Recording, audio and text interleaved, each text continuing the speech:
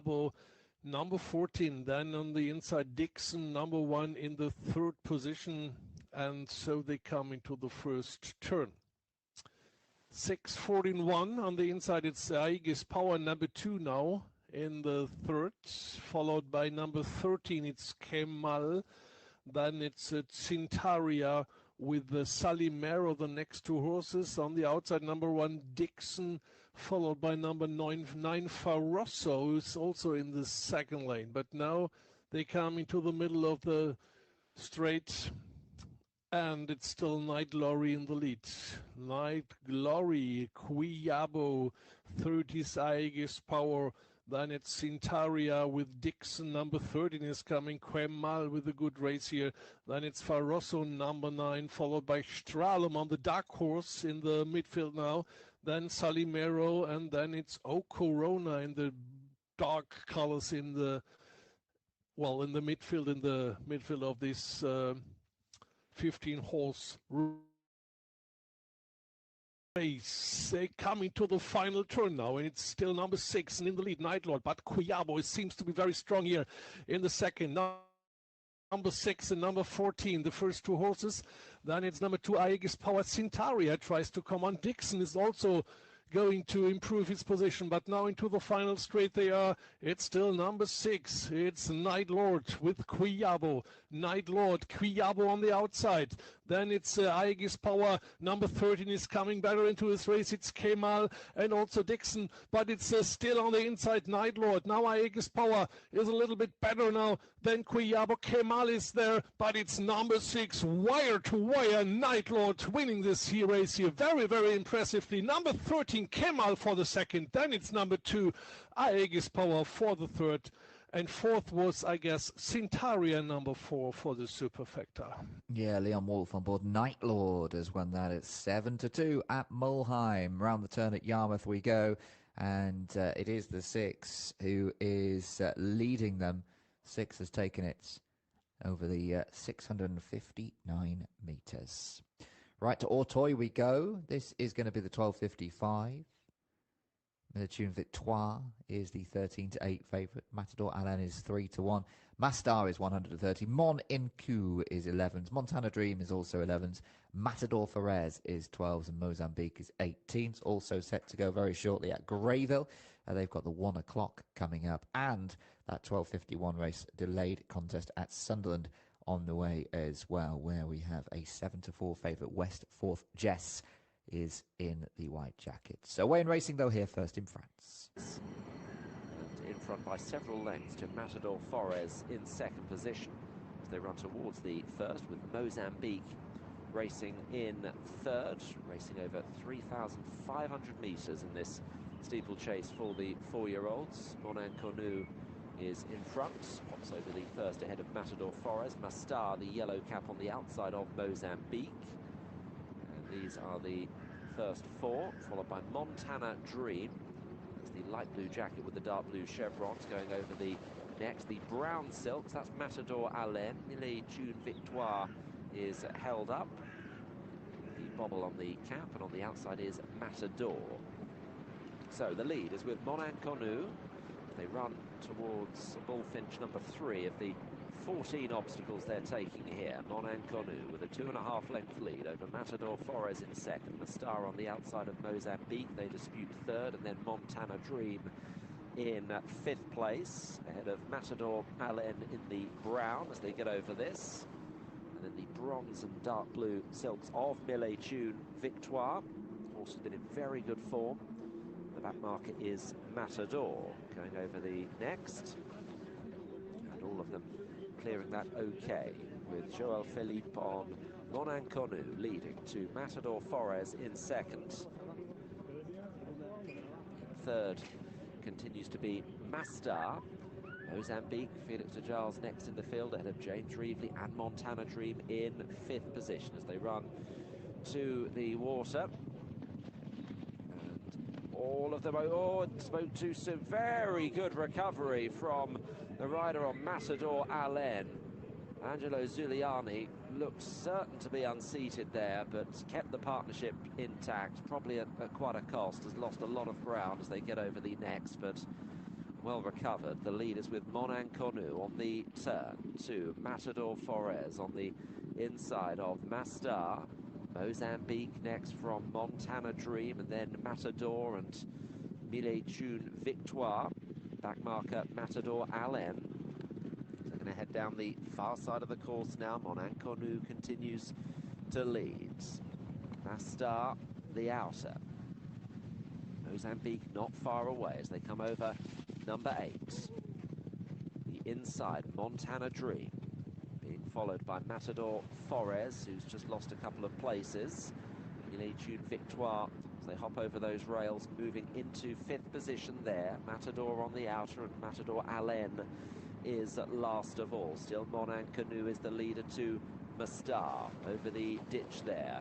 A mistake by the retreating Matador Forez. Monan Cornu still with the advantage to Montana Dream, the inside. Mastar is on the outer.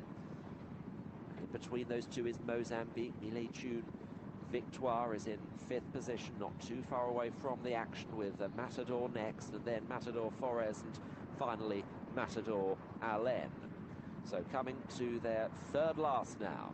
Monan Cornu in a little bit close to it. Mozambique now in a share of second with Montana Dream right on Monan Cornu's tail. Mille June Victoire and Mastar, the front 5, separated only by 3 or 4 lengths. They come onto the turn. They're well clear of the other 3, headed by Matador. Monan Cornu continues to lead Mozambique. In 3rd is Montana Dream. Clement Lefebvre just getting at Mille June Victoire now. Mastar is in 4th position over the second last. Monan Cornu went through it, and Mille June Victoire fell at the second last. And Montana Dream joining Monan Cornu here. These two have opened up to Mastar and Mozambique. This is the last great jump. Montana Dream took over there. A faller at the last was Mastar, as it is Montana Dream with a 2.5 length advantage. Monan Cornu trying to rally in 2nd place, keeping on honestly, but Montana Dream is too strong, and Montana Dream is the winner under James Reevely. Monan Cornu home in 2nd place, with Mozambique in 3rd and Matador in 4th. Yeah, Montana Dream, the 4, has taken our very first Adore Toy today. That one was an 11-1 shot. Back underway for the second half at St James's Park, by the way. Newcastle 1, Sunderland 0. You can get involved using the sports betting terminal. It's Como 4, Pisa 0 as well. Nico Paz, who's had a great season, has scored the 4th goal for the hosts in the early Serie A game. Right, Canterbury Hills here, 106, 12 go, and Laughing Boy is the 100-30 favourites.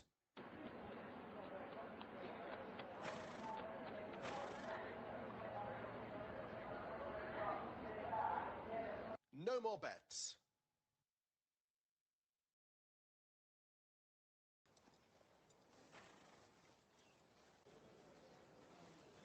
They're off. 6 is quickly away. 4 is close behind. As they approach the first fence, 9 is the leader. 3 in 2nd place. 1 is the back marker. 10 is making rapid headway. 12 is challenging for the lead. 9 is still ahead.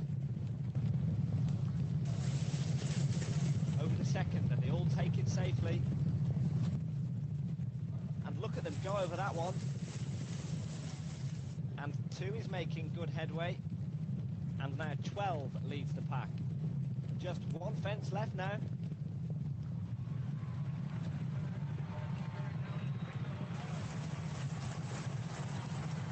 And they enter the home straight with 12 ahead. It's an incredible end to this race, and at the finish we have first, number 10, number 11 is second, number 12 is third.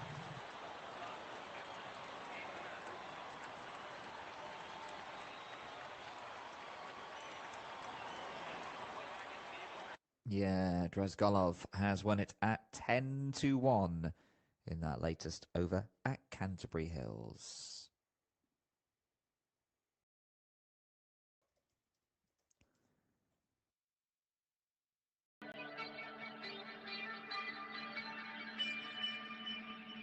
It's a boatings to score ACCA that floats my boat today. And remember, you still get ACCA Boost with this market. The games at Lyon, Villa, Spurs and Marseille catch the eye. Bookending this bet with two crucial games in the race for Europe in Ligue 1, Lyon and Monaco are right in the mix. The away side are flying at the moment with 5 straight wins, but they don't keep many clean sheets. Aston Villa are having a bit of a slump in the Premier League, so I think West Ham will be bang up for this one. The reverse fixture finished 3-2, and that was the 7th straight game between these two, where both teams have scored. Massive fixture at the Tottenham Hotspur Stadium that could have a huge say in the relegation battle. I don't fancy either of these two to keep a clean sheet. And the Marseille-Lille game is very similar to the Lyon-Monaco fixture. Two more sides battling hard for a Champions League place next season, and both are full of goals. Good luck.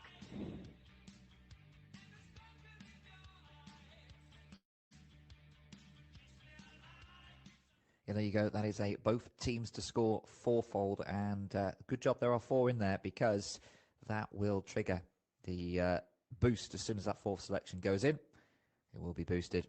And yeah, Lyon, Monaco, Villa, West Ham, Spurs, Forest and Marseille, Lille are the 4 games that were chosen for today's ACCA boost.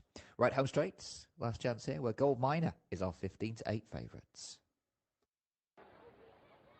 And away they go. 3 got off beautifully. 8 also started off quickly. Plenty with chances as they spread across the track. 8's looking good at this stage. 4's threatening to run a strong one. 3 trying to rally on as well. And as they come up towards the line, it's a close run thing. Number 7's going to take this one. 4 finishing second. And 8's rallied on for 3rd.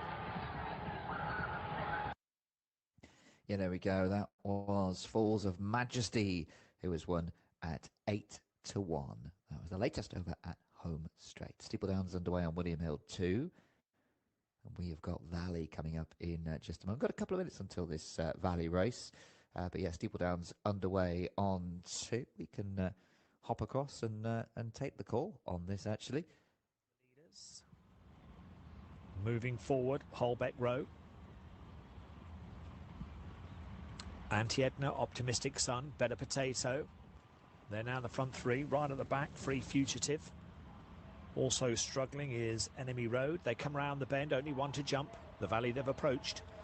And it's Anti-Edna getting reminders, but leads here from Optimistic Sun and Body World over the last. Anti-Edna, Body World's gone second. Honor Spree's coming again now. After these comes Hand to Girl. They come up towards the winning line, and it's Body World that quickens on. Body World with the lead here from Honor Spree. Body World by half a length. Body World wins it from Honor Spree in second. Anti-Edna third. Result 13, 14 and 4. Yeah, Body World has won over at Steepledown. Stoppage in the game due to a head injury. Newcastle, I think, they have been forced to make a change. Como 5 up on Pisa now, and Munster under new management, they've gone up on Magdeburg in the 2nd tier of Germany. Talking of Germany, we're back to Mulheim in a short while. The 125 will be next. Right. Valley 112, 10-11 favourite here on the inside. Ashway Diva is in red. Ashway Charlie is 11-2 in 2. Crocus Kian is 5-6 in 3. Ashway Amber 22-1 in 4. And Ballyregan Neve is 17-2 in box number 5. Finally on the outside, 12-1 for Kolabua Kachi, who is wearing the stripes. Okay, going in here at Valley, we have got that delayed 108 at Sunderland. That is on the way. That race is scheduled. It's penciled in for 1:15 approximately. So it'll be here in about 3 minutes or so. Right, Ashway Diva is all the rage here in 1. See what it can do. And get out quickly.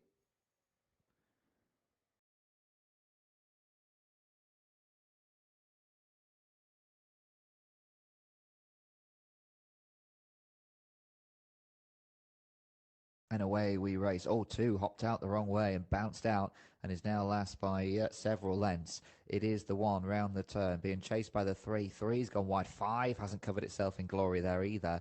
They're all in behind having problems, and it's Ashway Diva who has got a clear run so far. It is 1 from 3. Then comes the 4. We've got a couple more turns to make here, and it's the red jacket who's in front. 1 it is, heading towards the finish line. 1 from 3.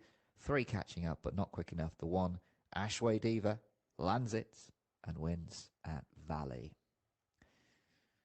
Still goalless, by the way. Dundee United against Celtic up in Scotland at Tannadice. It is 1-0 to Newcastle, 55 minutes played. We have had a stoppage, quite a big stoppage actually, so there will be several minutes of additional time at the end of the game. Sunderland are on the attack. Down the right-hand side, goalkeeper forced to make a save. Out for a corner. As the deputy goalkeeper today for Sunderland, with Robin Ruffs failing a late fitness test, and he's stood up to the Newcastle goalkeeper, sorry, stood up to the challenge there. Sunderland, though, look shaky at the back with their deputy goalkeeper in, but they'll be relieved to at least be troubling the Newcastle goal, because they didn't really in the first half. It was a slow start, a very sort of uncharacteristic slow start from Sunderland, who haven't played that out for a while, but maybe the nerves of the derby getting to them. Either way, you can bet live in play now, whatever you think might happen from here. Effort back in, off the line, and fired home. And Sunderland are level. And it's Talby with the goal. Messy from a Newcastle perspective. First time their goalkeeper was tested. He makes a save. It goes up for a corner.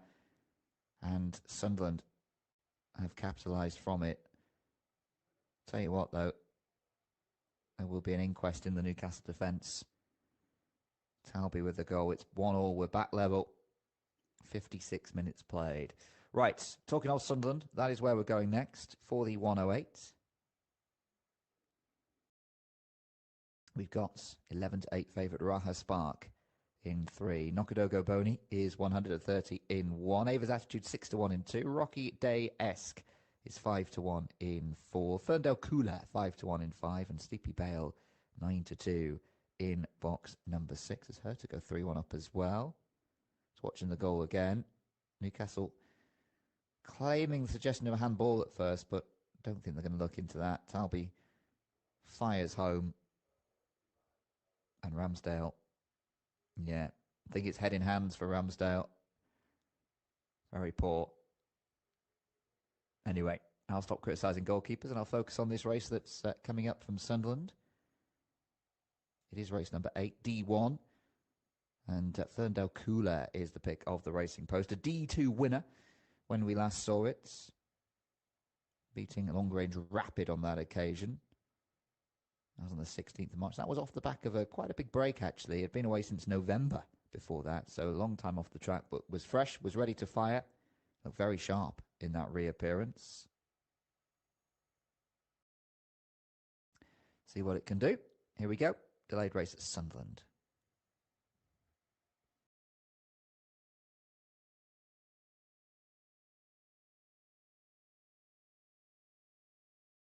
And off we go. 4 and 3 are the quickest away. They're joined by the 2 and the 5 on either side. 6 is trying to find a way, but just runs straight up the centre and into the backsides of the runners in front. Round the turn here then at Sunderland, it is the 3. 3 from 5. 3 is going to land it.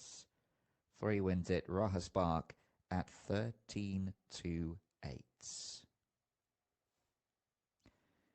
Right, first action in Ireland. And indeed the UK is not that far off now. 1:35 at Naas and 1:45 at Carlisle to kick things off.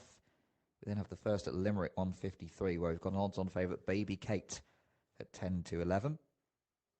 The extra places today start with the 2:10 at Naas, 4 places instead of 3 at 1/5 of the odds.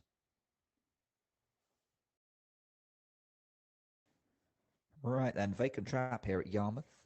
Silver Al is 7-2 on the inside.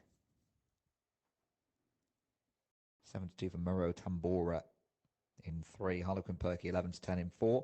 Ical George 13-8 in 5. And Ebbs Delight is 9-2 in box number 6. Right, flags waved here at Yarmouth. Best of luck.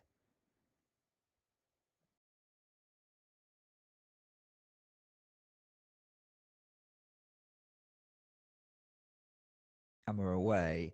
and it's the 3 who is quickest out with the 1 and the 6 either side. Then we've got the 3 at 5, 3 and 6 all getting stuck at the back, and yeah, not good for either because 4 and 1 have got plenty of room now to play with. It is the 4 just about in front. 1 is chasing hard in behind. Then comes the 5. It is 4. 1 not going away easily though, not at all. It is 4 from 1. 4 will hold out. Pressure was on from those behind, but 4 managed to stay in front and just about get there at Yarmouth in the 1:17. Right then, let's go to home straights. Nothing much separating the field. 11's looking good at this stage. 6 is looking full of running. Plenty of horses still in with a chance. As they come up towards the line, an impressive performance from 8, who takes the victory. 11 finishing second, and 2 rallied on for third. Hit the jackpot, winning there at home straight. Here's the scene at Nace, by the way, ahead of the 1:35. 5 furlongs and 205 yards for our opener. Noble Nation 7-2. Mickey the Steel 4-1. Titan Bay is 9-2. Magical Vision is 13-2, and Elkansan is also 13-2. That's Nace. That is a 5 furlong, 205 yard contest that will be kicking off today's proceedings in Ireland in about 15 minutes' time. We will, of course, be going over to William Hill's Racing Radio to get some opinion on that, as we will before every race this afternoon. Right, still chance to get yourself a £5 free football bet when you bet £10 or more on a bet builder for the EFL Cup final this afternoon. And here are the stats for Newcastle Sunderland, where it's 1-1 after 61 minutes. Anthony Gordon opening the scoring from a defensive error. Aluko 9 not clearing it far at all, straight to a Newcastle player, and Gordon did the rest. And Talby from the corner, the first corner of the second half for Sunderland, dispatches it after it was initially cleared off the line. Sunderland have got a third corner here of the game. Trading 5-3 on the corner count, if that's the market you've had a look at. Still plenty of time for that to change. There'll be loads of injury time because there has been that stoppage. Right, Sandy Lanes. We have got the 1:21 coming your way here. Won't be long until we begin.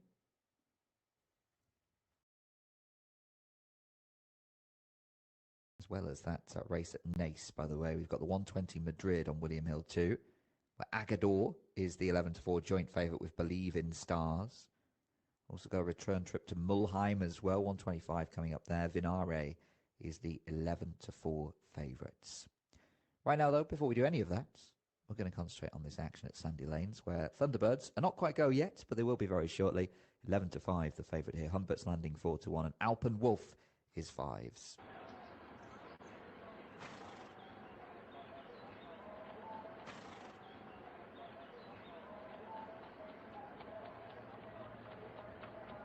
No more bets.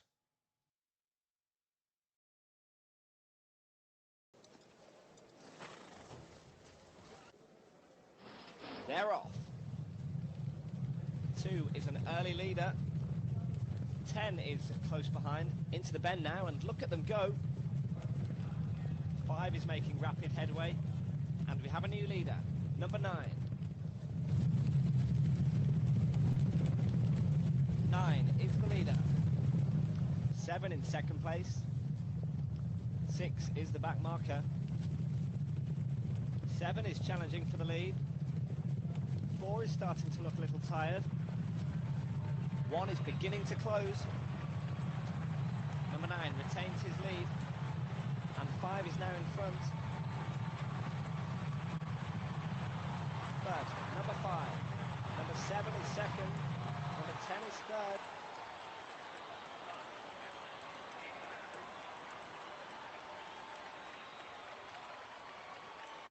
Thunderbirds winning in that 1:21 at Sandy Lanes.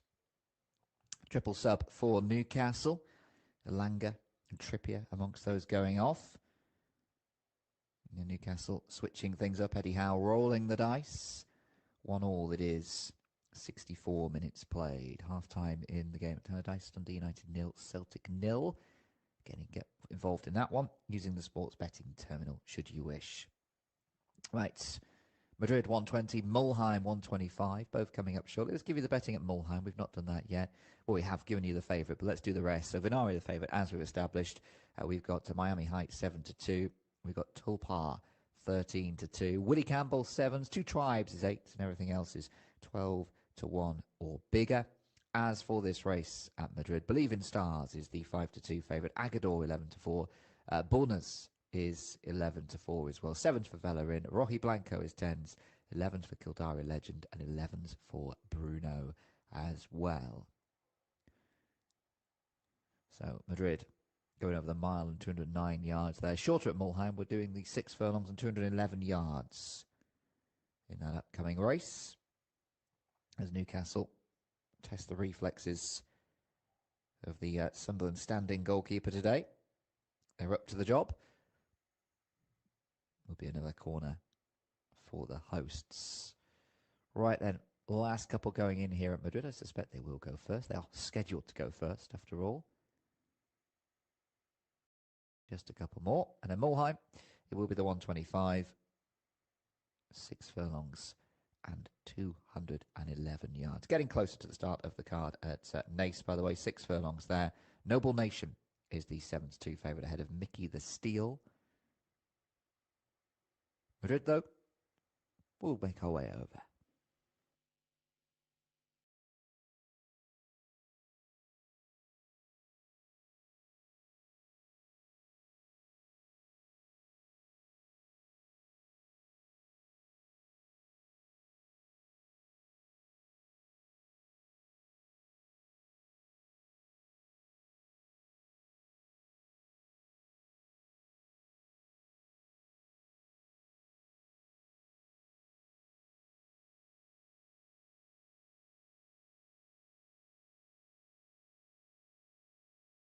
Looked like we were nearly ready at Madrid, but they haven't. Still got one out the back somewhere.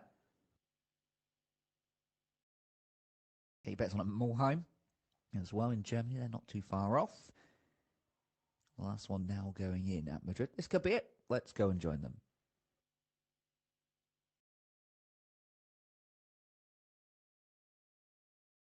They are now ready in their stall. Just the last contender in the stall number 4 already, and they're off and racing for this 5th and last race. Madrid race course. It's 9 furlongs to go. Is the Grand Prix Duque de Albuquerque trial for 13 contenders. It's by the middle of the field. Number 12, Kildare Legend, first time running here in Spain, who is trying to take the lead. But by the middle, number 1, Agador. It's trying to take the lead also. And number 3, Bulnes with decision with Backlash Janacek speeding up the race. Number 3, Bulnes in head. Second place, number 1, Agador. Third place in the outside, number 11, Havaraya. Number 12, Kildare Legend, trying to be retained by his jockey. In the inside is number 2, Kowalski. Also number 6, Bruno. With all the contenders split over the front straight with number 7, Confusion. And also number 14, Blue Spur, closing the field of 13 contenders. And also we can see number 8, Atamak. It's a good pace for this number 3, Bulnes in head. 5 furlongs to go for all of them, with Bulnes number 3 leading the race. Second place for number 12, Kid 5, Bellerin with Jaime Geraber in the outside. Number 4, Cheaper, the favorite is rare, which is number 9, Believe in Stars, wants to moving forward by the far outside. It's now a bit requested. Number 11, Java Raya, and it's closing. Number 13, Roji Blanco, looks to be out of the race. Number 14, Blue Spur. We are now in the final straight. It's 2 furlongs to go for all of them, and it's number 12, Kildare Legend, leading the race. Looks to go very easy with Ricardo Sousa trying to finish. Number 7, Confusion, and also number 13, Roji Blanco, but it's number 12, Kildare Legend, holding the lead with Ricardo Sousa, who is flying away to take this 5th and last race. Also finishing best, number 13, it's Roji Blanco and Confusion. It's Kildare Legend in the inside, Roji Blanco in the middle, trying to come now. It's Believe in Star, but it's going to be Kildare Legend who takes the second place. Roji Blanco, third place for Believe in Stars. Yeah, that was how it finished in the 120 at Madrid, and you don't have long at Mulheim if you do want to get involved. 125 set to go very soon indeed. But winner there at Madrid was Kildare Legend at 11-1. Right, as well as this race, Mulheim, we've also got Valley and Sunderland set to go here. This 126 is due off at 129. The next, the 142, will be virtually back on track there, due off at 143. Arroyo has put Barcelona in front, 1-0 up on Rayo Vallecano. If you're betting in La Liga this afternoon, still plenty of good games to come and get underway as the afternoon progresses. Mulheim, that's the number 3 going in. As one of the bigger price runners in the field. Looks like we might be ready here. Let's join them. So now we are ready for the start. Race number 6, the start. Here they go, and 1,400 meters to go in this last race. And who's taking the lead? It looks like Miami Heat on the outside. Miami Heat, Planters Whiskey, Kinigolly Kid, number 10 in the blue colors. And also number 12, Hikato, with a good run here in this first part of this race. But it's number 4 in the lead. It's Miami Heat. Miami Heat. Second is Planters Whiskey, is next to him. Third position by number 9, Tulpar, Kinigolly Kid in the fourth. Followed by Al Hit Me with number 6 just on the outside. Number 12, Hikato, is following. Then it's number 2, Vinara, improving the position here. Coming now into the third position. Miami Heat on the final turn. Miami Heat and Planters Whiskey with Michaela Musialova in the final straight. Number 4, number 11, Miami Heat, Planters Whiskey. Just on the outside, it's number 6, Al Hit Me coming. Willie Campbell is improving the position. Number 8, Two Tribes tries to come on, but still the fight for the win here. On the inside now, it's Miami Heat, and now it's Kinigolly Kid with Planters Whiskey. Kinigolly Kid, number 10, Sean Byrne, who's also already winning today. He will do his second win. It's Sean Byrne with number 10, Kinigolly Kid, winning this final race. Tulpa second, probably number 9, and then it was Al Hit Me for the third, I guess. And just on the outside, we saw a very, very speedy Westman number 3 with Andrea Cooper. So it's 10, the winner. Yeah, that is an 18-1 winner there. Kinigolly Kid round the turn here at Sunderland, heading towards the line, and it's 2 and the 5 level. Looks like the 2 just about has got there at Sunderland. West, 4th, Calvin. And yeah, Kinigolly Kid started at 18-1 in that Mulheim race. So yeah, very impressive victory in that one. Right, we will be going to Nace in the next 5 minutes or so. We also are booked in at Auteuil. That's on William Hill 2. Race number 2 on their card is coming up very shortly indeed. So stand by if you're betting on the French action today. That is Auteuil's second of the day. They'll probably take a practice obstacle, I imagine, soon before getting going.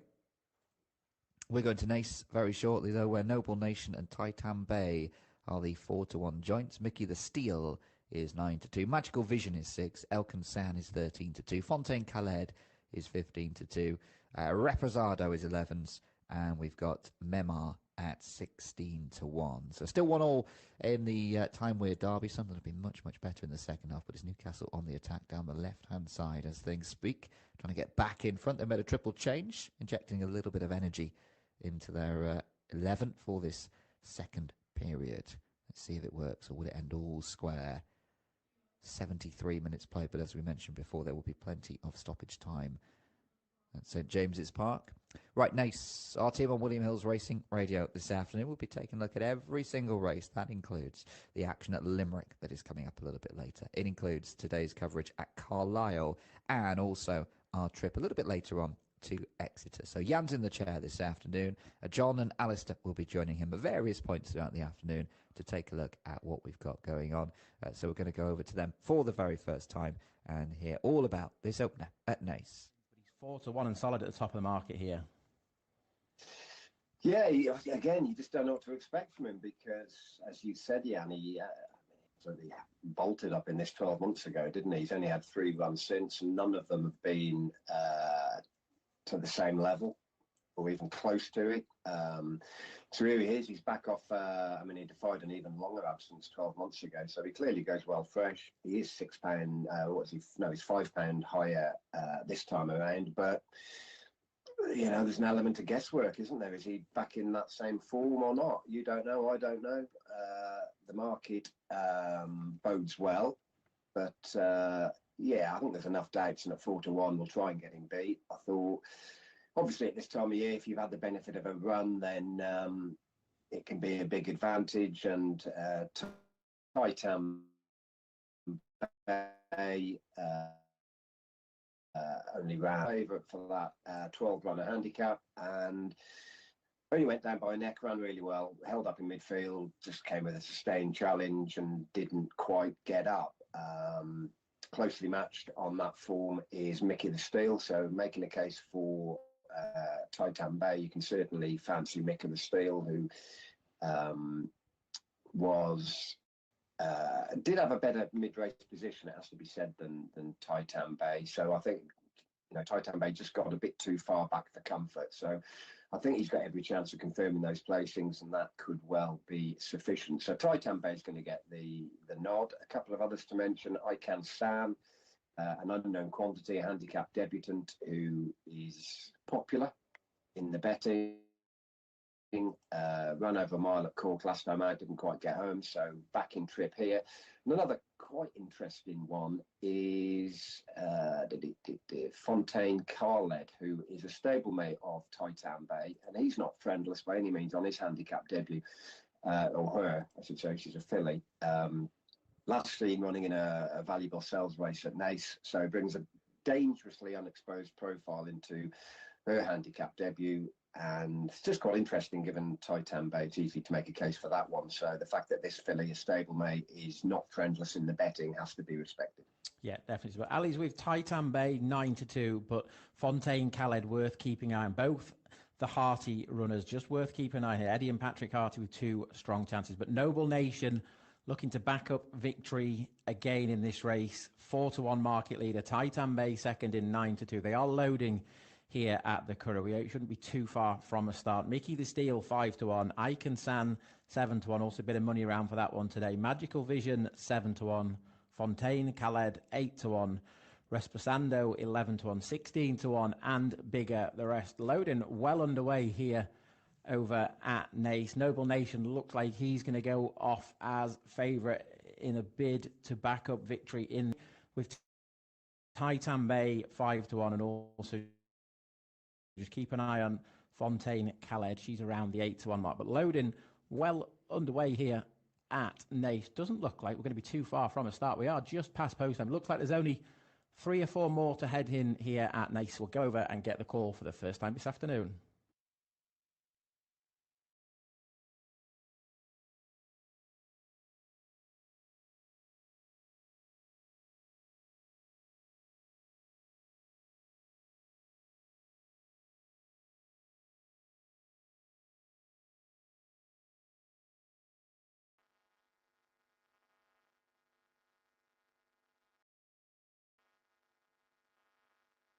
We don't seem to have any commentary coming from Naas, so I'll try and give it a call. They have jumped out.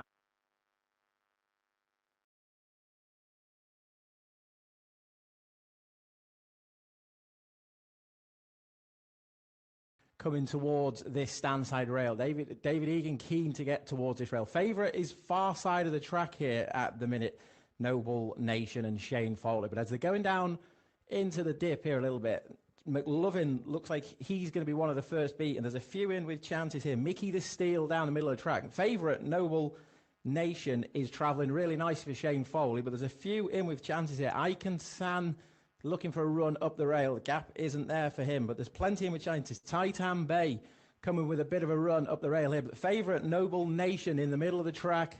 Looks like he's got a length or so on the field here at the minute. It's close in behind, plenty in with chances. Titan Bay, Mickey the Steel, they're all looking to close, but Noble Nation needs the line here. The 14 looks like Khaled Fontaine chasing down, but Noble Nation just holds on there to win the first at Naas. Very close in behind. We'll wrap up the places, but Noble Nation backs up victory again Yeah, Noble Nation there. Thank you to Jan for stepping in and providing the commentary. Hopefully get the commentary sorted ahead of the next. But Noble Nation wins our opener at Nace. Right, getting ready Greyville.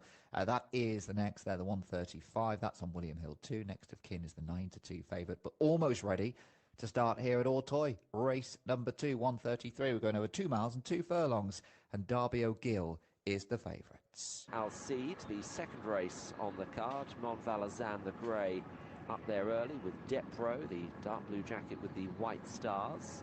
Noctambule towards the left, all of them managing to clear flight number 1. Milord Rock is the back marker as they run towards the turn. Depro is in front of Ivan Duberry in second place. Noctambule is in third.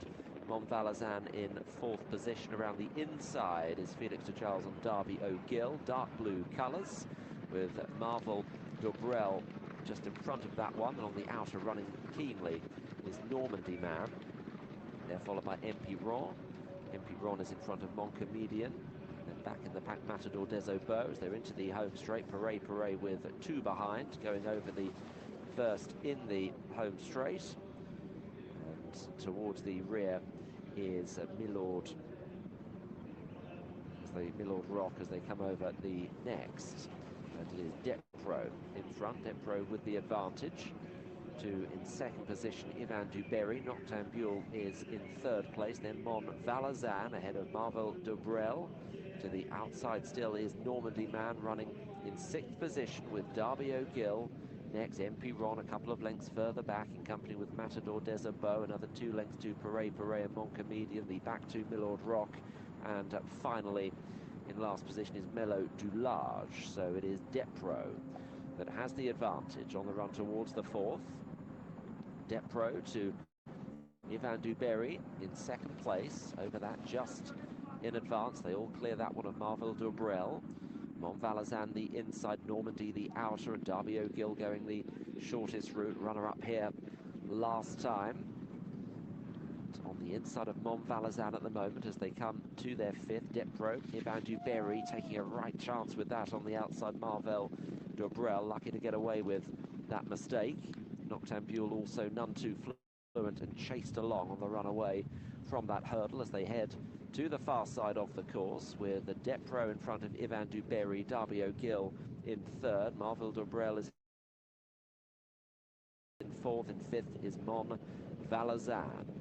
And then on the outside, Normandy. And, oh, a bad mistake. Derby O'Gill there will do very well to recover from that. That was very serious indeed. And has lost many positions. Is now back in seventh place, Derby O'Gill, as it is Depro in company with Ivan Duberry, who jumped that very athletically. A mistake that back in the field from Moncomedian. Field becoming more stretched. Noctambule is pulled up at the back of the field as they run to number 8, Ivan Duberry with the lead over in front of Depro. Marvel Dobrel is in third spot. And then on the inside, that is Mont Valazan. They're followed by MP Ron trying to improve a little bit. Ivan Duberry at the last one in the back straight, just leading Depro. Derby O'Gill improving again on the inside after that error.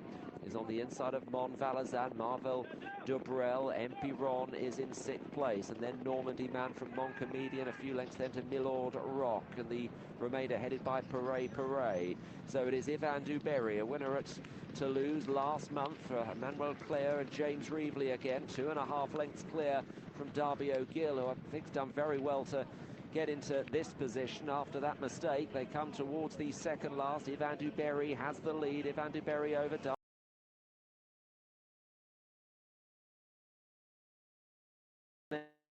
Normandy Man over on the right. Fast Man is coming to press. It's not a decisive lead, and Normandy Man now joins Ivan Duberry. Then Derby O'Gill, MP Ron, Milord Rock. The extreme right is coming home to good effect. It's Normandy Man that has the lead here. MP Ron is chasing. Then Milord Rock, the far side still staying on. Milord Rock is coming to take the prize close to the finish here. Milord Rock is the winner from MP Ron. Normandy Man clear then of Ivan Duberry, who faded, and then Derby O'Gill. Yeah, that was Milora Rock winning at Auteuil, a 22-1 winner. Over at Greyville, Magna Magic was a 6-1 winner, beating Grand Appeal and Next of Kin. The favourite was third, 5, 9 and 1 at Greyville, and it's the 11 who clinched it ahead of the 12 at Auteuil. That's Empyrean, who was back in second place. Still 1-1 at St James's Park. Is pretty end-to-end at the moment. Both sides have made changes. Enzo Lafay just come on for Sunderland, and Willa Sula on the field for Newcastle as well. Right, first of the day at Carlisle. It is a big day of action here in Cumbria. Rocking Man is 4-9, Thornylands 3-1, Forever Louis is 6s, Earnest Relief is 10, and Loving Luck is 25-1. William Hill 2 for Sunderland. There next is the 142. I can tell you very quickly before we head over here that Dundee United are in the lead at home to Celtic, so they're 1 up. And we will go back to our team on William Hill's Racing Radio, and we'll get some thoughts ahead of this opener. Looking race, really. I mean, it's decent enough price money, but only 3 have turned up. It's very easy to be against all 3 horses. I'd probably be with Eye of the Tiger, but very tentatively. It's not a race I'd want to be getting involved in. But Eye of the Tiger just might get a cheap lead, an easy lead up front. But I'm really just trying to find an angle into it. And it's not easy. It's not a strong race. I'll give him a few more reasons, hopefully, after the Carlisle race. But it's really... Want to stay ahead in horse racing? Join our Telegram channel. Get daily race schedules, results, and real-time market insights. We analyze price movements and focus on data, not opinions. Everything you need in one place. Find the link on screen and join now.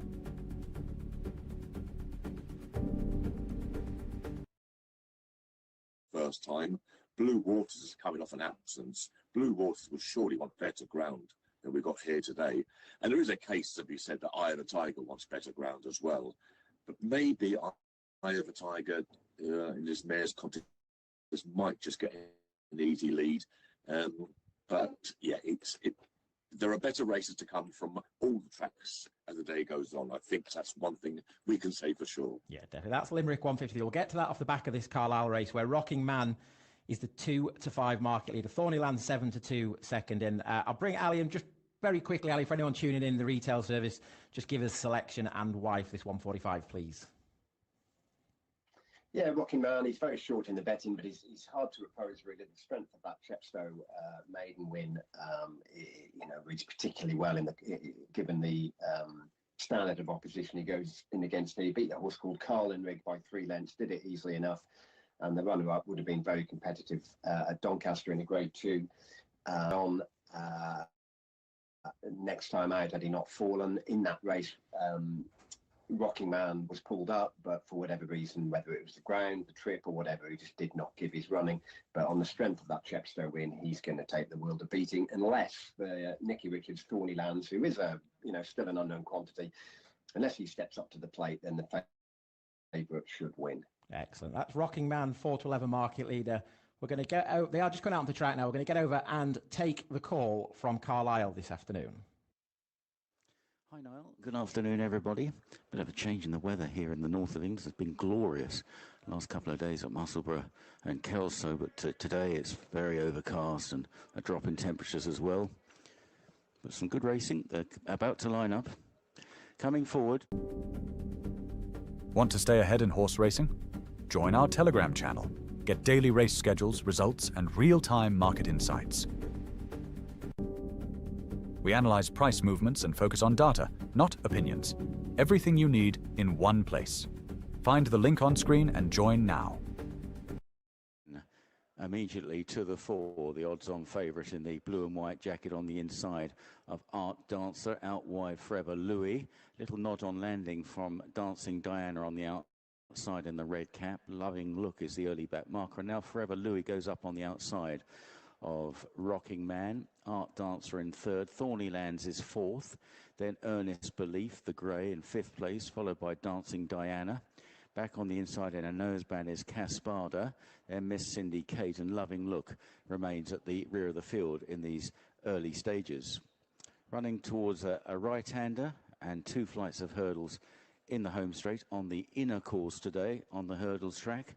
And it is Forever Louis just ahead of the strong favourite here, Rocking Man. They're clear.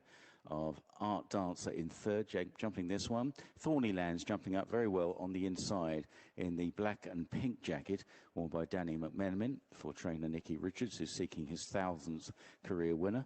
Behind those then is Earnest Belief and Caspada. Out wide, Dancing Diana. Miss Syndicate further back and Loving Look as they jump flight number 3, Caspada, making a mistake there. So racing in front of the grandstand now with just over a circuit to go in this.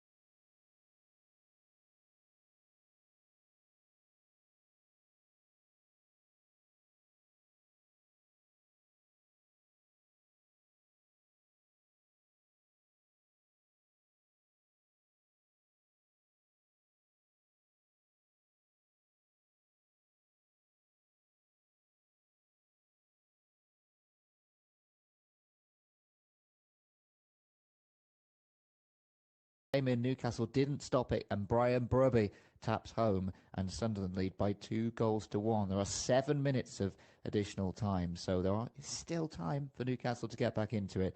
But at the moment, it's the Sunderland fans who are going wild and seem to be mostly topless as well, celebrating inside St James's Park. Could be another famous win, but here in Newcastle trying to do something about it. So Siddiqui got booked as well just then, and Mayenda has come on also for Sunderland. Right, Yarmouth 151.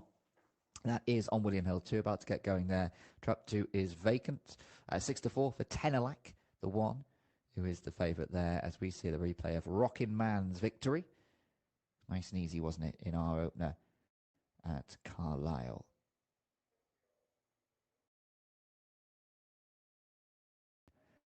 Limerick is next up, 153, first of the day here. Baby Kate is the even money favourite. Blue Waters 6-5. Eye of a Tiger is 11-2. And the one that doesn't go now is Miss Corby. So we're left with just the 3 runners for a 2-mile Mare's Hurdle to open proceedings here at Limerick. You can follow Yarmouth on William Hill 2.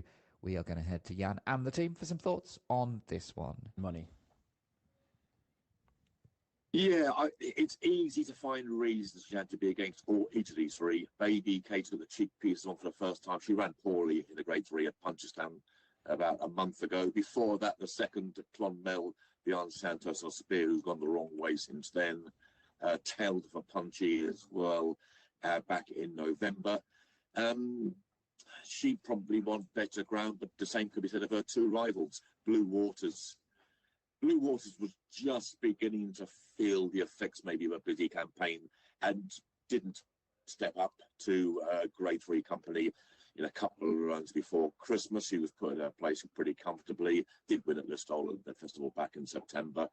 The only reason I mentioned I could have been interested in Eye of the Tiger, I thought she might get her own way out in front. She's some way behind these, but she, in a tactical event, that might help her. But really, it's a race I found very easy to be against all three. They'd all ideally want better ground than I've got here today. There's been a bit of support for Blue Waters in the last few minutes. They're getting a bit closer, the big two in the market. But Gordon Elliott's yard has been, they're on fury. No surprise, have been quieter since. But there's been money for Blue Waters, but all three have got something to prove at the moment. And as I say, it's just a pretty weak opening to the Limerick card today. It certainly is. Baby Kate, 11 to 10 market leader. They are off and running for the first race at Limerick.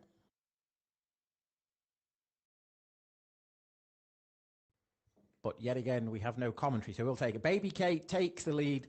Brian Hayes, first time cheek pieces on. Brian has taken the nettle there. Blue sits in second for Jack Kennedy and Gordon Elliott, and Eye of the Tiger out back in third. Michael Keneally just playing the patient game here, but they're not going much of a gallop here to be expected on testing ground here at Limerick. And Baby Kate and Brian Hayes out in front here. First time cheek pieces, just trying to set steady fractions. Blue Waters in second for Jack Kennedy, Gordon Elliott, and Eye of the Tiger back in third under Michael Keneally. Not much changed here as they head down towards the next hurdle here. Baby Kate, ears pricked out in front. They aren't going too much of a gallop here. Testing ground over at Limerick this afternoon. They are just swinging into the turn for the next. Baby Kate still out in front. Blue Waters back in second off the back of a little bit of a break. And similarly, Eye of a Tiger just held up here. Michael Keneally led in the front two. Get on with it. But they're heading down towards the next flight here. Baby Kate and Brian Hayes in front. She's just having a little look around as they approach it. But Baby Kate up over the first. Blue Waters big over the second. And Eye of a Tiger back in third. They aren't going much of a gallop here at Limerick. It could turn into a little bit of a sprint, but Baby Kate at the next, up and over, a bit slow over. Blue Waters quicker of the two in the air there. She makes up a bit of ground, but Baby Kate just goes back on out in front. Eye of a Tiger back in third, and I'm led to believe we have commentary again. Tracked by Blue Waters. And close up behind them is Eye of a Tiger as they go into this right-handed to dictate things by 2 lengths. Blue Waters in second and about 3 lengths back to Eye of a Tiger as they approach the halfway stage. Entering the back straight, 3 flights ahead of them up the far side and then 2 in the home straight. Baby Kate increasing her advantage, goes on by over 3 lengths to Blue Waters in second and just about 2 then to Eye of a Tiger as they straighten up and approach the first flight in the back straight. It's number 4, Baby Kate, by about 3 lengths to Blue Waters as they jump it. Eye of a Tiger close behind in third as they head on to the middle flight on the far side. Baby Kate by almost 3 lengths as they jump it, driven into it. Leads by 3, Blue Waters in second and Eye of a Tiger close in behind as they complete a circuit and head to the last flight up the far side. It's 3 from home in the racingtv.com Mares Hurl. Baby Kate going along a little over 2 lengths in front. Blue Waters jumped it in second and just 1.5 lengths then to Eye of a Tiger as they head to the turn at the top of the track with a very long run before they reach the second last flight. Baby Kate tracked as she's been from flag fall by Blue Waters, and Eye of a Tiger at the back of the field just nudged along as they begin the descent with more than half a mile ahead of them. Out in front by about 4 lengths, Baby Kate and Brian Hayes, chased by Blue Waters, Jack Kennedy in second, and at the back of the field, Eye of a Tiger, Michael Keneally as they approach the turn in. Baby Kate going along in front, chased about 3 lengths back by Blue Waters trying to close, and Eye of a Tiger trying to make a bit of headway up on the outside as they make the swing with 2 flights to jump. Baby Kate from Blue Waters, Eye of a Tiger with the white cap last of the trio as they head on up the straight, approaching the second last flight. Baby Kate still out in front, chased by Blue Waters In second spot, I Have a Tiger appears held in third as they clear the second last. Baby Kate. Blue Waters, I Have a Tiger trying to stay on as they come down to the final flight. Baby Kate out in front from Blue Waters and I Have a Tiger. At the last, Baby Kate jumps left. Blue Waters hit the flight hard, trying to challenge, and over on the far side, I Have a Tiger with 100 yards to race. Baby Kate staying on the far side, Blue Waters, but Baby Kate has her measure. Driven out by Brian Hayes, Baby Kate wins the opener for Willie Mullins from Blue Waters second, and I Have a Tiger last of the trio. Yeah, the jump in wasn't perfect, but Baby Kate has won it over at Limerick in the 153, and Sunderland have also won it. They've turned things around against Newcastle in the Tyne-Wear derby, and their regional rivalry with Newcastle continues, and that is their record as well. I think it's 11 consecutive games undefeated to Newcastle now, and a record game, but Sunderland just tipping it, just tilting it in their favour today with a 2-1 victory. More Premier League action to come very, very shortly. Do make sure your bets are on for the games between Aston Villa and West Ham, and also huge game between Spurs and Forest. You can find all the prices on the sports betting terminals right now. That's where you can put together your bet builders, but do be quick. Those games are shortly about to kick off. Right, Sunderland 159. We have 3 places instead of 2 here. 6-4 favourite. Renea's Boy is the 2 dog, 5-1 for the 1. Droopy's Kendall 11-1 in 3. Santa's Hurricane 9-2 in 4. Watermill Maya 8-1 in 5. And Hot Sully 9-4 in box number 6. Flag is waved. Here we go.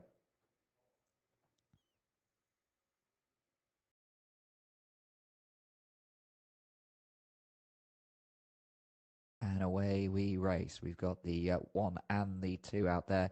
5 on the outside, making some progress now. 4 trying to find a way in. 6 is all over the place, bumps into the 5 and is now chasing down the 1. It is 1 who still leads. 3's there as well, followed by the 6 and the 4. 2 between runners. 5 is now making a late charge, but it's the 1, Not Broken Exile, who's in front. 3 asking questions in behind, but here comes the line, and 1 is going to hold out. 1 beats the 3 at Sunderland in the 159. That result, by the way, puts Sunderland in 11th. Newcastle are 12th. There's just a point between them in the league. On the way, Nason Carlisle coming up, but William Hill 2. We've got home straights. 5 going well.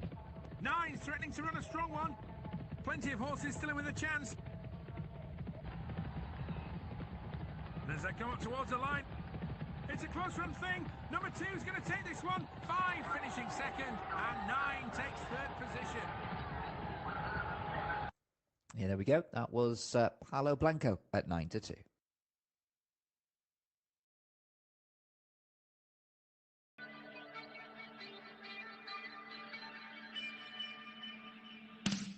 Given how these two teams have battled away in the Premier League this season, it seems only fitting they meet at Wembley for the first trophy of the campaign. Our League Cup final epic boost is for both teams to score in the 90 minutes. It should be odds on. We're going even money. Now this could be the first of 4 pieces of silverware for the Gunners, but City are the modern masters of the League Cup, having won it 8 times. I expect this to be tactical but entertaining, and there's plenty of attacking talent on show, of course. Both teams scored when they met in the league in September, and there were 10 goals shared between them across the 2 meetings last season as well. Both teams to score. Now even money in the League Cup final, available right here, right now at William Hill. Good luck and enjoy the game.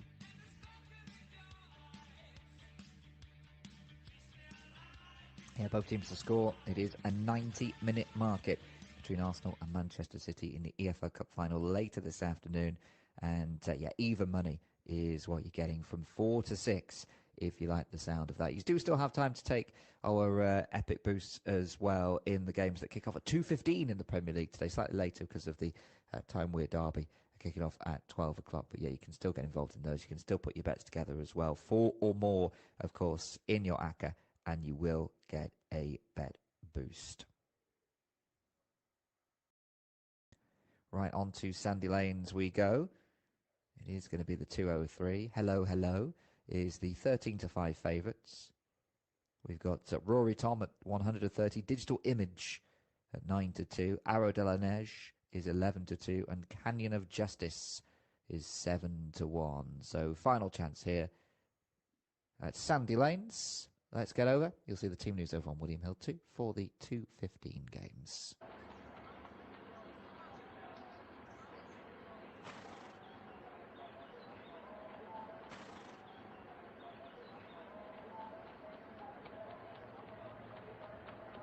No more bets.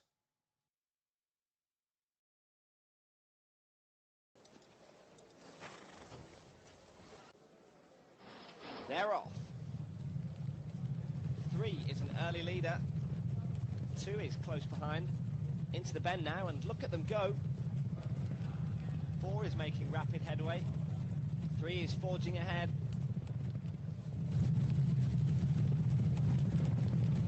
3 is the leader. 4 in second place. 7 is the back marker. 6 is challenging for the lead. 8 is starting to look a little tired. 5 is beginning to close. Number 3 retains his lead. And 5 is now in front.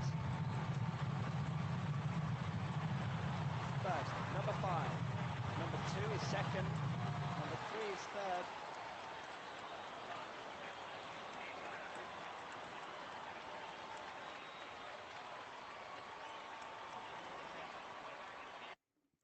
That was Rory Tom at 100-30, who was the winner at Sandy Lanes. Spurs and Forest lineups over on William Hill 2. If you haven't got your bets on yet, you've got just under 15 minutes to do it. You can also take a go in both halves. That is our epic boost on that Spurs Forest game. Boosted from 4-6 to even money. You do have to be a plus card holder if you want to take that enhanced price, though. Spurs against Forest, huge game at the bottom of the Premier League, coming up at 2:15 today. Lots more games getting underway around Europe as well. 0-0 between Feyenoord and Ajax right now. Barcelona goal up on Vallecano as well. They're leading 1-0. And just kicked off in the game between Lyon and Monaco as well. That's about 5 minutes old. Here at Yarmouth, we're getting ready for the 2:07. We have got another extra place race coming up from Sunderland. It will be the final one on their card, the 2:14. Here at Yarmouth, non-runners in 2. My Kneecap is the 11-8 favourite. We have got Waikiki Sapphire 4-1 in 3. Perpendicular 5-1 in 4. Takeoff Buster 2-1 in 5. And No More Liberties 5-1 in box number 6.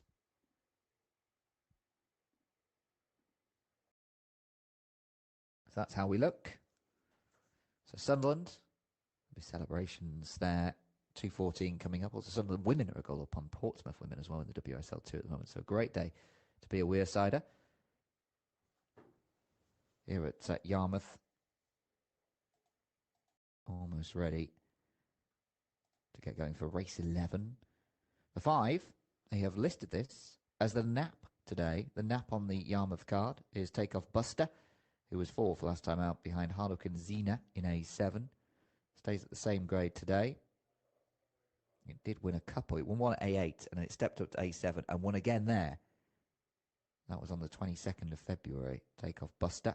So you can see why they really seem to like this one. The 1, My Kneecap, is another former winner. This one won on the 1st of March, the very start of the month, by 3/4 of the month. It's followed up with 2 third places, but decent times on the clock in those. Probably just a little bit unlucky, missing out by 3 lengths last time we saw it. Dogs moving over to the start here. We'll go to Nace on the other side, 2:10. Second race at Nace sees Cecilia at 9-2. Hopefully it doesn't break any hearts today. Bay of Supremacy 5-1. Cause I Like You is 5s. Chirac is 6s. Everything else is 13-2 or bigger.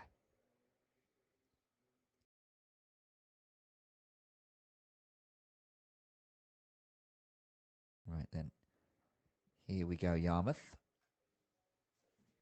Flag is waved.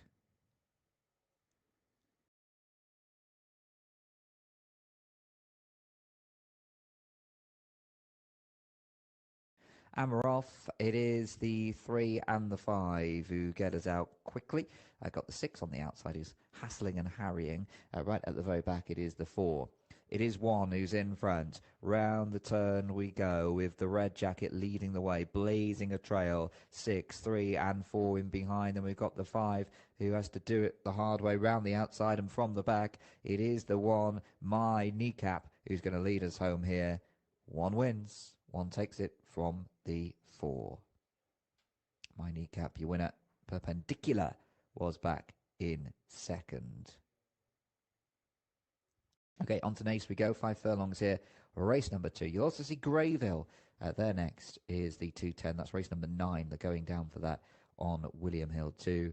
Oh Cecilia is 9-2 joint with Cause I Like You. Bay of Supremacy is 5s. Shadowrun is 6s. Chirac is 13-2.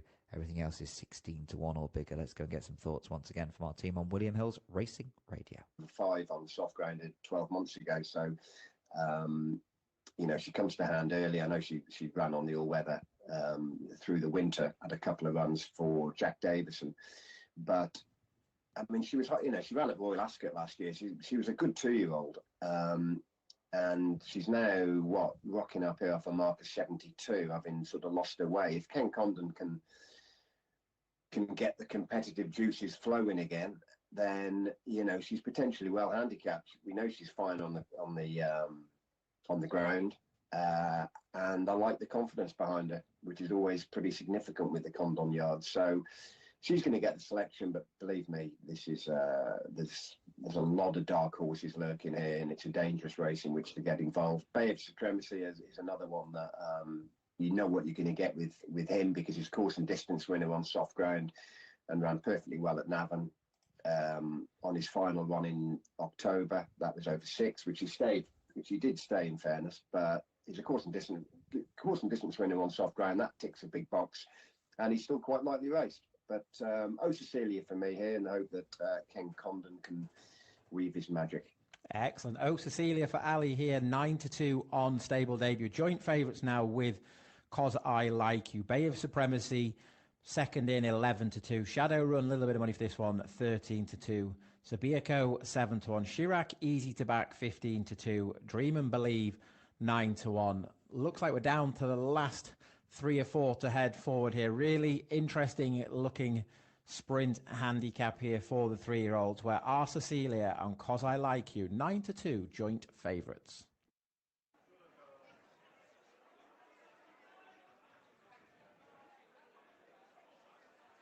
Love Bomb, Arena Star, down to 2, Star Rain and Fortune.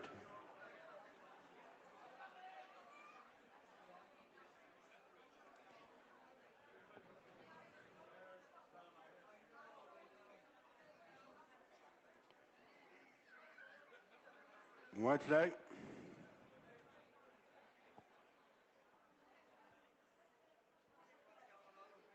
That up. And the second of the sprints, not a great beginning by Fortuity. This is the Dark Golf 3-year-old handicap. Speed coming from Bay of Supremacy in the center. He's holding court with Subiaco, followed by O Cecilia and Star Rain, Arena Star, and Shadowrun and Simmering Seas next. They're followed on inside the 4 by Cause I Like You, and then comes Chirac. These are tracked by Cisterna, Fortuity is written, and then comes the Love Machine, and at the rear in the white cap is Dream and Believe. Reaching the halfway stage, and they're spread right across the track. Over on the far side, Bay of Supremacy is the fractional leader. From Star Rain, O Cecilia, Shadowrun. On this side is Love Bomb with Arena Star, followed by Subiaco, almost coming down there, Simmering Seas. He's holding court next. They race inside the final 200 yards. Still in front is Bay of Supremacy from Shadowrun, unleashing a challenge. On the outside is O Cecilia. It's these 3 upwards the finish. Shadowrun and O Cecilia on the stand side. Head bomb O Cecilia to the side of Shadowrun and Bay of Supremacy. Yeah, very tight, wasn't it? Looks like O Cecilia might just have got there, but we will find out in a few moments' time. That was the 2:10 at Nace. That was the second race of the day. And that was our first extra place race as well, 4 instead of 3. So we'll get the first 4 home. If you're looking out for extra place races, the next is not too far away, actually. You do not have to wait long. It will be the 223, and that is going to come from Limerick. Right, William Hill 2 for Greyville. That is the 210, 6 furlongs and 211 yards there. It is Carlisle next for us. It is the 215. It is the second on their card as well. Rybridge is the 5-2 favourite. We've got Constantian is 7-2. Camaret is 5. Rickety Gate is 8, and Two Brothers at 17-2. Let's go over and get some thoughts. It is with a lot of those horses, and yet with her, you knew she had the ability, and you knew she'd go on the ground. And fair play, she showed a nice bit of early speed, and she's really seen the trip out well. So fair play to Ken Condon. He's just a good trainer, you know, and that's always a good sign, isn't it? When you get a horse that's lost its way for previous yard, and a trainer can turn a horse's fortunes around, and that's always a sign of somebody who knows what they're doing. It certainly is. Our Cecilia, the winner there at Naas, but Carlisle hot on the heels here. 2:15 race. Rybridge market leader here, 9-4 for Joel Parkinson, Sue Smith, Danny McMenamin in the saddle. Constantinian 7-2 second in. Camerate 11-2, 9-1 and bigger the rest here. Ali, another fiercely competitive race. There's an interesting horse, Two Brothers handicap debut, 9-1 for the Easterbies, but Rybridge 9-4 at the top of the market. Yeah, I think I'll take Rybridge on at those odds. 2 caught my eye. Constantinian is definitely one of them. Horse who was third and wasn't beaten far behind Bossman Jack, none other in a Wincanton bumper just over a year ago. Likely race since, did go on to win a bumper at Market Raisin. Ran perfectly well the last time in a novice. I think the step up in trip is interesting because he's by order of St George. He's strong in the market. So Constantinian's going to be the first choice. And I'll also mention Gaelic Glow, a horse who is making handicap debut. He really built his chance on one run, and that was the 5th behind Captain Hugo at Haydock. He went off 200-1 that day. It was a really eye-catching run. Disappointed next time, it has to be said, but there was enough in that penultimate effort to believe that, you know, he can do some sort of damage off a mark of 101. He's pretty weak in the market, so maybe one for another day, but he's definitely a horse to keep an eye on. Excellent. Constantinian for Ali 3-2. Keep an eye on Gaelic Flow, though. But Rybridge 2-1 market leader as they come out onto the track here at Carlisle. Constantinian for Ali second in, 3-1, 6-1 and bigger the rest. Starter is on his rostrum. Flag is about to be raised. Ready? They look ready. Coming forward, Constantinian just getting a little bit of a hat canter on. But they're off, racing for this Racing Post Plus handicap hurdle. Rafferty's Return, the early leader from Rybridge, the well-backed Rybridge in the black with the yellow half sleeves. As they jump the first flight, Constantinian close up in red and green. On the inside, Karma de Cotte, close up is Two Brothers, then Four of a Kind. Red Cap on the outside, Rickety Gate. Then Gaelic Glow, highly recommended round the inside, and Camerate as they now go on to the second flight.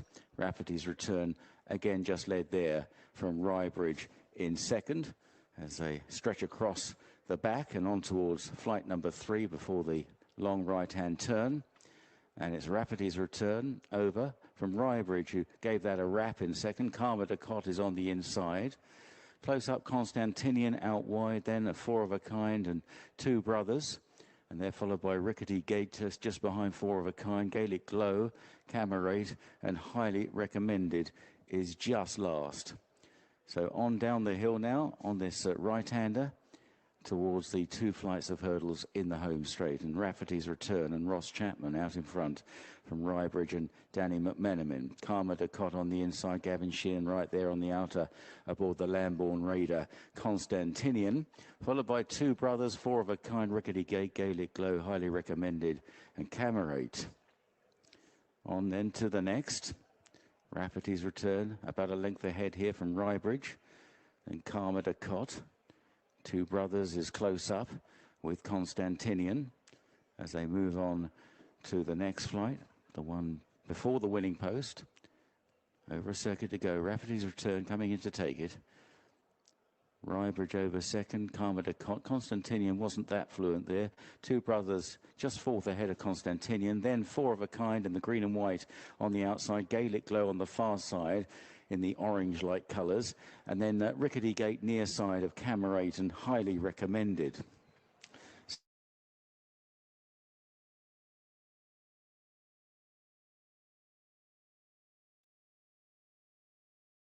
And Rafferty's returned by half length to Rybridge in second place. 3 lengths away to Karma de Cot and Two Brothers with Constantinian on the outside. Gaelic Glow right up the inner then, followed by Four of a Kind, Rickety Gate in the red cap. Camerate, and also in a red cap at the back, just being nudged along, is highly recommended. Down the hill as they approach their starting point. Rafferty's return and Rybridge have been first and second all the way so far. Karma de Cot right there. Two Brothers, Constantinian. Out wide, Rickety Gate maybe just improving a bit in the striped jacket, red cap, as they move on now towards this next flight of hurdles. Rafferty's return over well, mistake from Four of a Kind. Highly recommended, struggling at the back. Camerate now being pushed along. Turning right-handed. 2 flights going uphill. Rafferty's return and Rybridge still 1 and 2. This time Rafferty's return didn't get very high, wasn't on a good stride there. And Rybridge right on terms as they go across towards the next flight, a long way from the finish still. Karma de Cot on the inside, Two Brothers close up in 4th place, clearing this one. Constantinian, again not entirely fluent. Four of a Kind, Gaelic Glow creeping up the inside behind Two Brothers. Camerate, then Rickety Gate, who may have just lost a few lengths as they run right-handed. Tailing off is highly recommended, and it's Rafferty's return, trying to shake off the attentions of the favourite Rybridge in second. Karma de Cot, Constantinian running on a bit under Gavin Sheehan's driving, with right there Two Brothers as well and Patrick Wadge as they run down towards the second last flight of hurdles. Still Rafferty's return, but Rybridge getting a bit closer again. Much will depend on his jumping over the last 2 flights. Coming through is Two Brothers looking a threat. Constantinian, Karma de Cot, Rickety Gate staying on again on the outside of Four of a Kind. 2 out and over. It was just in front there.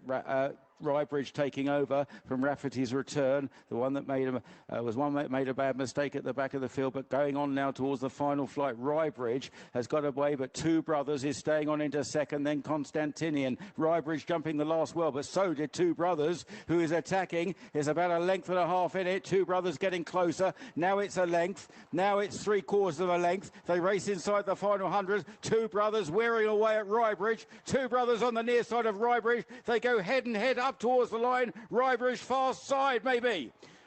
Near side Two Brothers in a photo for sure. Constantinian back in third, then Gaelic Glow and Rickety Gate. Great finish, very little in that, wasn't there? Rybridge and Two Brothers together as they hit the line. We'll have to wait and see which has got there. It was a photo officially.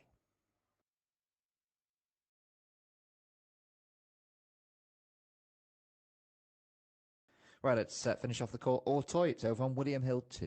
And with still Kidnapper handy, the front 6 are followed by Gardon Les Soirées, another 2 lengths further back with Cloth of Utopia as they come over that open ditch. And still at the front, it is Mamex's Passion and Clement Lefebvre. 2, Le Coco Keldy, Percy on the outside. Then Navarenx, Entity des Jeux, as they continue on towards the end of the back straight, running towards their third last in the prelude. Mamex's Passion, the inside of Le Coco Keldy. Entity des Jeux, the outside. Wider is Persion. Navarenx is in 5th, and then on the inside is Kidnapper, Kiren du Soy. Cole Winston chased along. Gardon Les Soirées is next with Cloth of Utopia. James Reevely and Ilaho starting to make progress in the orange on the outside. 2 left to jump then, and still Mamex's Passion and Le Coco Keldy the first 2. Persion to the outside. Navarenx is just in behind old rival Mamex's Passion as they run towards the second last. Le Coco Keldy, Mamex's Passion, the first 2 from Navarenx and Persion, and then Ilaho from, in 6th position, Kidnapper as they come to the last. Le Coco Keldy has just taken the advantage from Mamex's Passion, lands a length in front. In third, Persion, then Navarrenx and Ilaho. Lekoko Keldi striding towards the line with the advantage here. A length and a half to the good over Mamix's Passion, rallying bravely in second, but Lekoko Keldi has the preluteur sewn up. Lekoko Keldi to Mamix's Passion. Navarrenx, Percy. Coco Keldy there. We've got to get straight to Limerick and get some thoughts very quickly before we get going from our team on William Hill's Racing Radio. Can't be a bad thing. Of the others, Carla's Big Jim has been a little bit of support for that one, but you have to go back a couple of years since the last time he won a race. The testing conditions, no issue at all. There's plenty of these got little bits of chances on some of their best form, but I just thought if L'Angelo de Palma could turn up here in peak form, offer the break since Christmas, I thought that would be good enough. A little bit weak in the market close to the off, but I'm happy to stick with the top weight here. Excellent. L'Angelo de Palma for John O'Connell, 9-4. We have just hit post time. It looked like they are beginning to head in towards the starter. Donrua Dream and Carla's Big Jim, 13-2, seconded joint favourites. It looks like dead heat territory at Carla, but we'll wrap that up after they are off and racing Limerick.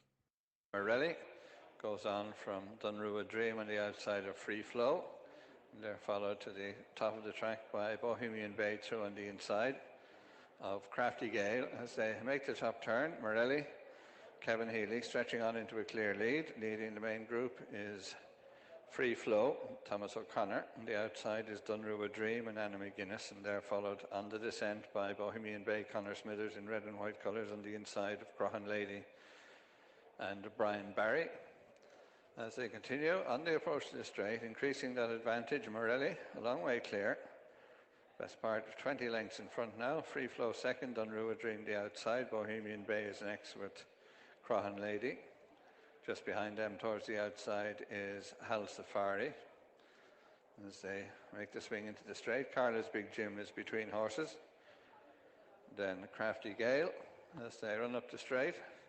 A long way clear, Morelli. Free Flow and Donrua Dream leading the pack with Bohemian Bay to the inside. Then Croghan Lady towards the outer.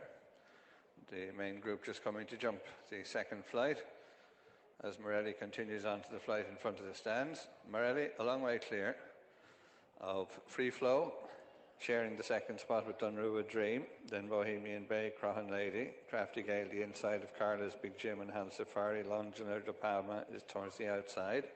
Between horses is Malicana on the rail, the yellow and black of Dream Shaper. The final pair at this stage.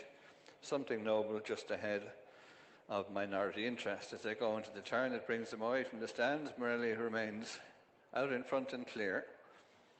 The chasing pair, Donrua Dream, the outside of Free Flow, and they've moved on 8 or 10 in front of, back in fourth spot in the red and white is Bohemian Bay, followed by Croghan Lady, Carla's Big Jim to the outside of Crafty Gale, Hal Safari in mid-division with Dream Shaper. Then L'Angelo de Palma just on the outside of Malicana. Something Noble last but one. Minority Interest is at the rear as they head up the far side. Nearing flight number 4. Clear leader Morelli comes to jump this flight with a slightly reduced advantage, but over and clear by 12, maybe 15 lengths. Donrua Dream edging second on the outside of Free Flow. They're clear of Bohemian Bay. Then Croghan Lady as they jump the next. Flight number 5, Morelli, only by about 6 or 7 lengths now as Donrua Dream is a definite second. Free Flow third in this trio, remaining about 15 in front of Bohemian Bay. Croghan Lady makes a little headway on the outside as they go to jump this third last flight. Morelli has come back to the chasing pair, Donrua Dream and Free Flow. The trio clear of Croghan Lady with Bohemian Bay pushed along. L'Angelo de Palma trying to make some headway on the outside. Something Noble also trying to close. As they make the top turn, Morelli driven along in front. Leads only by about 2 lengths now to Donrua Dream and Free Flow, and a break of about 8 then to Croghan Lady. L'Angelo de Palma continues to improve. Something Noble is next. Hal Safari trying to get into it. Carla's Big Jim is driven along as they run downhill. The leading trio coming back to the pack. As they approach the turn in, Morelli still in front. Donrua Dream in second. Free Flows on the inside, making good headway. Croghan Lady and around the outside travelling well. L'Angelo de Palma behind them. Something Noble, widest of all. Hal Safari is trying to close as they swing in. And ahead for the second last flight, Morelli over on the rail. In the centre is Unruh Dream, down the outside with the blue cap, Longular de Palma. Wider still Something Noble and Hal Safari. Staying on behind them is Malicana as they jump to second last flight. Longular de Palma jumps to the front, Morelli over on the far side, Something Noble. Malicana stays on behind them.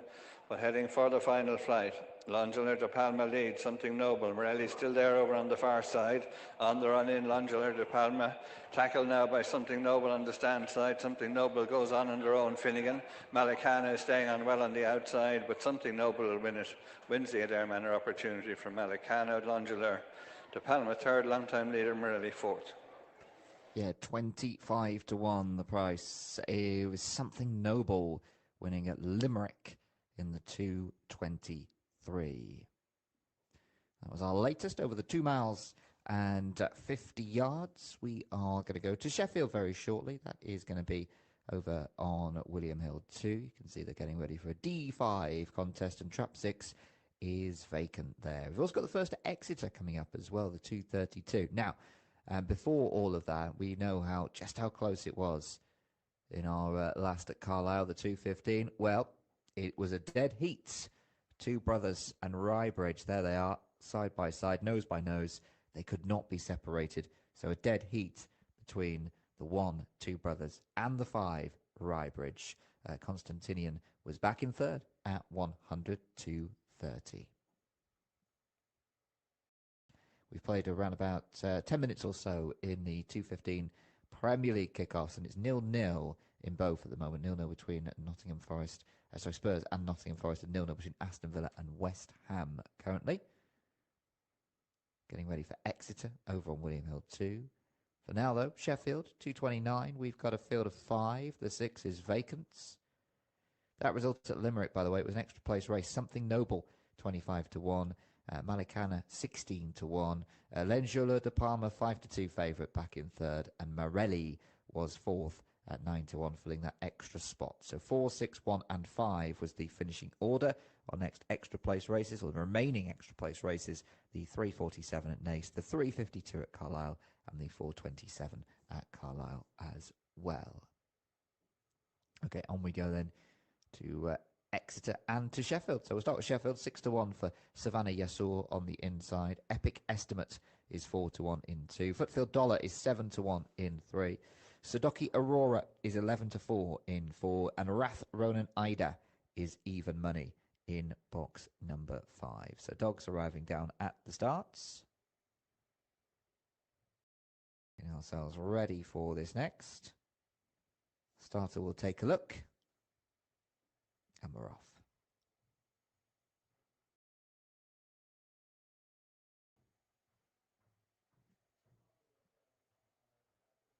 Racing here at Sheffield. It's the 2 who gets out smartly. Then we've got the 3 and the 1, 4 and 5 between runners. 2 it is who's still in front, 1 and 5 chasing in behind, followed by the 3 and the 4. It is the 2 round the turn from the 1. Who's going to do it? 2 wins it at Sheffield. Epic Estimate at 4 to 1 in that D5 sprints.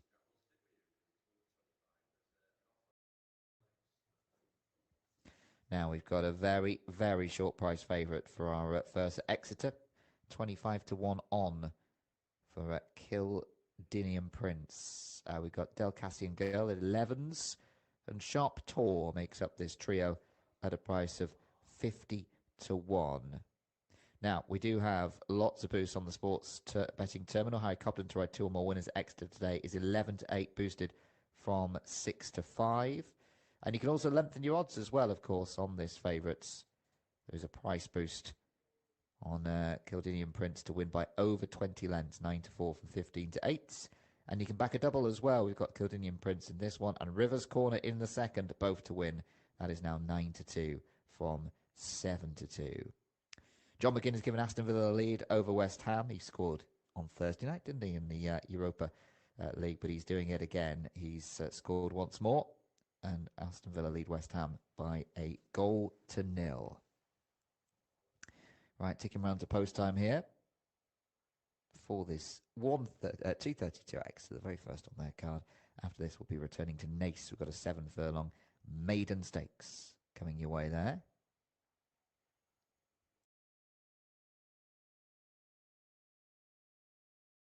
passing out onto the track. We've got more from Carlisle, more from Limerick on the way as well. Return trips to Greyville and Ortoy also on the agenda. And on next at Toaster, the 236 is an extra place race, 3 instead of 2. Right, here we go. 2 miles and 5 at Exeter. We are about ready. Stand by. Flag is raised. Let's go and join them. Facing the starter.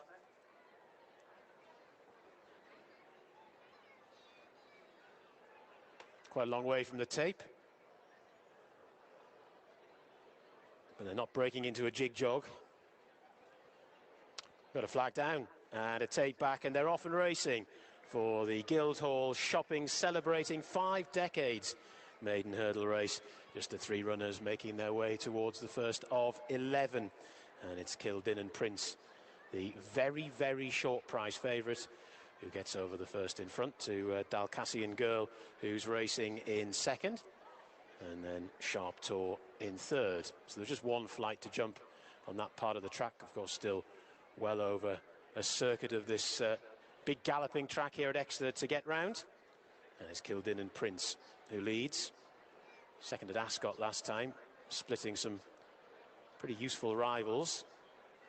The winner that day went on to finish 4th at the Cheltenham Festival in the Albert Bartlett Hurdle. Safe to say the competition here is not quite as stiff. And it's Kildin Prince leading them by about 2 lengths. To Dalcassian Girl in second. Sharp Tour in third, as they come to the first of the 3 flights of hurdles in the home straight. Kildin Prince and Harry Cobden. Slightly different colours to those in the race card. Here's Prick jumped it well, though. Dalcassian Girl in second, and Sharp Tour is in third. To the next, Kildin Prince pops over it nicely. No great speed on at the moment, only ticking around at 25 to 26 miles per hour. Kildin Prince leading them to Dalcassian Girl and Sharp Tour. All safely over what will be the last in a circuit's time. So they've still got 1 circuit to get round. And it's Kildin Prince. Just ran a little bit off a true line there. Harry Cobden had to give a little gentle reminder down the neck to the horse to maybe just keep concentrating. It's nothing much more than the sort of Sunday afternoon hack at the moment. Kildin Prince the leader. Dalcassian Girl in second, and Sharp Tour racing in third. So Kildin Prince still by a couple of lengths to Dalcassian Girl.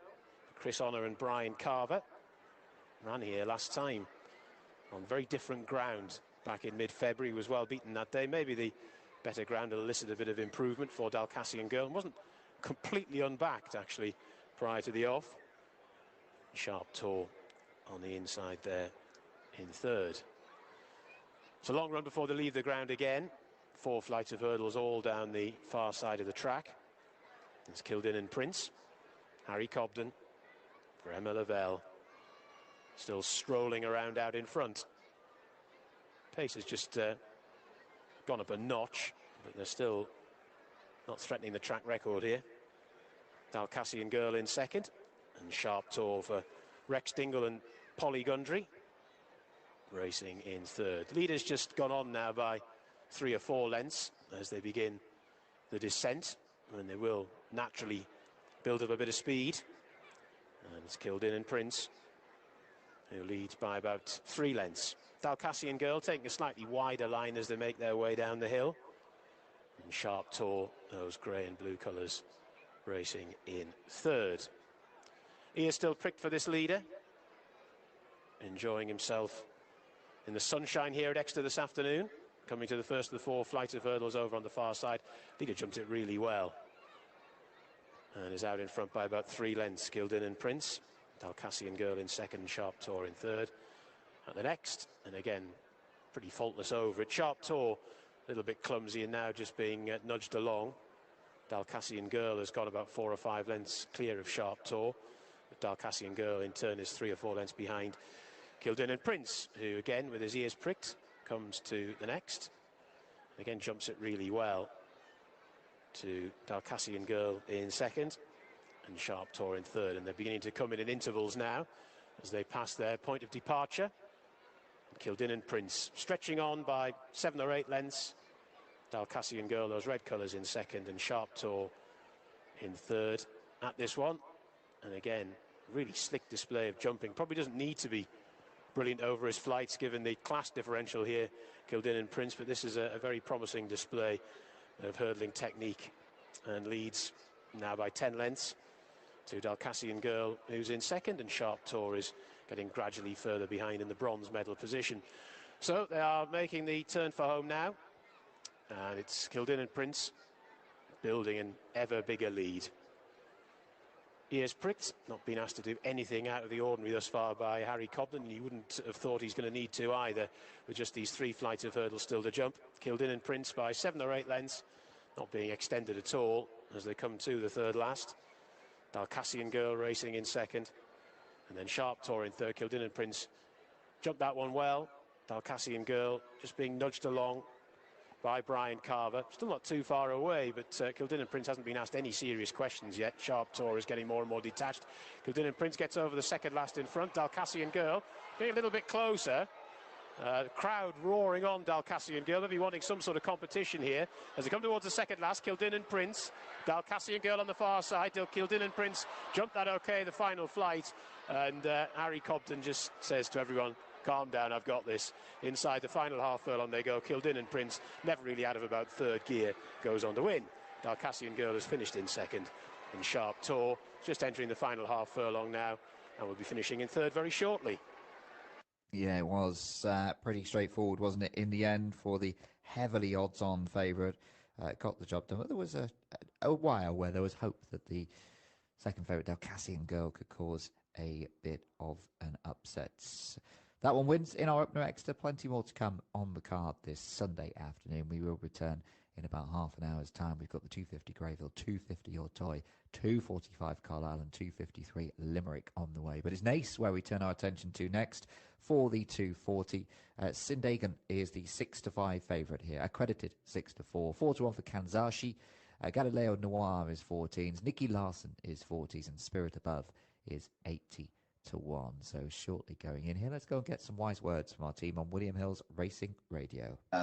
On turf at this track and at the Coa, wasn't beaten far, third of 16 on his debut, and then finished a couple of lengths off Causeway. Of course, he runs in the Madrid handicap later on, so he's been gelded since then. He's got quite a speedy pedigree, this horse, but the dam. You go back far enough in the pedigree, then you've got Sindar in the family, and yeah, he's the stronger of the two in the market, so it's clearly a bit of a dangerous betting game, really. But of the two, I think Sindagan will just edge preference. Excellent. Sindagan 5-4 market leader. Loading is underway here at Naas. Accredited second in for Aidan O'Brien, Ryan Moore 6-4. Kanzashi 4-1, it's 14-1 and bigger the rest. Looks like we are down to the last one here over at Naas. 2.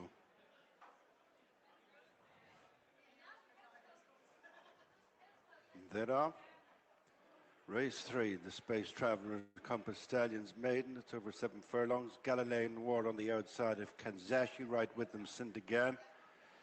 And Nicky Larson is close up. They're tracked by Accredited. Spirit Above is one behind New Divide. Kanzashi and Colin Keane, fractional leaders from Sindagan and Ben Cohen, stretching on by 2 lengths to Nicky Larson and Ronan Whelan, disputing third with Galilean Ward and Adam Caffrey, and then Accredited Ryan Moore. Spirit Above, Billy Lee last 1. The back marker is New Divide and Shane Foley. Continuing on towards the halfway stage, not a whole lot between Kanzashi, 1 out on the rail, as Sindagan, followed by Galilean War, sharing third with Nicky Larson, 2 lengths to Accredited, and then Spirit Above and New Divide. Order pretty much maintained as they swing into the straight, 3 furlongs to go. The Space Traveller at Compass Stallions Maiden. Sindagan leads narrowly from Kanzashi, followed by Galilean War. In behind them is Nicky Larson, followed by Accredited, shaken up to try and improve on the outside of New Divide, who relegates Spirit Above to be last of the 7. Sindagan inside the 2, moves on by a couple of lengths to Galilean Noir.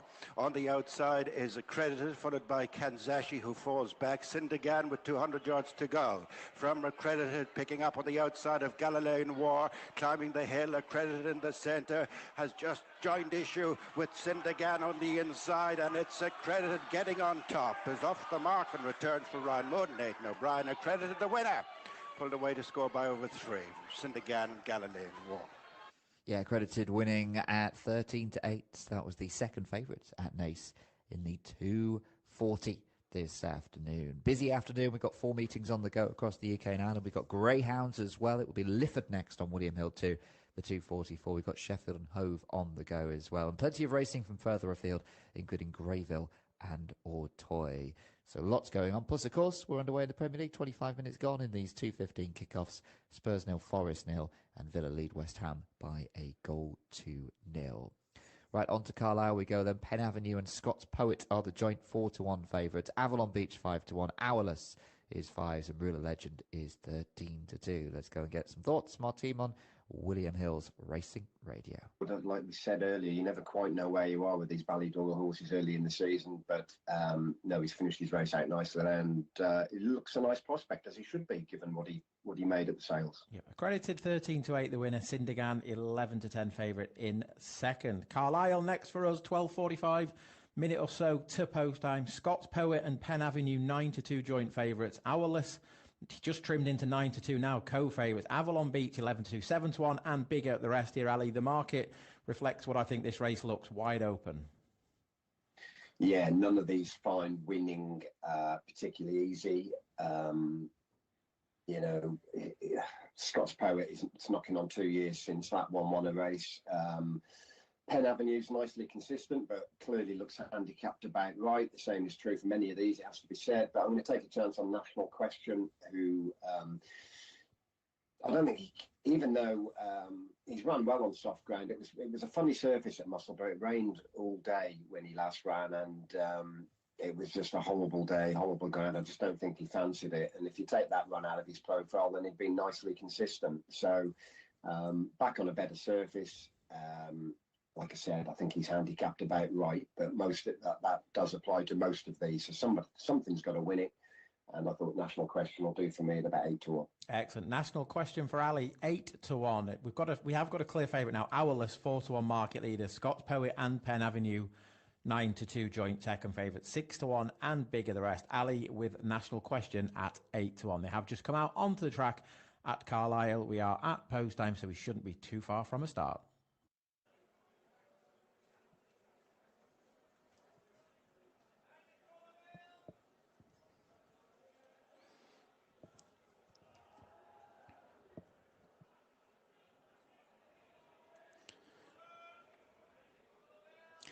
Heading to the tape.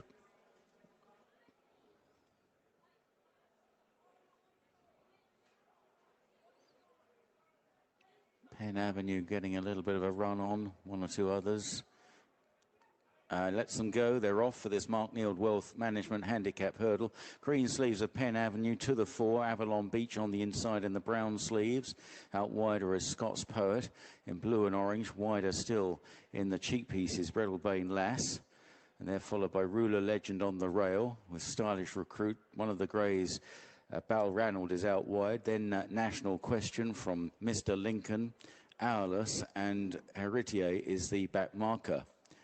So turning right-handed down the hill, and Penn Avenue all the way up from the West Country. The David Pipe trained Penn Avenue. Jack Tudor in the saddle from Avalon Beach in second. Breadalbane Lass is on the outside then of Scots Poet. Then on the inside is behind those Ruler Legend. Out wide Balranald, followed by Stylish Recruit as they jump the next. Further back Mr. Lincoln with National Question, Hourless and Heritier are the last two. On their way up the hill towards flight number 3, Penn Avenue making the running here. Avalon Beach now towards the outside as they jump this one. Penn Avenue rather put down there. Better jump from Avalon Beach. Close-up Ruler Legend, followed by Scots Poet, and then Breadalbane Lass on the outside. The two greys are close-up. Balranald wide. Mr. Lincoln on the rail. Between them is Stylish Recruit. Then National Question, who is third last. Hourless and Eritier. So about to swing right-handed with just under a circuit to go. And there's 2 miles and 1 furlong handicap hurdle third race. And Penn Avenue on the inside of Avalon Beach. Almost stride for stride round the bend there. Ruler Legend on the inside then, followed by Scots Poet. Breadalbane Lass on the outside, followed by Balranald. And then Mr. Lincoln, Stylish Recruit in the centre. Owless in the yellow jacket out wide. Followed by National Question, whose owners, Molly and Paul Willis, have had winners on the last 2 days at Musselburgh and at Kelso yesterday. The dark blue with the lighter blue chevrons. And at the back, Heritier. On now towards the next flight of hurdles. And Penn Avenue from Avalon Beach. Penn Avenue up first, no, nearly joined by Avalon Beach. There was nothing in it. Followed by Breadalbane Lass. And then Owless, who's made progress on the outside. Quite well back to Owless. On the inside is Scots Poet as they now enter the back straight. Very wide Balranald from National Question over this one. This time it was Avalon Beach's turn to give a flight a rap. Penn Avenue, the inside of Avalon Beach. Breadalbane Lass coming right there on the outside. Owless is wider still. Just in behind them is Scots Poet, who's racing powerfully at this stage. Ruler Legend on the inside. National Question maybe inching a little bit closer. Mr. Lincoln back on the inner. Gone right round the inside. Stylish Recruit, Heritier, and under pressure now is Balranald as they swing on right-handed down the hill. Penn Avenue, Avalon Beach, the improving Owless on the outside, looking a big threat at this stage of the race. Followed by Breadalbane Lass and Scots Poet, and then Ruler Legend, who's gone right round the inside, like Mr. Lincoln behind him.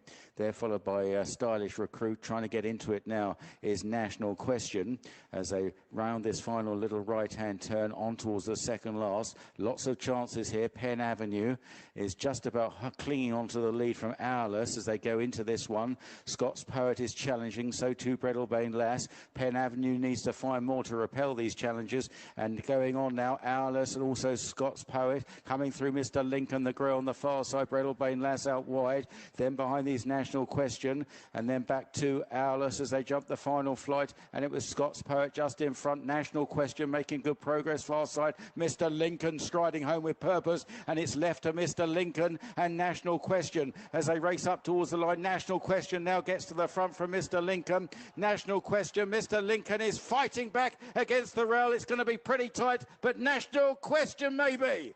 Mr. Lincoln lunging on the inside. Scots Poet and Breadalbane Lass. Yeah, good finish, wasn't it, at Carlisle? Another good finish after the previous one was a dead heat. But yeah, Mr. Lincoln was in there, certainly.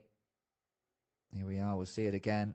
Scots Poets on that far side, and National Question. I think National Question has got that at 15-2 by the looks of it. Scots Poet unlucky, I think, but Joshua Thompson on board. National Question looks to have done enough. No celebrations yet, just waiting to find out, but pretty sure that is the way the result will go. Yeah, National Question being declared the winner. Mr. Lincoln was third and Scots Poet was back in third. Right, Greyville getting ready on William Hill 2, as they are at Auteuil. Both due off at 2:50. Both will be getting going very soon indeed. But it's going to be Limerick next for us, 2 miles and 3. Danny Donadoni for the Mullins, 2-5. Dr. Elvis is 130. Jack the Lad is 6. Freddie's Back is 15-2. And Orchard Cross is 28-1.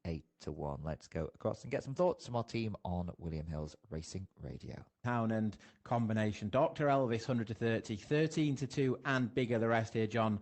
Another short price favourite for you here, John. Difficult to go away from Danny Donadoni. He just looks a level above these. Yeah, bit of a controversial race last time to punch us down. He was never going to get the race in the steward's room, but it was clear that Saar Fatale, the winner, took his ground, having jumped the last flight. Donadoni was having a bit of a look round before the last, and he had plenty of time to get back in front after that. He was hampered, but Saar Fatale drifted into his room. They finished a long way clear from the remainder. So although he's been beaten twice at odds on over hurdles, And I can see why people would maybe be shy of going in again. He just looks the very obvious winner. Dr. Elvis, another from the Elliott Yard, was an okay second behind Healy's Pub at Nace a few weeks ago, but that their form wouldn't quite be good. That wouldn't really be good enough. It needs to be improved upon. Of the others, Jack the Lad, maybe it was the heavy ground on Hurdle's debut, but very disappointing at Navan a month ago, showed nothing on that occasion. Transition, some of the formulas shown in a bumper and a point. So it's just hard to get away from Danny Donadoni. He looks the Mullins good thing of the day, but how you actually play it, where you're looking for a good extended winning distances, it sort of depends really on how Paul Towner wants to play it, but he's clearly very much the form choice. He certainly is. That's Danny Donadoni, who is 4-11 solid at the top of the market. Dr. Elvis 7-2 second in. Jack the Lad 6-1. Freddie's back 9-1, 33-1, and bigger the rest. We are at post time now, where Danny Donadoni is 4-11 market leader. Off the back of Limerick, we head back to Exeter for their 3:02, which is a long distance chase there, 3 mile 6 chase next up at Limerick. After Exeter, we head to Nace and then Carlisle, and it keeps on rolling. But we are at the start, just the 4-horse Jack the Lad getting checked over. But Danny Donadoni, 4-9 market leader, as we look like we're about set for a start over at Limerick. They're turning to face the starter, walking forward.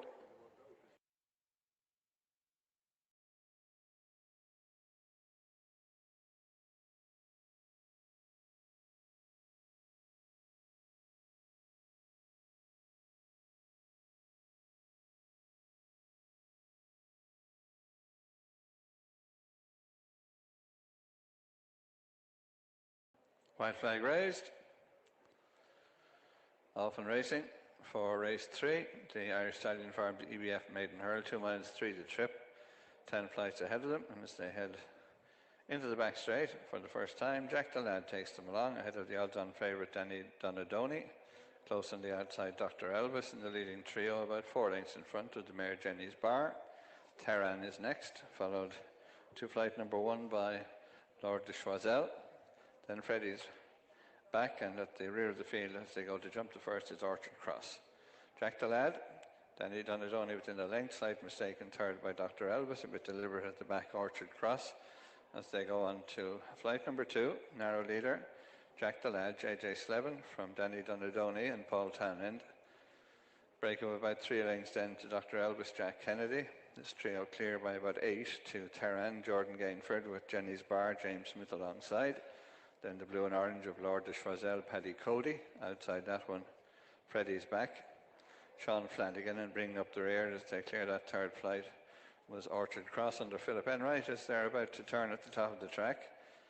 The leading trio stretching on by 10 or 12 lengths from the main group as Jack the Lad leads with Danny Donadoni close up on the outside, just about 2 lengths away to Dr. Elvis, and they remain clear of the main group, headed by Terran and Jenny's Bar, and then Freddie's back, last but one at this stage, Lord de Choiseul, and bringing up the rear is Orchard Cross as they run downhill.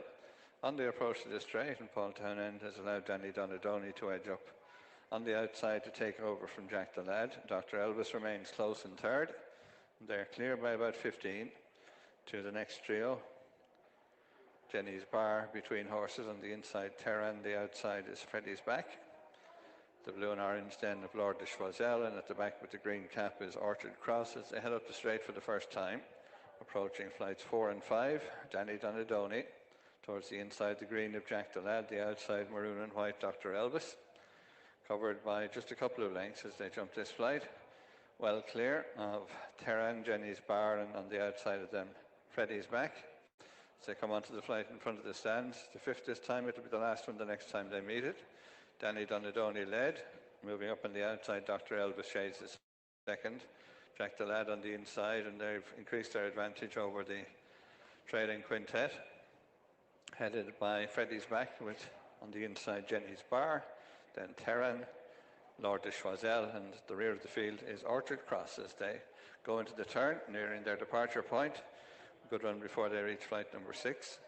Donny Donadoni just over a length in front. Dr. Elvis and Jack the Lad sharing second spot. They remain well clear of Freddie's Back, just fourth on the outside of Jenny's Bar. Further break to Lord de Choiseul, who's moved past Terran and still at the back Orchard Cross as they head into the back straight. On the approach to the first of 3 up the far side, it's number 6.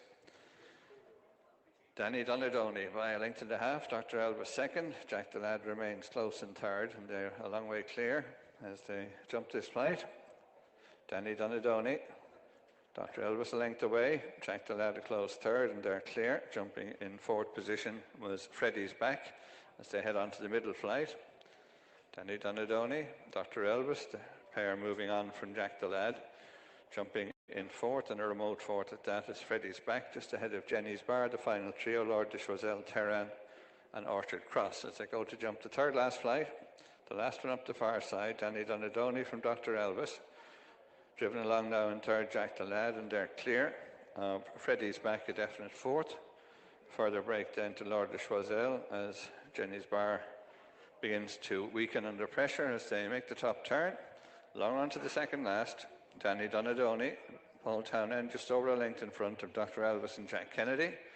Hanging in there in third, about 3 lengths back, Jack the Lad under J.J. Slevin, and they're clear by about 12 lengths from Freddie's Back, Sean Flanagan, who has gone a long way clear of Lord de Choiseul in 5th position. As they approach the turn in, just about 3 furlongs to race, and the 2 flights to jump.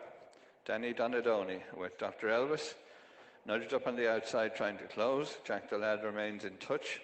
They're clear of Freddie's Back as they swing in. With 2 to jump in the Irish Stallion Farm DBF Maiden Hurl.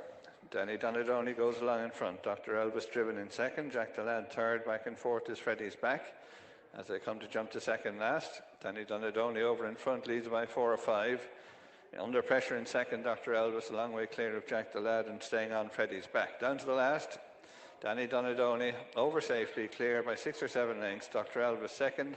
Staying on in third is Freddie's Back, and then Jack the Lad. But on the run in, he's down. Danny Donadoni will deliver for Paul Townend. Second leg of double for Willie Mullins. Dr. Elvis second. Staying on in third, Freddie's Back, and fourth spot for Jack the Lad. Yeah, and the odds-on favourite prevailing there then, but we'll wrap up that result in due course. Let's go straight to Auteuil. Just over a length between them. Heading into the turn, they're 5 or 6 clear of Style de Mere. Then Leader Sport, and then It's Win O'Clock. And still very wide is Goliath Denu in last place. 2 left to jump. Losange Bleu with the lead here. Rooster Crowing is trying to keep at the leader in second. There's still 6 lengths then to Leader Sport, who is challenging Style de Mere for third as they run to the second last. On the left is Losange Bleu, on the right is Rooster Crowing. Losange Bleu led to Rooster Crowing, clear of Leader Sport going into third, then Style de Mere and It's Win O'Clock coming to the 12th and final obstacle here. Losange Bleu, the near side, lands a length in front of Rooster Crowing, who's not going down without a fight in second. Leader Sport sprinting after them in third. Losange Bleu still doing better than Rooster Crowing as they run towards the line. Leader Sport is gaining very fast. Losange Bleu chased down by Leader Sport at the line. Leader Sport gets up to snatch the Prix La Barca. Leader Sport, that was exciting, wasn't it? Exciting finish there at Auteuil, and Leader Sport gets up to score. Danny Donadoni, just to confirm, the winner at Limerick from Dr. Elvis and Freddie's Back, 2-5 favourite, 16-5 and 9-1. If you look on Willie Bill 2, there they are at home behind the traps there for the 301. However, coming up at Exeter, we've got this real stamina-sapping 3 3/4 mile contest at Exeter. Rivers Corner is currently the 15-8 market leader. Just make a note, Chavez doesn't go. Let's cross over once again to the guys in the Willie Mill Racing Radio studio. That day, they were coming home very tired, so I'm just a bit careful about living on Luco only a month on. Sporting Ace, I think, wants deeper ground. Iron Bridge, a bit of support for Iron Bridge around, but he's a hard horse to catch right. He's got some ability for sure, and didn't run at all badly last time at Haydock, but you have to go back over 3 years since the last time he hit the winner's enclosure. Escaria 10, we normally see him in cross-country races. I'll play small stakes on Egbert. I wonder if there's been an issue with Egbert. He used to be with Alan King. I'm only saying that because he won first time up this season for Christian Williams over Christmas. And I've no idea why he didn't go for that Grand National trial 6 weeks ago, the one that Rivers Corner was pulled up in. I could only assume he had a setback to not be going to his favourite track for this yard. So I'm a little bit worried about if Egbert is fit and ready to go. But he'd be a tentative selection. Rivers Corner, though, very strong in the market. Yeah, Rivers Corner is incredibly strong, 6-4. John with Egbert, though, 6-1. Starter has his flag raised on the rostrum, shouldn't be too far from a start, where Rivers Corner is 13-8 market leader. Walking in.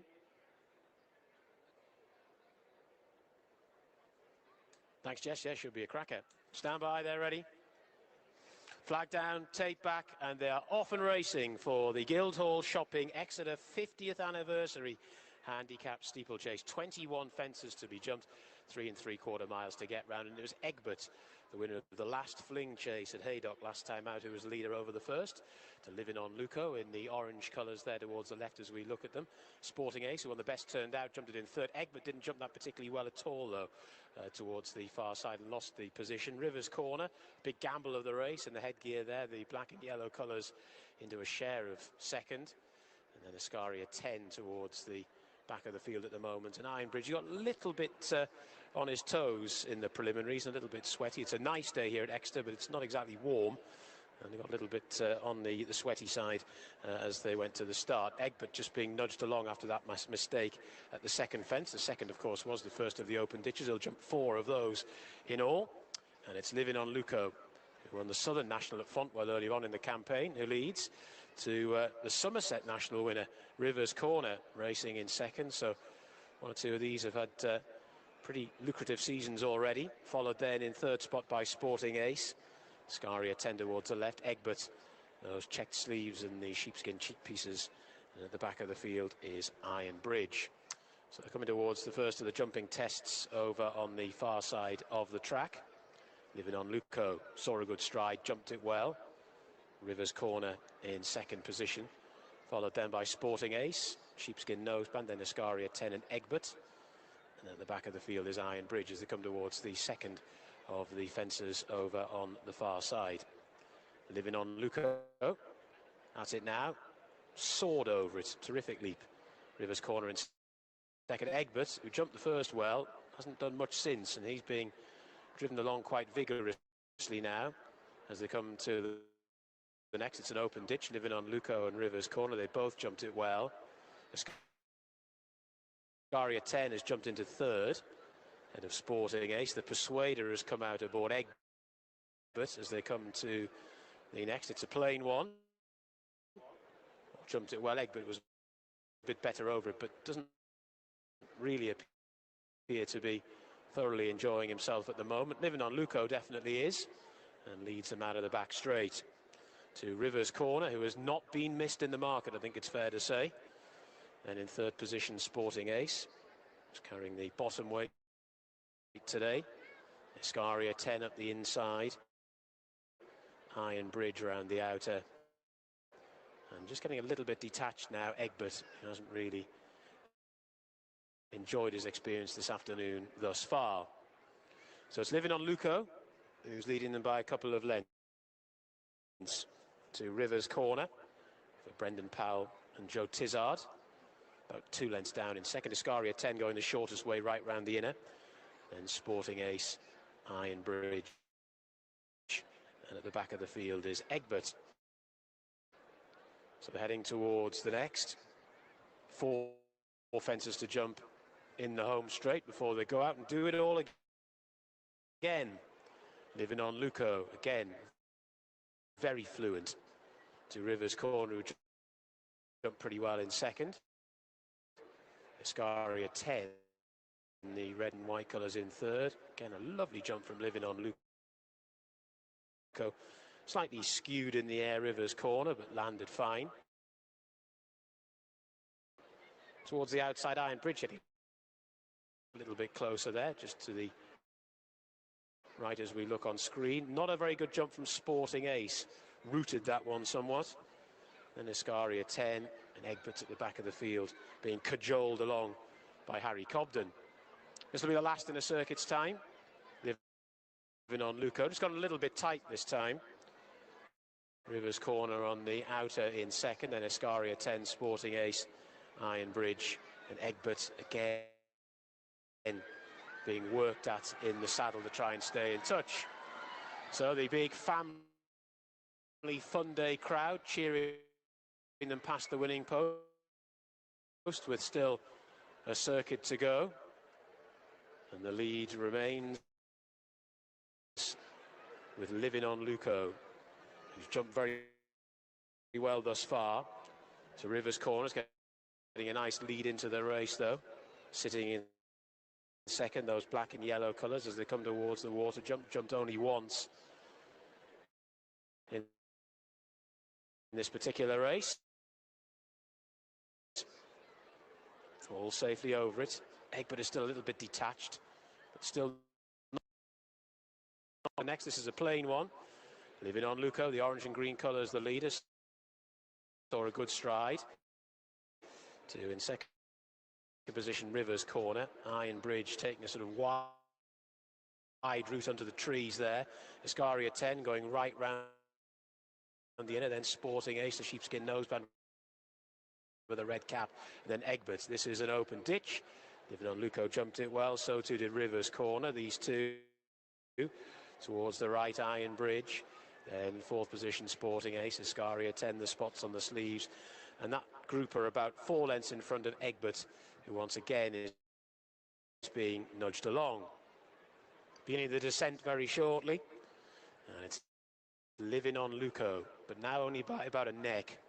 Two in second position, Rivers Corner. Escaria 10 has scraped the paintwork throughout on the rail. Followed then in fourth position by Sporting Ace, now just being nudged along. Iron Bridge, 12 stone, the burden for this one. Still going okay, but just a little bit further back in the run now, and Egbert still being cajoled along at the back of the field. So they're making their way down the hill for the final time, picking up speed, and it's Living on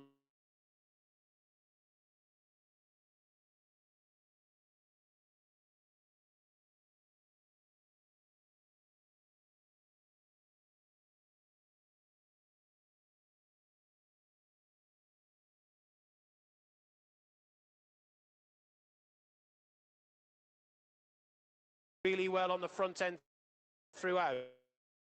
To Rivers Corner, who's getting driven along now in second position by Brendan Powell. Down towards the fourth last. Living on Luco, Rivers Corner. Living on Luco just to Rivers Corner in second. Iron Bridge towards the right in third. Then Escaria 10 down towards the third last. Living on Luco jumped it well. Rivers Corner, though, hasn't been totally shaken off in second. The big gamble of the race, and Iron Bridge is persevering too. Down towards the second last. Living on Luco, Rivers Corner. Living on Luco again jumped well. Pulled one out the hat when he needed it. Rivers Corner is battling on, though. Then Iron Bridge and Escaria 10. Down towards the final fence they come. Tired horses, but it's Living on Luco who still leads. To Rivers Corner in second. Final fence now. Living on Luco the leader. Rivers Corner trying hard to land the gamble in second. Living on Luco the near side. Rivers Corner the far as we look at them. Racing up towards the line. Living on Luco, Rivers Corner at the wire. It's going to be very tight. Really close.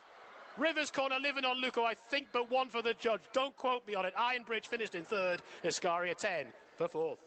A tight photo finished at the end of a grueling extended 3 3/4 miles. What a fantastic finish there, and John's picked Rivers Corner, battling it out with that front running Living on Luco, and they've gone past together there. Very, very close finish at Exeter for the 3:02, so we're going to have to just keep an eye out for the results of that. We have got plenty more action for you, and there they are assembling at the start at Nace now for the 3:12. Collecting Coin and Barshini 4-1 joint favourites there. A quick look on Williamville 2 reveals that over at Marseille they are going behind and loading in for the next event on the card there this afternoon, so about half the field locked away. But we're going to concentrate on the action from Nace. So coming up now then, this 3:12 race on the card. This handicap over 7 furlongs. Runners there, as we say, behind the stalls, absolutely wide open then. So let's cross over once again to the Williamville Racing Radio studio.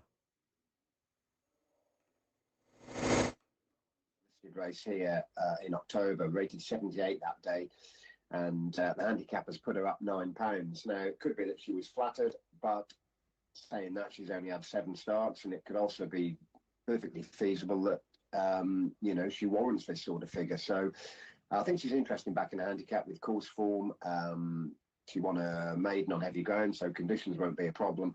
And the fact she's been well back from a yard that, like we said, often hit the ground running early doors. So Varshini will do for me. Excellent. Varshini for Ali, joint favourite at 4-1. The other joint favourite collecting coin. Mercia Diamond 6-1. Desert Haven 13-2. Bigger prices the rest. Rivers Corner, the winner at Exeter 6-4. Gamble Landed, Rivers Corner, the winner at Exeter. Living on Luco 5-1 in second. But at Nace, the loading is well underway here. Ali with Varshini, who's a 4-1 shot. Collecting coin, same price. It's 6-1 and bigger the rest. It looks like we're down to the last 4 or 5 to go forward here for another fascinating handicap at Nace, where we've got joint favourites Collecting Coin and Varshini.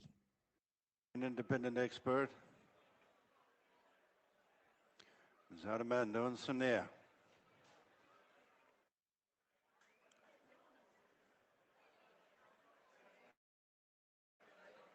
White flag raised.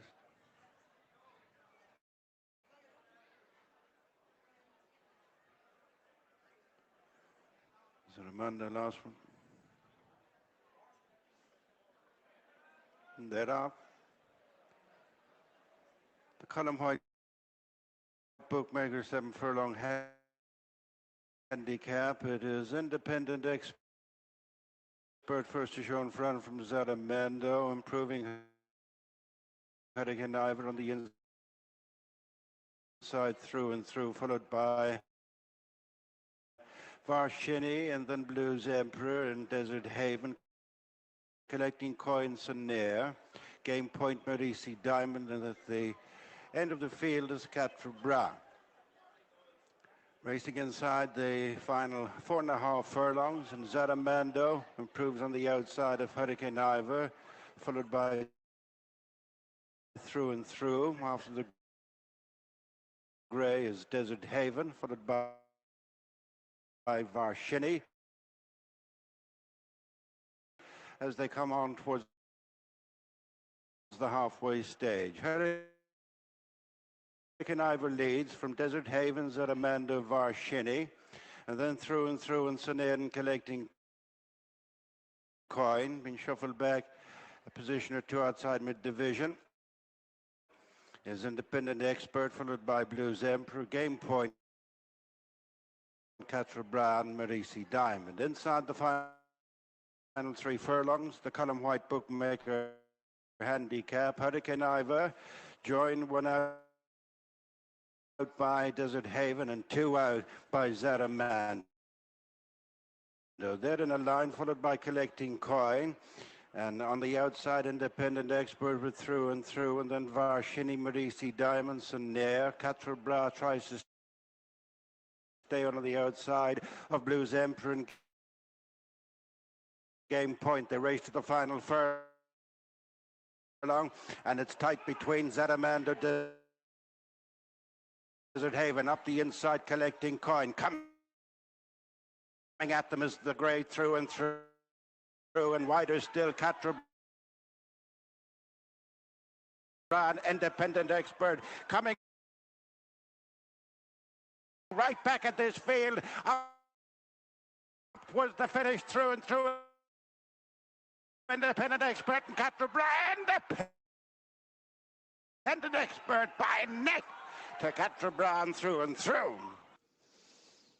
Cracking finish there, wasn't it? And bursting through in the end, Independent Expert, Dennis Hogan's runner in the Jimmy McCauley colours, Joey Sheridan on board. Independent Expert, who's burst through there to win it. Quatre Bras, Billy Lee looking for another winner on the card today, but just denied with Quatre Bras, and Through right behind him in 3rd place. Independent Expert, though, is the winner. That was at Nace for the 312. So plenty more Irish action for you right way through the afternoon. A busy Sunday here at William Hill, and in the meantime, there's a look went to the wire, right down to the wire. Rivers Corner, though, Joe Tizard and Brendan Powell just about managing to do it there by a big nose. So that was at Exeter. Spade Step 11-4. Marty McFly, who's been in great form, is 9-2. Tanking Along is 11-2 and 8-1. Bar quick word once again from the Willie Bill Racing Radio studio. Ali, Spade Step, one of the better bets of the day for you. Yeah, I like this horse. There's no question he's well handicapped. He's only £3 higher than when he finished second to Jordan's Cross over 2 mile at Aintree in October, which was his chase debut. Clearly that form has worked out exceptionally well. He's basically just been scuppered by his jumping a little bit since then in finishing runner-up in 3 extra tests, and he's definitely got a race in him off this mark. And Carlisle, like I touched on earlier, is a nice test for horses. I know, the fences... they don't catch you out. They're all in front of you, and they're quite welcoming. And his Spade Step can avoid the mistakes, and he's handicapped to go very close. Excellent. Spade Step, one of the best bets of the day for Ali. 11-4 market leader. Marty McFly 5-1. Tanking Along 6-1. Flash de Pistolet 8-1. Tuku for Shrule 9-1. 10-1 and bigger the rest. We are just about ticking over towards post time. Starters just asking them to go back and take another turn. It is now at post time. But Spade Step, the market leader here. Off the back of this race at Carlisle, we head back to Limerick for their 3:20. At Carlisle, the starter, he's still 25 metres away from his rostrum. We are at post time here, but Spade Step, 11-4 market leader. Marty McFly, 5-1. Tanking Along just out half a point to 13-2. Flash de Piece Delay, 15-2. Too Cool for Shrule, 9-1. Coupe de Coeur, 10-1. 11-1 and bigger the rest. But we are now, looks like they are just beginning to head in towards the start. He has just reached his rostrum. Assistant starter just asking them to steady down. But Spade Step, 11-4 market leader. This open ditch. And then Along looks ready to explode. Great Pepper on the outside. Getting near the tape. And they're going to have to make another turn.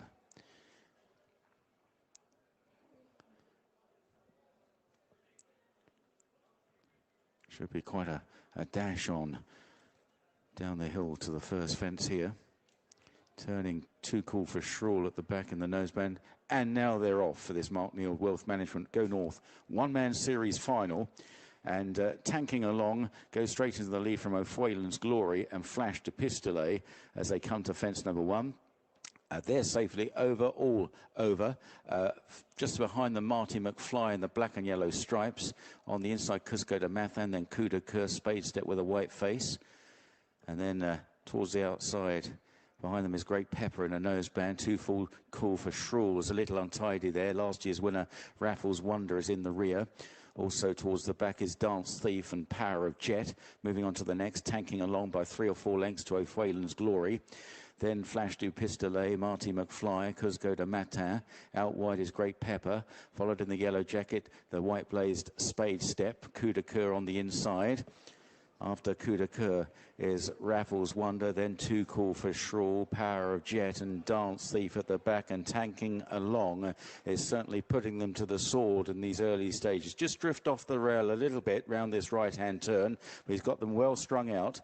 Tanking Along with a lead of probably 7 or 8 lengths over O'Fuelan's Glory in second. Then Flash du Pistolet, Marty McFly, they're pretty much in a line behind those. One by one. Then Great Pepper, Cool for Shrule, Power of Jet and Dance Thief is a long way behind the leader in last pace. Tanking Along, making use of the downhill run towards the next fence, extending his advantage here. Tanking Along and Paddy Hanlon well clear of O'Fuelan's Glory and Flash du Pistolet. And then Marty McFly in 4th place. Let's see how the leader takes this one. Pretty good. Clear. O'Fuelan's Glory went through the top slightly, then Flash du Pistolet, Marty McFly, Great Pepper, Cusco de Mathan, spectacular jump there from Tanking Along. Behind Spade Steps on the inside of Too Cool for Shrule, just behind Coup de Coeur, then Power of Jet and at the back Dance Thief as they clear the next. Tanking Along, just if anything has a tendency to jump out to the left slightly, racing along the top of the race course in the back straight. Tanking Along, coming back to the field somewhat. O'Fuelan's Glory second, Flash du Pistolet in third. Then on the inside is Cusco de Mathin. Great Pepper is still there and markedly out to the left there, tanking along, and O'Fuelan's Glory taking advantage round the inside. Flash du Pistolet is next. Marty McFly. Then getting into it a little bit is Raffles Wonder from some way back, making good progress now under Nathan Moscrop. Cusco de Mathin, then Coup de Coeur, Great Pepper. The others got a lot to do. Space Step, Too Cool for Shrule, Dance Thief and Power of Jet tanking along, coming to this one and clears over from O'Fuelan's Glory in second place. They've got 3 fences left to jump now. O'Fuelan's Glory, Flash du Pistolet, Coup de Coeur down the outside. All the leader paddled over that fence, tanking along, and Marty McFly has come there very smoothly indeed under Danny McMenamin as they race on now towards the second last, with tanking along, trying to rally in second. Coup de Coeur in the red spots and red and yellow halves sleeves. It's Marty McFly that led, chased by Coup de Coeur, then tanking along as they race on now towards the final fence. Marty McFly, Coup de Coeur won't go away. Got 2.5, 3 lengths to make up on the run-in though. It's Marty McFly from Coup de Coeur, then miles clear of Cusco de Mathin, Power of Jet who's staying on. Marty McFly in form, on the up, staying on strongly here, beating off Coup de Coeur now, and it's a 4-timer for Marty McFly in the hands of Danny McMenamin, who wins the one-man final. In second, Coup de Coeur, Power of Jet back in third. Cusco de Mathin was fourth. Yeah, that's the way they've come home there. The informed Marty McFly, Sandy Thompson's charge, then indeed getting there at the 4-timer, staying on Dowley up the hill there, beating the top weight there, Coup de Coeur, who accepted it there. Conor O'Farrell in second place, and Power of Jet, the bottom weight, back in third. The consistent Spade Step not able to land the blow in the end and get towards the lead. As Marty McFly, the winner at 5-1 at Carlisle. We're going to be back over to Ireland soon for Limerick with the 3:27 in a minute or two. Meanwhile, clock counting down at Sandy Lanes, so just less than a minute to go there at Sandy Lanes. Spurs 0, Forest 1. Latest score in the football, and Villa were leading 1-0 earlier on. Don't forget, we've got the big game coming up, Arsenal and Man City. Both teams to score 90 minutes was 4-6. You can have even money, but that is, I must stress, 90 minutes. So both teams to score in the 90 minutes was 4-6, but evens for the big game later. Arsenal against Man City, kicking off at 4:30. I'll talk more about that and look ahead to the game, etc. Team news all on the way later. As I say, the horse racing and the Greyhounds busy this afternoon. Then, and indeed, we can even fit this virtue race in from Sandy Lane. San Francisco is the 2-1 favourite.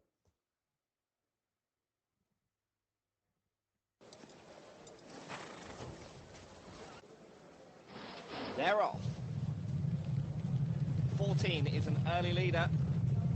12 is close behind. Into the bend now. 1 is making rapid headway. And we have a new leader. Number 12.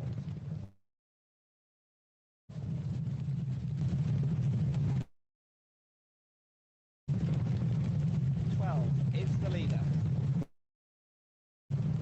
9 in second place. 2 is the back marker.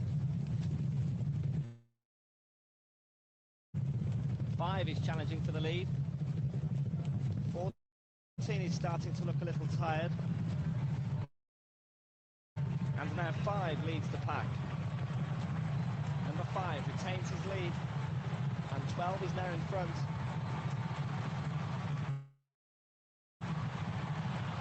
First, number 12. Number 5 is second. And the SPs there, 10-1, 5-1 and 9-1. That was at Sandy Lanes. Just keeping an eye on the Greyhounds for you as well, or Williamville 2, Sheffield 3:26 will be coming up soon. The runners are behind the boxes there, in fact, with a couple of the runners, traps 3 and 6, so just the 4 runners at the Alderton Stadium. That's for the next race there at 3:26. However, we have got Limerick coming up with the next Handicap chase, 2 miles, 3.5 furlongs at Limerick. Runners down at the start, as you can see, with the 7-2 market leader being number 5, Mispronunciation, in the famous JP McManus colours, Mark Walsh sporting the silks. A couple of minutes to go to the off, so let's go back to the guys in the William Hill Racing Radio studio. And you can see why. This is a more realistic task for Leopardstown over Christmas. 3 miles, extended 3 miles is too far for her. Before that, she had some difficult tasks in some mares races. In this time last year, she was running at the Cheltenham Festival and Grade 3 at Fairy House. But yeah, jumping is generally safe enough. And it's been a bit of money for her, and I'm going to be with Mystical Goddess in a more realistic assignment for the mare today. Yeah, Mystical Goddess for John, 5-1. Mystical Goddess in this, but Mispronunciation, 4-1 market leader. Mount Frisco, 7. Goddess just trimmed in 0.5 point to 9-2. Crabat, 6-1. Lyndon Lee just trimmed into 11-2. Supreme Gift, 15-2. 11-1, and bigger the rest. We are 20 seconds or so from the off for another 3-mile race. Sweet Nightingale, but Limerick, we are 10 seconds or so from post time. Joint favourites Mount Frisco and Mispronunciation. We are now at post time. Shouldn't be too far from a start here over at Limerick. They are just look like they're beginning on his rostrum. We'll hand over. Raised. Racing handicap Chasefoot, the outside edge on from fence number 2, followed away from it by Pride of Place and Supreme Gift. Number 3, Man Frisco going along in front under Daniel King from Caesar Rock. Charlie O'Dwyer edging into 3rd. Mispronunciation on the inside. Mark Walsh with the white cap. Wide of that one, Pride of Place. Simon Arden a little closer on the inside under Brian Hayes, and also at the back Supreme Gift. Callum Hogan as they go to the fence at the top of the track. It's number 5, Man Frisco, led over it from Mystical Goddess. Caesar Rock in 3rd. Mispronunciation towards the inside in 4th spot as they begin the descent.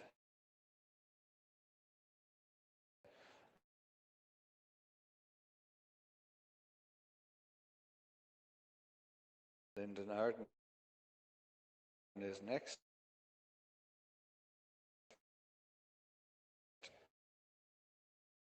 Alongside Crabat with Supreme Gift at the back of the field, with on the outside of that one Pride of Place. Continuing on the downhill run, Frisco by almost 3 lengths. Mystical Goddess 2nd. Caesar Rock to the outside within a length of Mystical Goddess. Mispronunciation tracks that pair to the inner, and the other 4 close behind. Crabat, Pride of Place up on the outside. Lyndon Arden is on the rail, and between them with the white cap is Supreme Gift. As they're making the swing, that'll bring them into the straight on to fences 6 and 7 before heading out on another circuit. Man Frisco, Mystical Goddess, Cedar Rock to the right towards the inside, Mispronunciation. They're followed up the straight by Crabat and Lyndon Arden, Pride of Place and Supreme Gift. As they near the first of the 2, that'll bring them past the stands. Man Frisco towards the inside, Mystical Goddess in the centre, near side Caesar Rock. Mispronunciation landed in 4th spot ahead of Crabat. Lyndon Arden on the inner, out in the centre of the course, Pride of Place and Supreme Gift.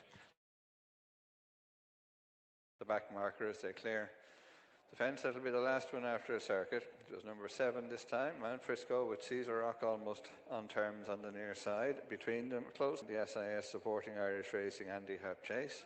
Mount Frisco by over a length to Caesar Rock in 2nd. Mystical Goddess remains close in 3rd. Mispronunciation still there in 4th. Then Crabat, Lyndon Arden in a break of almost 5 lengths now to Supreme Gift ahead of Pride of Place as they rise at the first fence up the back. Man Frisco, Caesar Rock almost on terms.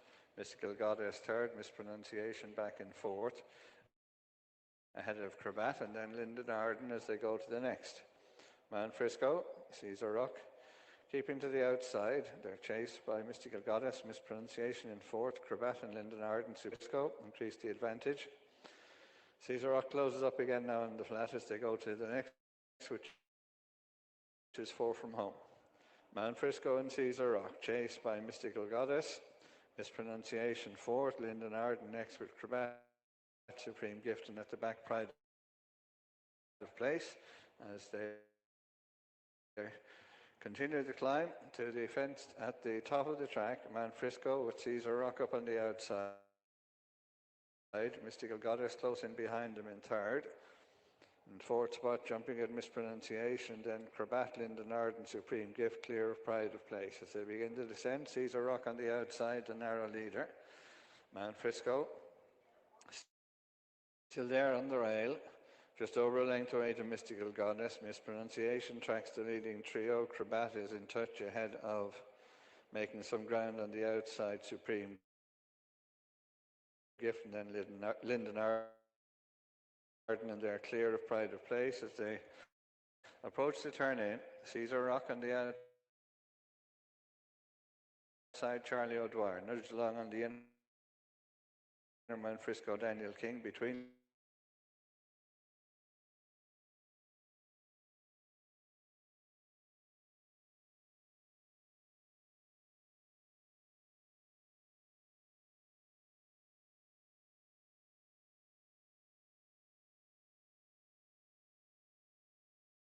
In the centre, here is the final flight. Vol d'Argent over to Lestrue has fallen there. Titi de Paris from the back. Miss Altea Blue is storming home. Vol d'Argent with the lead. Miss Altea Blue chasing hard. Leopold Brechet trying to pull it out of the fire again. Vol d'Argent though just a Miss Altea Blue. Vol d'Argent denies Miss Altea Blue. Titi de Paris was in third and Miss Chana was in fourth. Yeah, victory going to horse number 7 there, Vol d'Argent, who just managed to hold on all the way up the finishing straight there as Miss Altea Blue for Noel George and Amanda Zata home. Looked like it was going to come and pip it, but was beaten half a length in the end. So there's the provisional number 7, 9 and 6 after that race at Auteuil. Horse number 7, though, the all-important winner in the shape of Vol d'Argent. Clock counting down on William Hill 2 for some virtual action. Exeter coming up soon with the 3:37 race, though. The runners just in the collecting area there. Smallish field for the 3:37. The Barry Johnson Memorial Mears Handicap Chase this for the Queen Boudica Mears Series. 3 miles ahead of them. 7-4 joints, though, at the moment. For Sweet Nightingale is 7-4.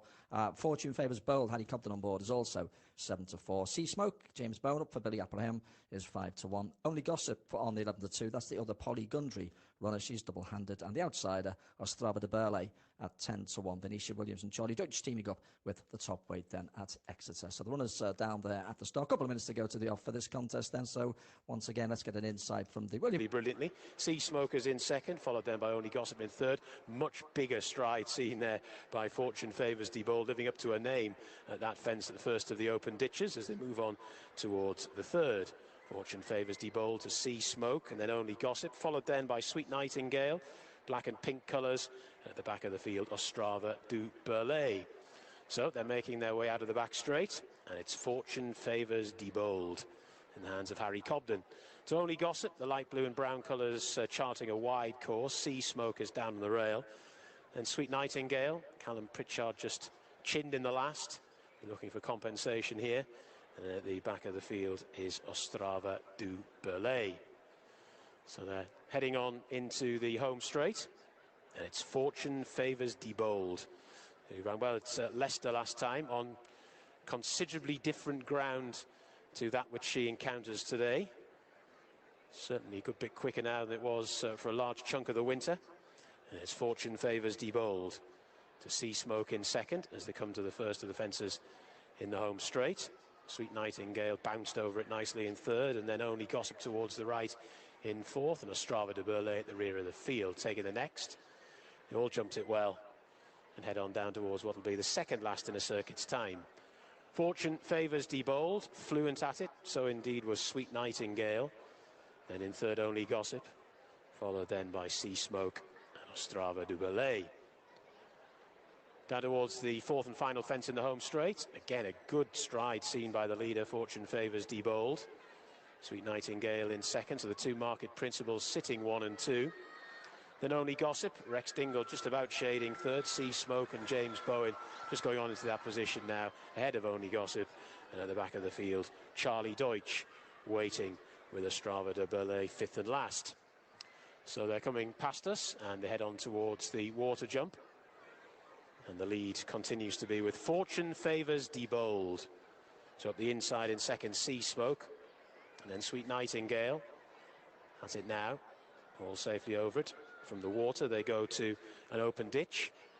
So it's fence number 10. And it's Fortune favours Diebold. Saw a good stride and leapt over well to, in second position, Sweet Nightingale and Sea Smoke.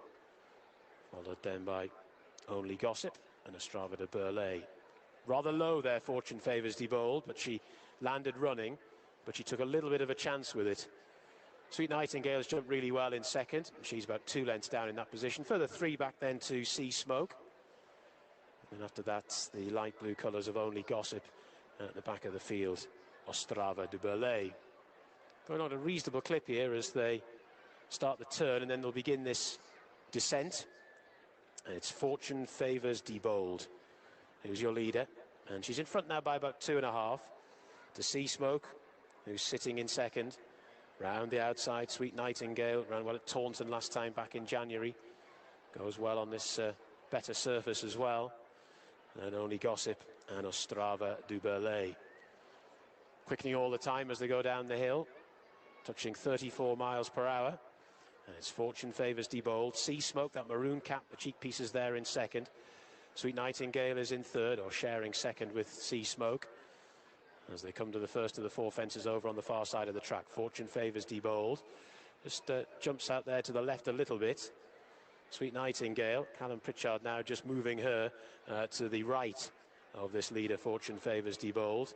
And then Sea Smoke on the inner as they come towards the next. Fortune favours Diebold. Sweet Nightingale, Sea Smoke coming to it now. Fortune favours Diebold, jumped it well, so too did Sweet Nightingale.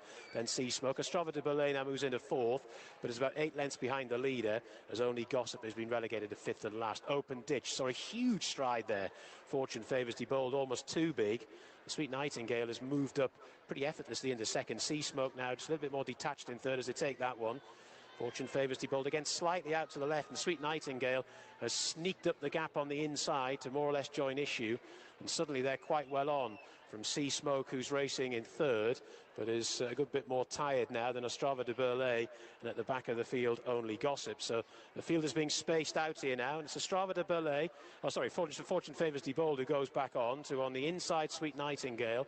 Fortune favours Diebold, though, is just going rather wide there on the turn, and once again has let Sweet Nightingale get up the inside.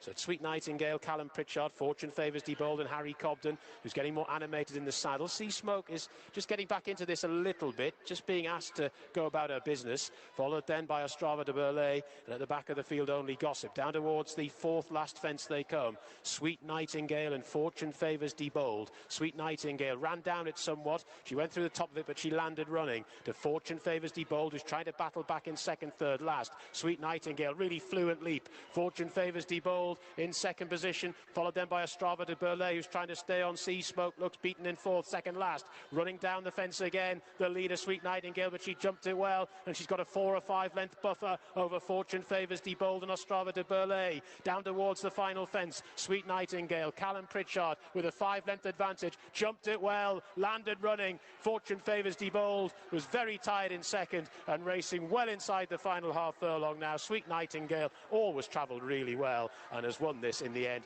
really rather easily. In second position, Fortune favours Diebold. Sea Smoke was third, then Ostrava de Burlay, and fifth and last will be Only Gossip. Yeah, the 13-8 favourite there, making the most of bottom weight there. One of the 2 Polly Gundry runners in the race, and it was Callum Pritchard on board, the winner in the shape of Sweet Nightingale. Well clear in the end from Fortune favours Diebold and Harry Cobden. That was in the 3:37 race there.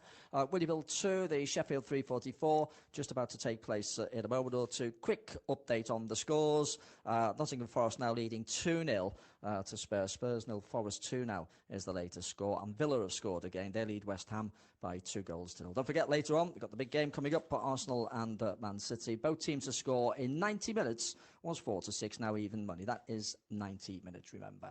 Right there at the post now for what could be an interesting and informative race over in Ireland at Naas, the 347, where Causeway is the 6-5 favourite. Aidan O'Brien won this in 2023 with none other than Paddington, and Ryan Moore is on board Causeway for the same owners here. So the runners milling about behind the starting stalls right now. Let's go over once again to the William Hill Racing Radio studio.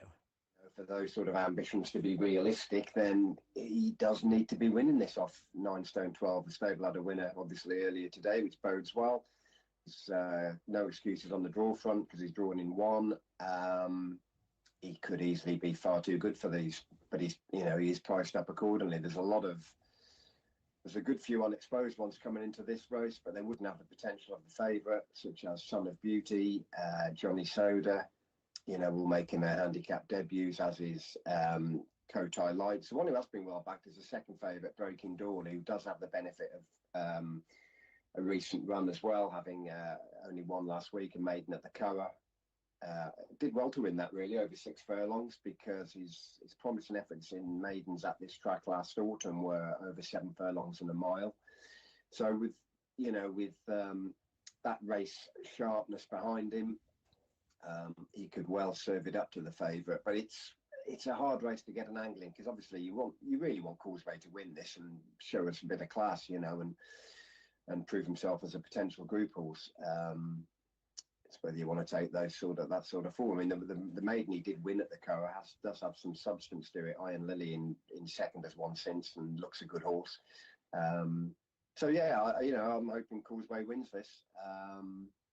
But Breaking Dawn is a viable alternative, given that he did well to win over an inadequate trip last week, and he does have the benefit of a recent run behind him.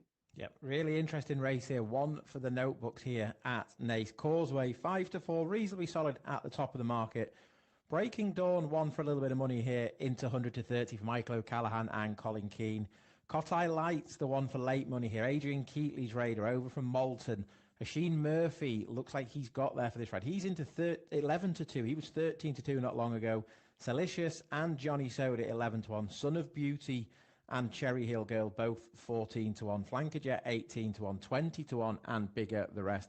They are heading into stalls. Causeway just easing out a little bit as we run up to off time. He's 11-8 market leader. Let's go over and get the call of the Madrid handicap.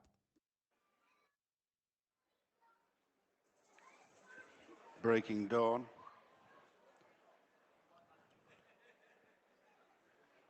White flag, Red Autumn appears to be the last one.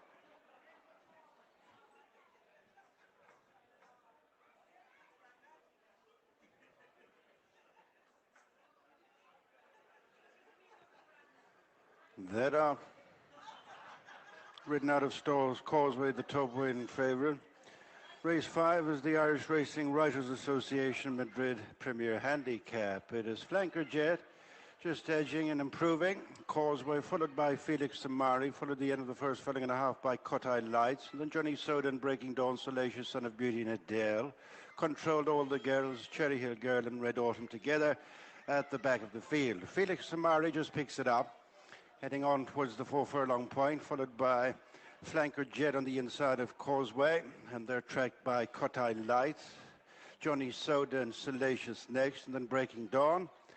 Coming onto the halfway stage, a little between Flankerjet and Felix Samari. A break of a length to Johnny Soda, disputing third with Causeway, then Kotai Lights and Breaking Dawn. Salacious Adele, Son of Beauty next, followed by all the girls, Red Autumn, Cherry Hill Girl and Control. They're in the straight. Gone by halfway, less than 3 to run, the Irish Racing Writers Association Madrid Handicap. And it is Flankerjet and David Egan leading, but only just to Causeway. Ryan Moore on the outside of Felix Samari and Ronan Whelan. On this side is Kotai Lights and Oisin Murphy as they begin the run towards the last furlong. And it is tight between Flankerjet, Causeway, Kotai Lights. Control from off the pace is beginning to dig in inside the final furlong. Causeway challenged by Control, the striped captain. Flankerjet who gives way. Causeway in a battle with Control. They're closing in. Head and head. Causeway.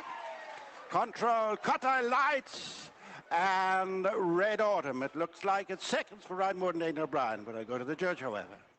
Yeah, it looks like Causeway on the near side, out battling Controlled, who came on the scene there under Shane Foley, but looks like a double on the card for Aidan O'Brien and Ryan Moore, courtesy of Causeway. The well-touted favourite for the race, who's not exactly shrugged off top weight, but has battled its way to victory there then after that 169-day absence then. But we're just waiting for that to actually be confirmed officially. Causeway Controlled and Cut Eye Lights, Shea Murphy for Adrian Keatley back in third. So that's what happened a moment ago at Naas then, and we'll leave Naas because we have got the jumps action taking place. Carlisle coming up with the 352, and the runners down there at the start. Chasing Out the Blues, 130. Paddy O'Mara, 4-1. President Scotty and Hudson de Grugy, both 5s. It's 13-2 and bigger than for the rest of them at the moment. So sizable field and assembling at the start at Carlisle for the 352 for the Go North Red Rum Series final, 3.5 miles a furlong. Non-runners being Forged Well and Blakey Boy. So those 12 runners that are left are down there at the start. Just very quickly to confirm it, Naas, Causeway Control, Cut Eye Lights, all the C's. It was the 1-2-3, 13-8 favourite, 33-1 and 11-2 at Naas. Right, that's the scene done for Carlisle now with a 352. So a couple of minutes to go to the off. Let's get a quick word or two once again from the William Hill Racing Radio studio. The rest here, Ali, another wide open handicap here. Yeah, competitive. The top two in the market are very closely matched on their clash. Last month at this track, literally there's very little between. I'm going to take a chance on President Scotty here, a horse who is frustrating, it has to be said. He's always well backed, and again there's been money about for him today. And he was actually 13-8 favourite for this race 12 months ago, and was held up well off the pace, just never got involved. Finished third, was only beaten 5 lengths. He hasn't really, he's opposable on what he's achieved since. But again, at Carlisle here last time out and behind a couple of these, he just never got involved from off the pace. You just get the impression that he might be ridden a little handier today. You're saying that, looking at him, he's not going to be too sold up at the back. I just think you need to be of a forgiving nature to keep supporting him, but he's got a race of this nature in him off this mark, so I'm going to take a chance on President Scotty. Excellent. President Scotty for Ali here, 11-2. Chasing Out the Blues, 100-30 market leader. Paddy O'Mara, 7-2. Bigger prices the rest. The full result from the Madrid handicap: Causeway 13-8 the winner, Controlled 33-1 in second, Cut Eye Lights 11-2 back in third. But Carlisle, they are walking in towards the starter. It looks like we're about set for a start over at Carlisle. You just slow down a little. Whoa, whoa, whoa. And they're off. Away for the Mark Neal, Wealth Management, Go North, Red Rum, series final. No Regrets slightly missed the break. Similar story, pushed along in the early stages as they round the first turn right-hander. And up for debate is the leader from Inish Ear on the inside, Paddy O'Mara. Fierce Warrior in the light blue jacket, Hudson de Grugy, then Red Delta. Chasing the Blues is about 7th in these very early stages from Uptown Harry. Then Swallow's Song, similar story. And President Scotty and No Regrets are the last two. The two Nicky Richards trained runners here as they run down the hill and away from the stands and down towards this next couple of fences, next 2 fences. Up for debate in the white with the blue chevron hoops on the sleeves, Paddy O'Mara, the black and yellow jacket, Fierce Warrior wide of those. Nico de Boinville for Midland Park. Hudson de Grugy is close up in 4th as they jump this plain fence. Good jump from Paddy O'Mara. And then behind them is Red Delta, just behind Inishir, and then chasing Out the Blues as they jump the next. Uptown Harry further back in the field, just behind Chasing Out the Blues, as now they swing right-handed into the back straight. No Regrets remains towards the rear with similar story, Swallow's Song and President Scotty as they take the next one. Fierce Warrior coming up really well there as they now head towards an open ditch, the middle of the 3 in the back straight. Up for debate from Fierce Warrior. Close up is Paddy O'Mara as they take this one. And then Red Delta on the inside, Inishir. Wider out, Hudson de Grugy in the blue and pink jacket. Very wide is Uptown Harry in the headgear and noseband. And just brushing through that one was Chasing Out the Blues. Then Swallow Song on the inside, followed by Similar Story. Uptown Harry is wide, then No Regrets. And President Scotty under Danny McMenamin, who's already had a winner and a dead heat today. Heading right-handed and down the hill towards another open ditch, and it's up for debate. And Fierce Warrior, 1 and 2, Paddy O'Marler and Hudson de Grugy. And down there, Paddy O'Marler interferes with Red Delta. No Regrets had to veer out to the outside. So a bit of incident there. Just seeing if horse and rider are up. Paddy O'Marler standing up. The rider, Paddy O'Marler's rider, Callum Bewley, looking in a little bit of discomfort. Maybe winded. Meanwhile, the runners moving on to the next. Up for debate, Fierce Warrior, Hudson de Grugy. And they're just ahead of Uptown Harry, and then Inishia. On the inside is Swallow Song in the green-yellow sash. Tracked them by Similar Story, Red Delta in the centre, out wide President Scotty jumping the next plain fence, and these are now all quite closely grouped together, though Similar Story ridden away from that fence and now trails the field. Looking back to the landing side of that open ditch, Callum Bewley is up on his feet and the horse is being led away. Both look a little bit sore. Heading now right-handed and up for debate onto the final circuit. Up for debate from Fierce Warrior, Uptown Harrier, Hudson de Grugy in fourth. Chasing Out the Blues and then Inishia. President Scotty making some ground on the outside with stable companion No Regrets.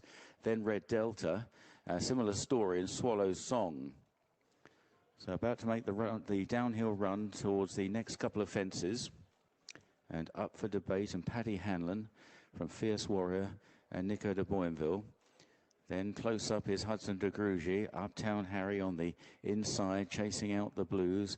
Out wide, trying to make some ground is President Scotty, certainly closer than he was. No Regrets, and then Inishia and Similar Story and Swallow Song. So on towards the next two fences before the right-hander into the back straight. Up for debate from Fierce Warrior. Up for debate, Fierce Warrior put in another good jump. Hudson de Grugy. Then on the inside, Uptown Harry, Chasing Out the Blues. On to the next. Up for debate, Fierce Warrior. Hudson de Grugy, Uptown Harry. Ridden at the back is Red Delta, struggling for a bit of speed at the moment by the look of things. Similar Story's got a bit on. Going towards the first of the three in the back straight. Up for debate, comes up again ahead of Fierce Warrior. Uptown Harry on the inside. Hudson de Grugy is out wide, Chasing Out the Blues close up.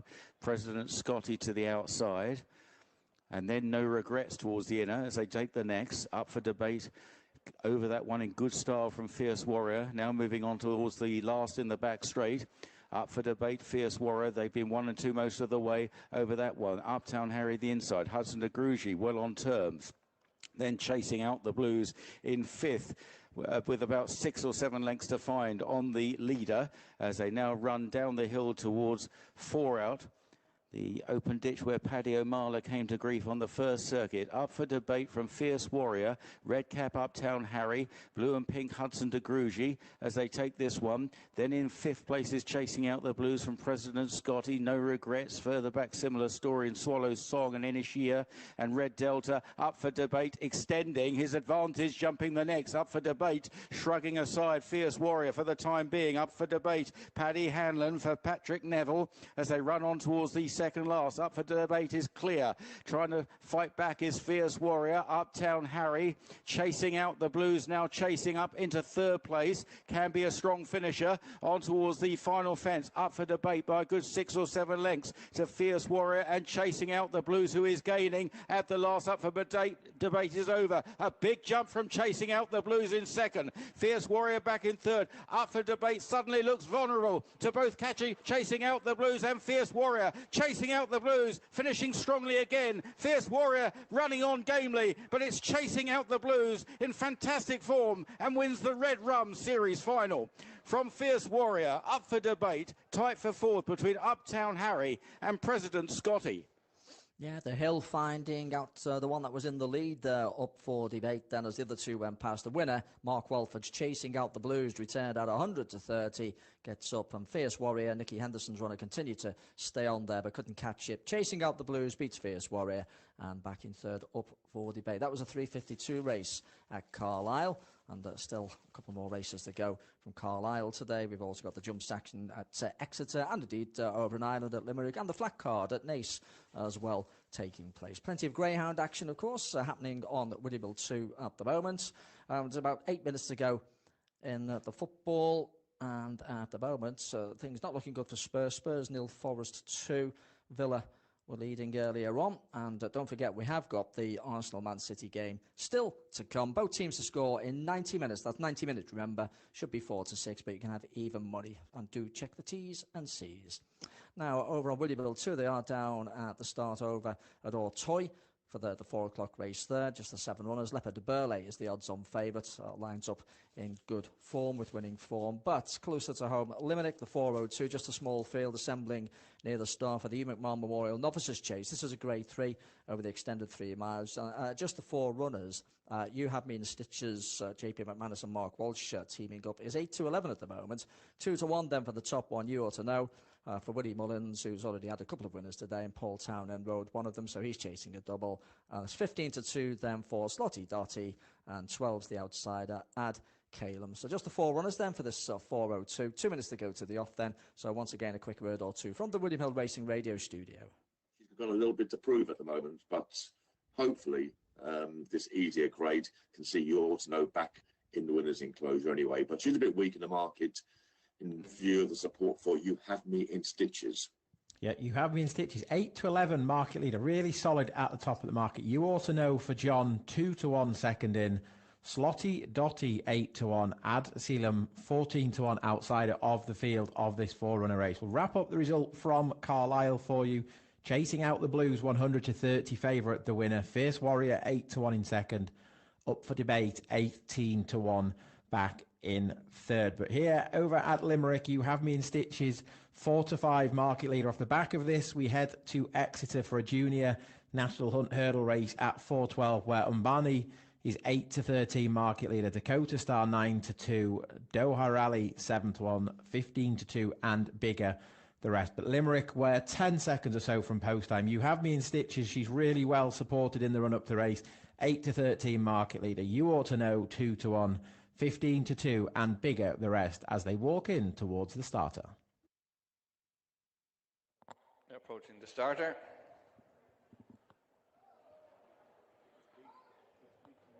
White flag raise. And away they go. In the feature, the grade 3 Hugh McMahon Memorial Novice Chase over 3 miles and 16 fences ahead of them as they head up the straight to the first. To the near side with the yellow cap, You Ought to Know over towards the inner. You Have Me in Stitches, just behind them Slotty Dotty and Ad Calum at the back of the 4-runner field. As they rise at the first, You Ought to Know from You Have Me in Stitches, Slotty Dotty in the blue and white towards the inner, and Ad Calum towards the near side at the back of the field as they come on to number 2. They'll jump this one 3 times. Coming up to past the sands now with 2 circuits ahead of them. You Ought to Know, Paul Townend in the lead. Tracked in second by the favourite You Have Me in Stitches, Mark Walsh. Then Slotty Dotty, the inside, Callum Hogan. And the near side, just the back marker at Calum, Daniel King, as they head for this long sweeping turn that'll bring them to the back straight. You Ought to Know leads by over 3 lengths to You Have Me in Stitches. And close behind both Slotty Dotty and Ed Calum as they make the turn. That'll bring them to the back straight. 5 fences ahead of them up the far side. You Ought to Know, with reduced advantage, You Have Me in Stitches, remains in second and close in behind the other pair, Slotty Dotty to the inside of Ad Calum as they head into the back straight. The leader by almost 2 lengths, You Ought to Know. You Have Me in Stitches in second position, Slotty Dotty remains third and Ad Calum at the back as they head for the first of the fences up the far side. It's number 3 on this occasion. You Ought to Know. In the lead, leads the 3 mares. You Have Me in Stitches, Slotty Dotty and Ad Calum as they clear that fence. Ad Calum jumped up on the outside of Slotty Dotty as they go on to the fourth. You Ought to Know leads by almost 3. You Have Me in Stitches will jump it in second. Slotty Dotty and Ad Calum almost together at the back as they head on to the middle fence on the far side. You Ought to Know, You Have Me in Stitches a bit closer now to the inside.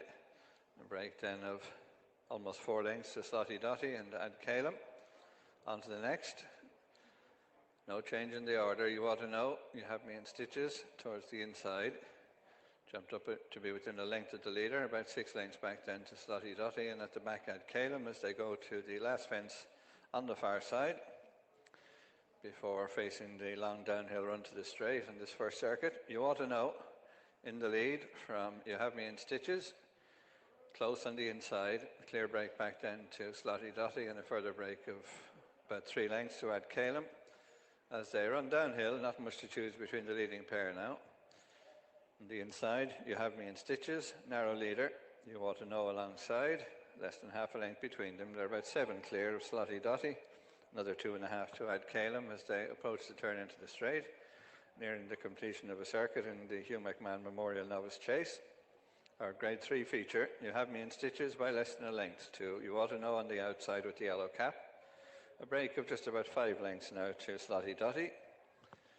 And Ad Calum at the back of the quartet as they swing in, about to pass through their starting point, heading for the 2 fences that will bring them up past the stand and then another circuit ahead of them. You Have Me in Stitches going along with the narrow lead, You Ought to Know, towards the near side in second, break of a few lengths to Slotty Dotty and Ad Calum in rear. As they rise at this one, You Have Me in Stitches, You Ought to Know, Slotty Dotty a little closer, Ad Calum on her outside. To the fence, that'll be the last one after a circuit. You Have Me in Stitches leads by about 3 lengths. You Ought to Know over in second, and Slotty Dotty remaining third on the inside of Ad Calum as they come up to pass the judge, about to embark on their final circuit. You Have Me in Stitches by about 2.5 to You Ought to Know, a break of 5 back to Slotty Dotty and just over a length to Ad Calum as they begin this long sweeping turn. 7 fences to jump on this final circuit. You Have Me in Stitches, just nudge along for a stride or 2. Within 2 lengths of the leader is You Ought to Know. Slotty Dotty remains third ahead of Ad Calum. As they continue, midway around the bend, You Have Me in Stitches. Mark Walsh, tracked in second by You Ought to Know, Paul Townend. Little over 2 lengths away to Slotty Dotty and Callum Hogan. And still at the back, Ad Calum, Daniel King. As they enter the back straight, with just about a mile ahead of them, heading for the first of 5 fences up the far side. 7 in all to jump. You Have Me in Stitches by just over a length, You Ought to Know. Remains close up in second. Slotty Dotty has closed up on the inner, and then Ad Calum. As they jump this one, You Have Me in Stitches, You Ought to Know, Slotty Dotty. A couple of lengths to Ad Calum as they go on to the next, which is 6 from home. You Have Me in Stitches leads by more than 3 as they jump it from You Ought to Know. Slotty Dotty, third, Ad Calum, 4. Heading to the middle fence up the back, You Ought to Know by 2.5 lengths or so, chased by, or You Ought to Know in second spot behind You Have Me in Stitches, Slotty Dotty and Ad Calum, continuing in third and fourth as they go to the next. This is the 4th last. You Have Me in Stitches over from You Ought to Know. Little over 3 lengths away, a similar gap back to Slotty Dotty and Ad Calum remained at the rear as they head to the last fence up the far side. 3 from home. You Have Me in Stitches, tracked by You Ought to Know in second. A break then to Slotty Dotty and Ad Calum at the back as they run downhill. Long run to the second last. You Have Me in Stitches out in front. Leads by about 4 lengths, a little more. About a 6-length break then from You Ought to Know in second spot back to Slotty Dotty and Ad Calum at the back as they approach the turn in. You Have Me in Stitches, chased by You Ought to Know, and a clear break of 7 or 8 lengths back to Slotty Dotty, pressed for the 3rd spot by Ad Calum. As they near the swing, into the straight, You Have Me in Stitches by less than 3 lengths, You Ought to Know. Tracking the leader in second, in a clear break back then to the other pair, Slotty Dotty, with Ad Calum trying to make headway up on the outside as they head up the straight. With 2 to jump in the Hugh McMahon Memorial, You Have Me in Stitches, tracked by You Ought to Know. They're clear of Slotty Dotty and Ad Calum as they come to jump the second last. You Have Me in Stitches from You Ought to Know In second position, Slotty Dotty landed third, and then Ad Calum as they head down to the final fence. You have me in stitches out in front. You ought to know under pressure now in second as they jump to last. Away from it, you have me in stitches. You ought to know stays on the stand side in second. They're clear of Slotty Dotty. Less than 100 yards to race. You have me in stitches on the far side with a narrow advantage and holds on to win under Mark Walsh. You have me in stitches. One-day Hugh McMahon Memorial from you ought to know. Yeah, closing stages as well from over in France at Auteuil. Edamura with a lead of a length and a half now to Guadalquivir in second. Edamura keeping going. Edamura in front of Guadalquivir and Leopard de Belay, and Edamura is the winner of the Prix de Pepin Vast. Guadalquivir second. Leopard de Belay loses his unbeaten record in third. Number 2, Edamura then lands the spoils in the Grade 3 hurdle race, and that was at Auteuil. And we've just seen a moment ago there that You Have Me in Stitches managing to hold on from You Also Know at Limerick. That was for the 4:02. So the SP of the winner there was 8-11 favours. 8-11 favour for the winner under Mark Walsh. So that was at Limerick.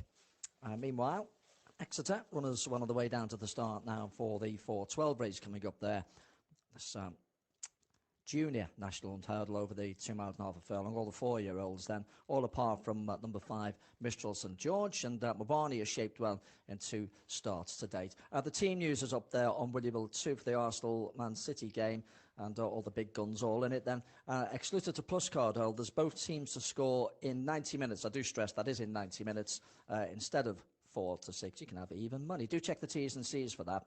Both teams to score in the 90 minutes, and that is exclusive to Plus card holders then. So that's for that. And also we have got the other offer as well. If you place a £10 or at least a £10 bet builder at odds of 3-1 or more on the big game, then via the betting terminals, that is, well, you'll pick up a £5 free bet builder, and that'll be to use on any bet builder market valid from Monday through to Friday. Again, do check all the T's and C's for that. Villa and West Ham all over there. You can see 2 goals to 0. Just playing added time in the Tottenham game. Not looking good for them. They're 3 down now. So Spurs 0, Forest 3. With just a minute or so to go of added time. Right, Exeter 4:12 then. Runners about to leave the collecting area shortly then. So let's get a quick word or two once again from the William Hill Racing Radio studio. Ryan Carver, who was beaten last time by 3 runs in bumpers. It was a more realistic task at Hereford last time, but was disappointed to only finish 4th. I just thought it was a good opportunity for Mark Barney. Plenty skinny enough in the market, especially with a few of these lightly raced or unraced, so you're not quite sure of the depth against the favourite. But Mark Barney, a little bit weak in the market, close to the off, but certainly boasts the best form on offer. Yeah, and Barney, 8-13 market leader. I'm with John here. I think he's got really solid claims backing up that good run last time. He's got a mark of 116. He'll be of interest in handicaps. Dakota Star 5-1 second in Doha Rally 13-2, 7-1 and bigger the rest. Mbwani just goes 4-6 as they head out onto the track at Exeter. Starter has just climbed the rostrum. Looks like we're about set for a start here over at Exeter.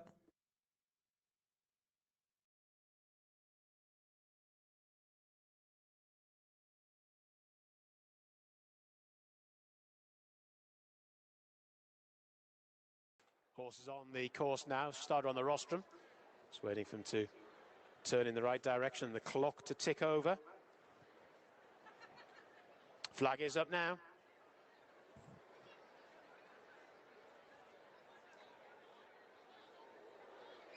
Thanks, Jess. The 2 Doha Rally just getting a little bit leery there, veering out to the left. Coming into line. Flag is down, the tape is back, and they're off and racing for the Guildhall Exeter Shop, Eat, Play, EBF Junior National Hunt Hurdle Race as they make their way towards the first. And as Doha Rally, who led, there were 1 or 2 hair-raising leaps in behind, mind. Don't Rein Me In was somewhat clumsy in middle of the pack there in the purple colours as they make their way past it as a reasonable gallop as well. So it's Doha Rally, the grey that leads to Dakota Star, who ran well at Taunton last time. Favourite Moabani is hugging the rail there in third, the white sleeves, then Longmoor. Don't Rein Me In the purple colours. Purple colours with a white cap of clear sky. Note that difference. They're followed then by Soldier in Defence, and then towards the back of the field, Tales of Gold, and right in rear is Prince Vinny, who was the best turned out. And just as I said, they were going at a decent clip. They really appear to have slowed things down and grouped up as they make their way towards the turn. So it's the grey Doha Rally, just about the leader for James Bowen. to Dakota Star. The red and white stripes sitting in second. Down on the rail in third is Moabani. Kieran Gethings riding the pretty short-priced favourite here. Then Don't Rein Me In. Around the outside there in the purple, Longmoor, one of the debutantes in the field, the yellow and green. Followed then by Clear Sky. Morgan Williams burying that one down on the rail. Then Soldier in Defence, the red and black colours. Followed then by Tales of Gold and also Prince Vinny. So they are going to be making their way down the hill very shortly. And Dakota Star has sneaked through the inside of Doha Rally to come through and take it up. Moabani, the favourite's getting a lovely trail into this, just a couple of lengths behind the leading duo and sneaking around the rail there, going the most economical route. Don't Rein Me in fourth position, followed then by Longmoor and Freddie Gingell, who's in fifth spot. That one's just taking a little bit of a hold on racecourse debut. Clear Sky's taking a bit of a pull as well, as indeed is Soldier in Defence. One or two of these possibly a little bit discombobulated by the slowed down pace.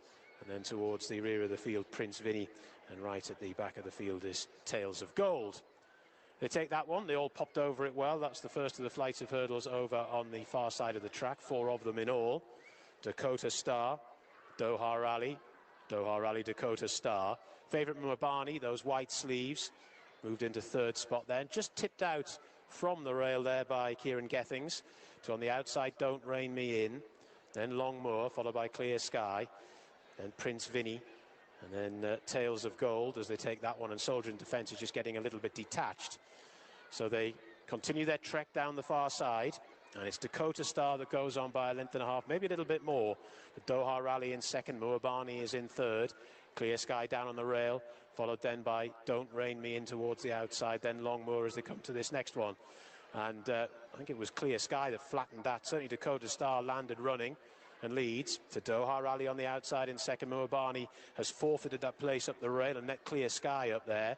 Still going rather wide, Don't Rein Me In, followed then by Longmoor and then Tales of Gold round the outside, then Prince Vinny and Soldier in Defence is at the back of the field. So they're making the turn at the top of the track, and it's Dakota Star that leads them by about 3/4 of a length. To Doha Rally in second, Don't Rein Me in third. Moabani in fourth position now, just looking for a gap or two. Kieran Gethings and asking his mount to go forward into them. Then Clear Sky right down on the rail as they begin to speed up here as they head towards the third last flight of hurdles. Moabani has cut through them to get into a prominent posse and jump that well. Dakota Star a trifle outpaced. Clear Sky is going very well down on the rail there, moving very nicely indeed, the filly, as they make their way towards the second last. Clear Sky, Moabani, these two. Dakota Star is tired now in third. Prince Vinny staying on in fourth. The rest are floundering in behind. Down towards the final flight they come. Clear Sky, Moabani, Dakota Star's back on the scene as well. Moabani, Dakota Star, Clear Sky. It was fun while it lasted, trying to stay on though, but it's Dakota Star down the centre of the track. Moabani's hanging, and Dakota Star, who was prominent, got a bit outpaced, is now finding plenty and racing up towards the line. Dakota Star downs Moabani,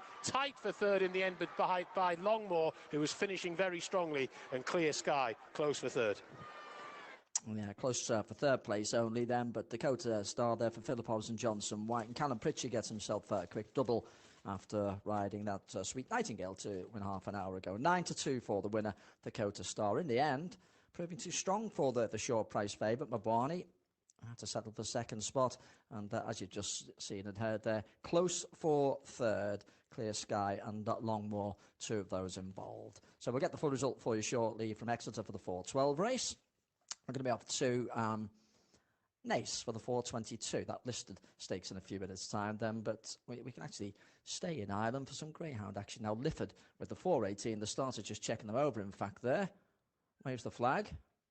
So there's on the move. 2-1, trap 5, Farris Peak for this 8-5 contest. Bunny comes round, and at Lifford they're off and away, and 6 and 3 out. Well, they dispute the lead from 5 and 2, 4 and 1. There's trouble there, and 5 was hampered, and suddenly 3 is quick and clear, and 5 got a mountain to climb. They make their way down the far side, and 3, the only one in the picture, as they make their way round towards the straight. It's so far clear, so the white jacket well on top here, and sure enough for catching. The others are coming into view. 2 emerges in second place there, try to close the gap, but 3 is home and hose. 3 the winner from the 2, and it was tight for third between 4 and 1. And unlucky there, trap 5, meeting all that trouble at the first bend. And we have got action as well from France, Auteuil and indeed Marseille taking place. So the jumps at Auteuil in the flat at Marseille. And at Marseille, you can see on Willie Bill 2 there, the runners are nearly at the start there. 5-2, Tashanka, Vazier's 3-1, and it's 5-1 and bigger for the others. Result through from Hove as well for their 4.16, where 2 beat 1 and 4 was third, 2, 1 and 4, 11-4 and 9-2. And Trap 3, as we've just seen, was a runaway winner at Lifford for the 4.18. Right, the clock is ticking round now, and coming up soon at Nace, then we've got this 4.22. This is the Voice Stakes, worth €50,000, the extended mile and the quarter. A good little field assembling for this contest. Then Shaul returns to the fray. That's been well tipped up, Johnny Mercer's charge. 154 days off the track for Shaul. Beset is a 7-2 shot for Joseph O'Brien and Declan McDonough. 7's then Iowa City. And Ribby, of course, was in winning form just a week ago, winning the Irish Lincoln, but now runs in this listed race. So some decent performers, that's for sure, at Nace for the 4.22. So as they make their way down to the start, let's cross over once again to the William Hill Racing Radio studio for a closer look. Versatile ground wise, soft yielding, anything goes on, went on heavy ground when she was trained in France. Like I said, she is weak in the market, but we'll stick with her because I think she's a filly with more to offer. And you've got to consider Ryby, the gelding who won last week's Irish Lincoln. Even though he would have a bit to find on the figures, he does have the benefit of a run under his belt, and that can count for a lot. What do you make of Tiberius Thunder in this race, Ali? I think he obviously won his debut. He's been pitched into some deep company. Obviously, he's changed yard technically, but he hasn't. I think he's an interesting horse going forward this year. Could well be, yeah. I mean, he wasn't beaten far by Delacroix, was he, in the in one of the Derby trials last month, in Ballysacks, I think. Yeah, I think it was. At Leopardstown last March, yeah. And he is a horse who, I mean, he was last seen, obviously, at Saratoga under Dettori back in August. The ground would be a concern, wouldn't it? You'd have thought with him. That's the only, and he's weak in the market. But yeah, he's not raced on anything like as slow as this. But yeah, I agree. I mean, he's got an engine under the bonnet, no question. Whether he's one for another day, that's probably the case, I'd have thought. Yeah, Marcus, yes. Shoal 11-10, solid at the top of the market here. Beset, a little bit of money around for this one, 3-1. Ryby 8-1, same price. Ali's Selection, Iowa City, she's 8-1. Sunchart 10-1, dual winner of this race. Last couple heading forward here over at Nace for the listed race, where Shoal is the 11-10 market leader. Bad. The turn now, Ribby.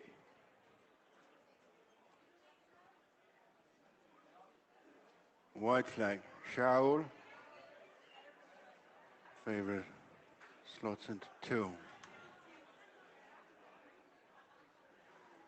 That off over a mile and a quarter. The Irish Stallion Farms EBF Duvois Stakes. It's a listed race, and it's Beset who goes on to make it from Iowa City, followed by Ribby. Turned out quickly the Lincoln winner. They're tracked by Tiberius Thunder and Limps Are Bad. Sunchart, Terra de Vega and Shaul dropped in at the tail end of the field. Inside the 9, it's Beset, leading by a length and a half. Iowa City. Just third is Ribby from Tiberius Thunder, and then Terra de Vega and Limps Are Bad alongside. And then Sunchart, winner of the last 2 runnings, was one from last. And the back marker in the stripes is Shaul. It's Beset and Declan McDonough by a little more than a length to Iowa City and Billy Lee.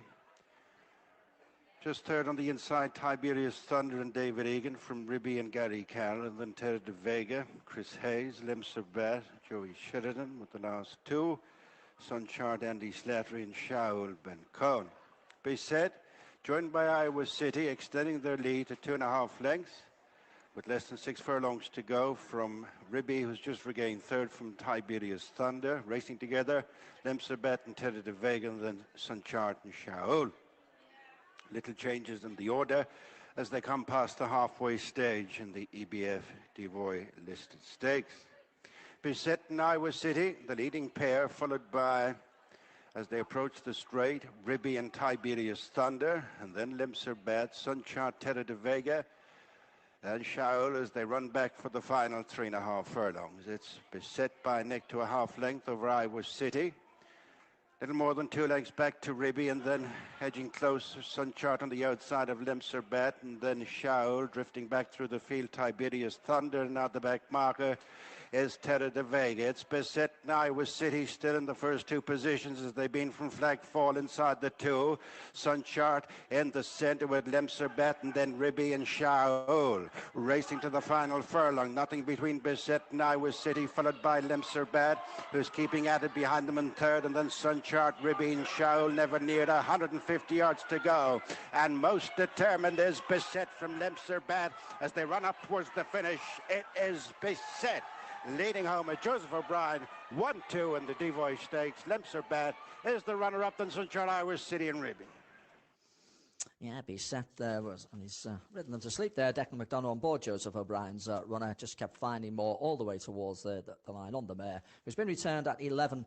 So 11-4, the winner, Beset. Full result to follow at the starting prices very shortly. Do get your football bets on. Remember the big game kicking off at 4:30, Arsenal and Man City. And remember, for you Plus card holders, both teams to score. That's in the 90 minutes. In the 90 minutes of play, instead of 4-6, you can have even money. And a reminder as well that we have got the Bet Builder offer as well. If you place at least a £10 Bet Builder at odds of 3-1 or bigger on the game via the betting terminals, well, your reward will be a £5 free Bet Builder, and that's to use on any Bet Builder market between Monday and Friday. But do check all the T's and C's for that. So teams are out on the pitch now. We're kicking off in a few minutes' time. Meanwhile, at Carlisle, the 4:27. We can see the runners down at the start now at Carlisle. Sizable field for this.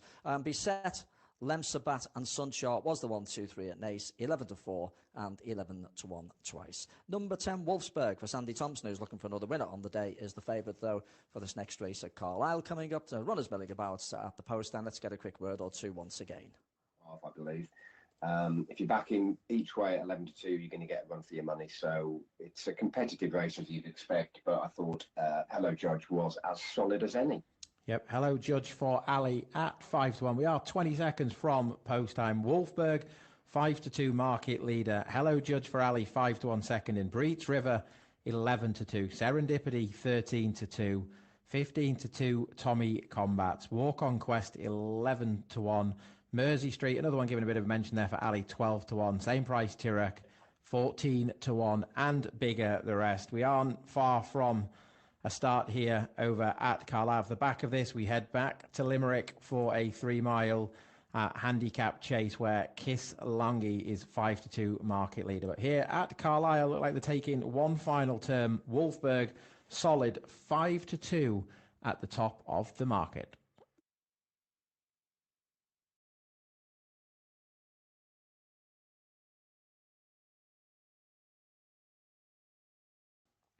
And just very quickly as well, you can see Unbelievable 2 going 3 places instead of 2 for the next Greyhound race, and that'll be a Toaster with the 4:28. So if you fancy a little each way bet there, 3 places instead of 2 at Toaster. That's for the 4:28, which is a D3 sprint, so that'll be coming up very shortly. You can follow that on Williamville 2. In the meantime, though, as Jan said, they are about to form a line at Carlisle now for the 4:27, and on the off, Wolfsburg is 11-4. Hello Judge, last year's winner, off a much higher mark this time round, though, for Hello Judge. But Danny McMenamin has been in good form in the saddle today, riding a couple of winners already, so who knows? And Breeze River is 11-2, 13-2 bar. Looks like they're just going to take another turn at Carlisle, and they walk forward. Let's go to the track. And they're off. Royal D-Side stepping away well, with also on the inside Hello Judge as they race towards the first fence. Serendipity is not too far behind them. Brage River on the outside, and they all seem to have jumped it okay. Towards the back is He's the Boy, moving on towards the second, an open ditch. And Mersey Street coming through with green and yellow colours, with Serendipity in the Royal D side in the red cap. Then Brage River and Wolfsburg. On the inside is Hello Judge. Out wide is Hawk's Eye View. Then the grey Tommy Combats as they now swing right-handed Track is in the midfield at the moment, followed by William of York and then Sean Ogue as they run on down the hill. Royal Deeside by about 2.5, 3 lengths over Mersey Street in second. In third is Wolfberg. And then Braves River to the outside in the black and white jacket. They're followed by Tommy Combats, the yellow jacketed Hawk's Eye View on the outside as they clear this one. Next is Hello Judge from Track, and then Sean Ogue, William of York in a noseband further back from He's the Boy. Then Serendipity. And Walk on Quest is the back marker and some way behind the leaders as they jump the next. All over that one, and Mersey Street and Royal Deeside. Disputing the running now from Wolfberg. And then Tommy Combats and Braves River on the outside as they near the next plain fence. Royal Deeside emerging with a narrow advantage over Mersey Street. At the back of the field, Serendipity is just pushed along.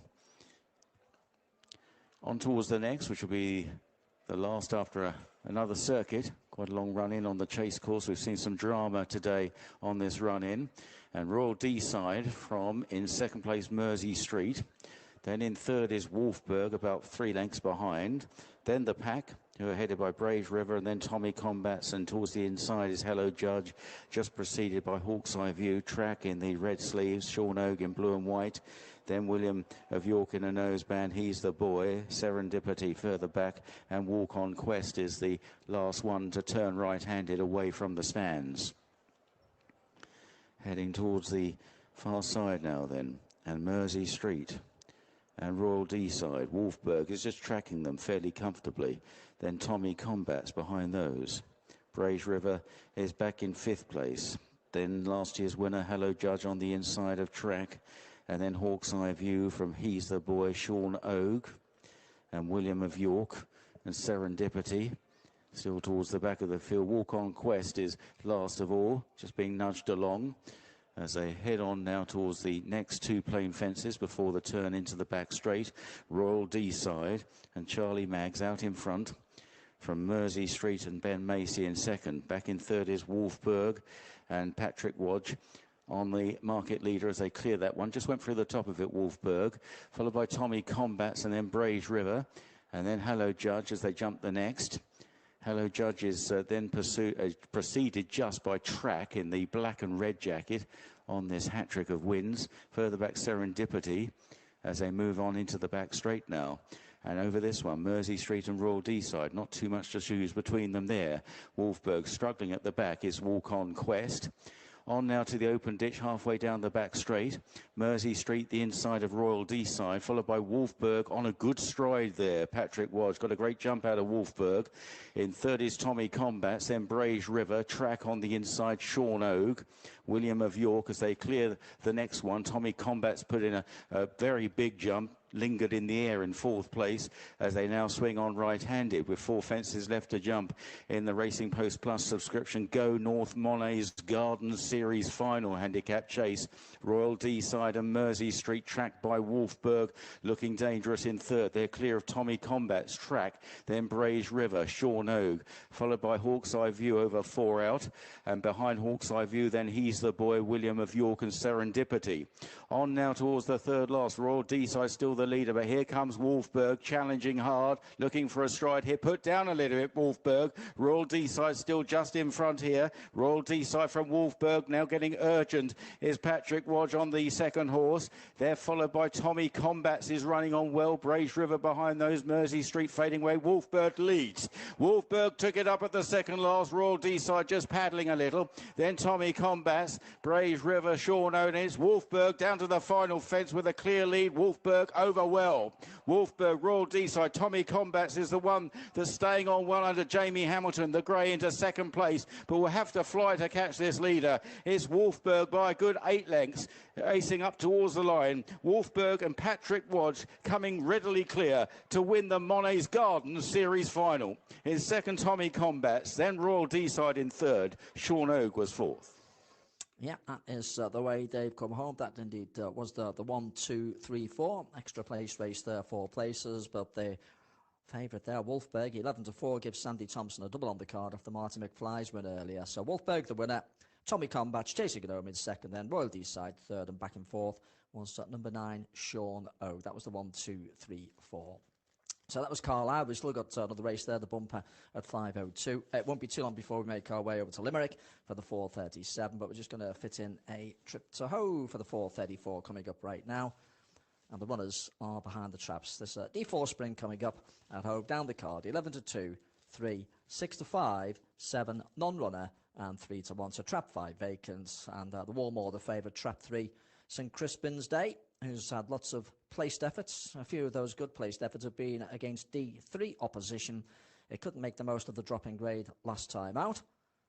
Last week, when dropped down to D4, it was odds on for that, but it didn't really get off to a good start and was balked as well.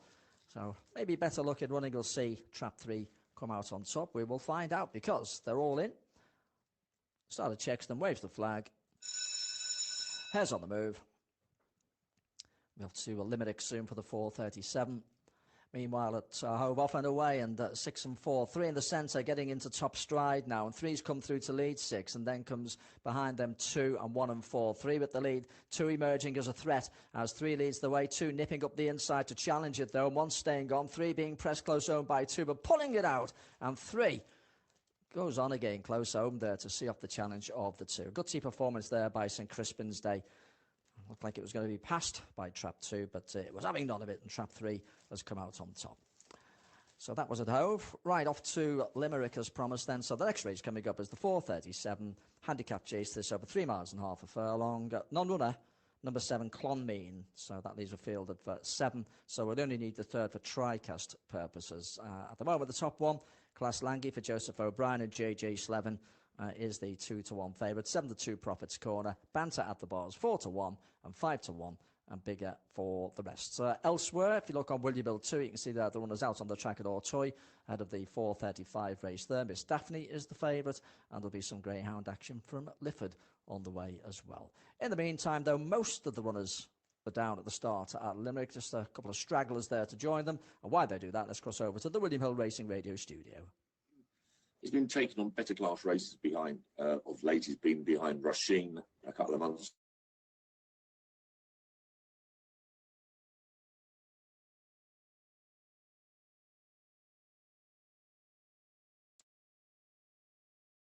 Park, I think what I mentioned at the top, but it shows that the cheap is on for the first time. Fantasy Coffin went well beaten at Limerick on Boxing Day. That was a return for the race that the horse had won the previous year, Christmas 2024. So he was seen to be all geared up and ready to go for that race. Fantasy Coffin afterwards, but back here at Limerick, a track he knows well, track that's local to the trainer. I'm going to grow in with Dream in the Park, but good little contest. You got Fancy Profits Corner. The support for Class Langy is interesting.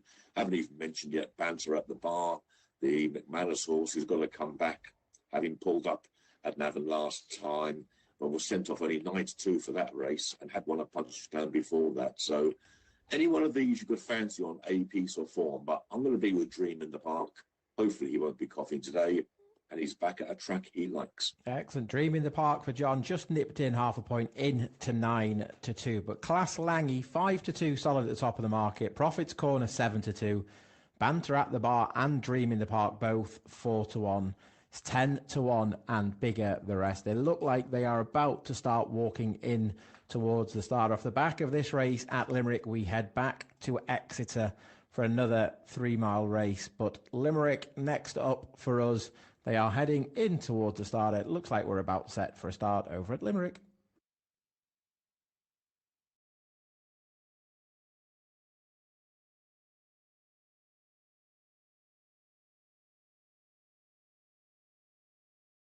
White flag now raised. Off and racing in the Join Racing TV handicap chase. As in the last event, 16 fences ahead of them as they come up the straight to the first. Sharing the early lead, Profits Corner, Class Langy out towards the inside, Dream in the Park close behind with Midweek Voices and Banter in the Bar. Favori Logique towards the inner at the back of the field, and Baldur's Gate brings up the rear as they come on to number 2. Not much to choose between the maroon and white colours of Class Langy towards the inside. Near side, Profits Corner, Midweek Voices tracks them on the inner with the orange cap. Near side, Banter in the Bar, dropping back into 5th. Dream in the Park between horses, Baldur's Gate and Favori Logique, the final pair as they head into the turn. It'll bring them away from the stands, 2 circuits ahead of them. In the Join Racing TV handicap chase, Prophet's Corner is edged on under Darragh O'Keefe, leads Class Longy on the inside, JJ Slevin, about a length and a half away to Banter at the Bar and Gavin Broder in third. The green and red of Dream in the Park, Callum Hogan between horses on the rail is Midweek Voices, and Dunamina to the outside, Baldur's Gate, Sean Flanagan. Bringing up the rear at this stage, Favori Logique and Danny Gilligan, as they head into the back straight and on towards fence number 3. The leader by about half a length, Prophet's Corner. Class Longy towards the inside, 2 lengths to the sharing third spot, Banter at the Bar. Dream in the Park, and on the inside is Midweek Voices. Close behind, Baldur's Gate towards the outer and Favori Logique as they jump the first of the fences up the back.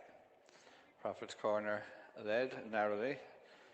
Class Longy towards the inside, a length and a half away to Midweek Voices with Banter at the Bar. They go on from Dream in the Park. Baldur's Gate jumping up on the outside. Slight mistake there by Dream in the Park. Between horses at the back, Favori Logique as they go on to the next. This is the 5th, Prophet's Corner. Class Longy towards the inside, tracked by Midweek Voices and Banter at the Bar. The other trio together. Baldur's Gate the outside, Dream in the Park the inner, between them Favori Logique as they clear the next. Prophet's Corner jumped it slightly better than Class Longy on the inside, and they're tracked to the fence at the top of the track by Banter at the Bar. Midweek Voices towards the inside, and at the back, Baldur's Gate towards the outside, Dream in the Park the inner, Favori Logique with them. Driven into that 7th fence and going on a few lengths in front, Prophet's Corner. From Class Longy in second, Banter at the Bar on the outside is third. Midweek Voices keeping to the inner, with Baldur's Gate up on his outside. Favori Logique and Dream in the Park the final pair as they run downhill towards the straight. Prophet's Corner, Darragh O'Keefe by 2 lengths. Class Longy, JJ Slevin. Banter at the Bar on the outside, improving under Gavin Broder. Baldur's Gate has made headway up on the outside of the group under Sean Flanagan. Between horses, Favori Logique, Danny Gilligan. The rail is Midweek Voices, Dunamina, and a length and a half to Dream in the Park, who's dropped back to be back marker of the 7 under Callum Hogan. As they make the swing into the straight, about to pass through their starting point and heading for the 2 fences that will bring them past the stands before embarking on another circuit. In the lead, Prophet's Corner. From Banter at the Bar towards the stand side, Class Longy is towards the inner in the maroon and white, and close in behind, Baldur's Gate, Favori Logique to the inside, Midweek Voices. And just to confirm as well, after a false start, they are now off and racing at Auteuil as well. So off at Auteuil and just about to get underway on the Greyhound at Sheffield for the 4:41. But back to Limerick.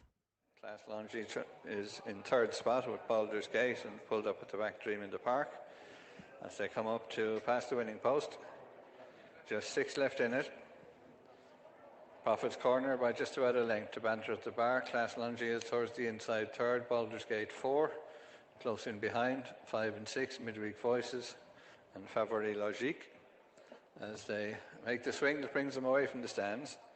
Good run to their next obstacle, the first of the fences up the far side. Prophet's Corner goes along in front, pressed by Banter at the Bar.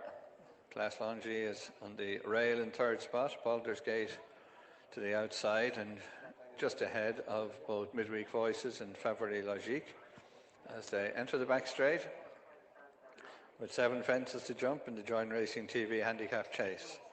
Prophet's Corner by 2.5 lengths to Banter at the Bar. Class Longy is third. Baldur's Gate close on the outside 4. Sharing the third spot now, and the other pair close in behind, Midweek Voices and Favori Logique as they come away from that one.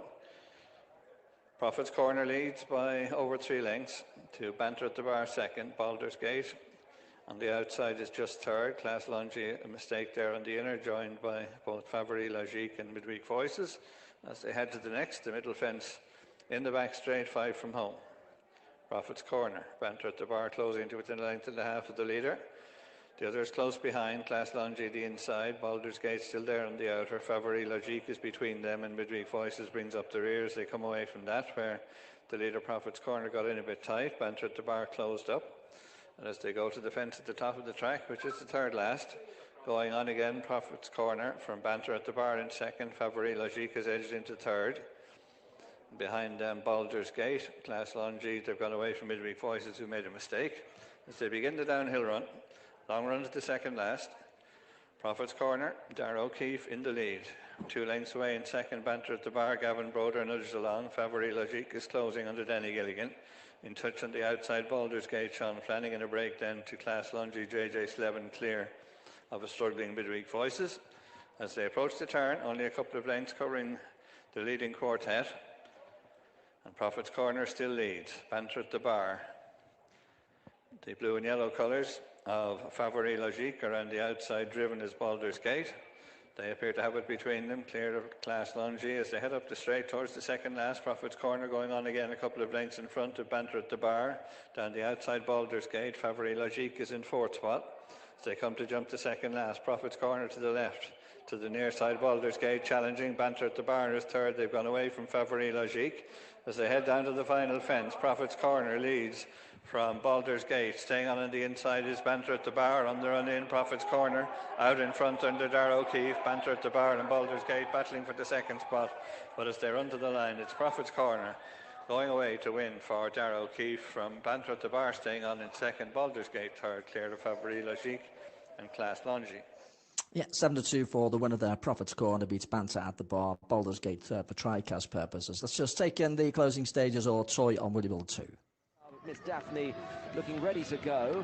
Miss Daphne shaken up, goes a length up on Misoko Star, running up towards the finish. Misoko Star is rallying gamely, but it's Miss Daphne in front. Misoko Star coming again. Miss Daphne and Misoko Star. It's a photo with coming right back Misoko Star at Miss Daphne. The pair were clear. Yeah, close finish there between the two market leaders as Misoko Star was catching Miss Daphne and joined it right on the line. So that was at Ortoy. And we're just waiting now for the full SPs to come through from Limerick after the race that we've just seen there. And in the end, they couldn't manage to reel in the horse that was in the lead there, Prophet's Corner. That was at Limerick. Exeter, 4:47, coming up shortly. A handicap hurdle over 2 miles and 7 furlongs. We've had some real long distance races today for you to try and pick the winners of. And for this 4:47, Call Me Legend at the moment is 3-1 for Philip Hobbs and Johnson White. They're double-handed. Jack Stenhouse taking the 7 off. It's 7-2 then. Got a Dream. Stratton Oakmont is 4-1. That's been well tipped up as well. The Amethyst is 4s as well. Want to stay ahead in horse racing? Join our Telegram channel. Get daily race schedules, results, and real-time market insights. We analyze price movements and focus on data, not opinions. Everything you need in one place. Find the link on screen and join now.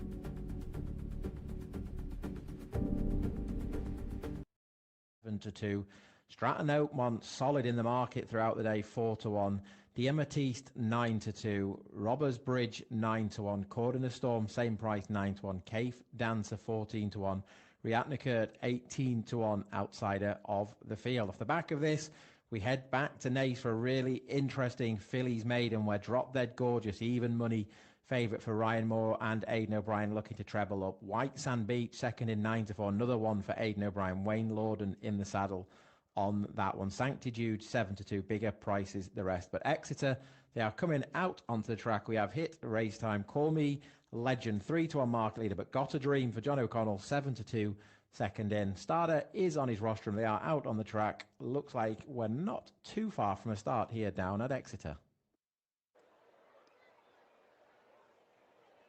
More neutral position.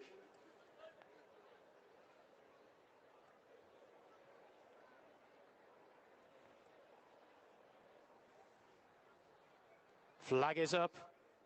Flag is down, the tape is back, and they're off and racing for the Guildhall Exeter Style, Flavour and Fun handicap hurdle over the 2 miles, 7 furlongs, 20.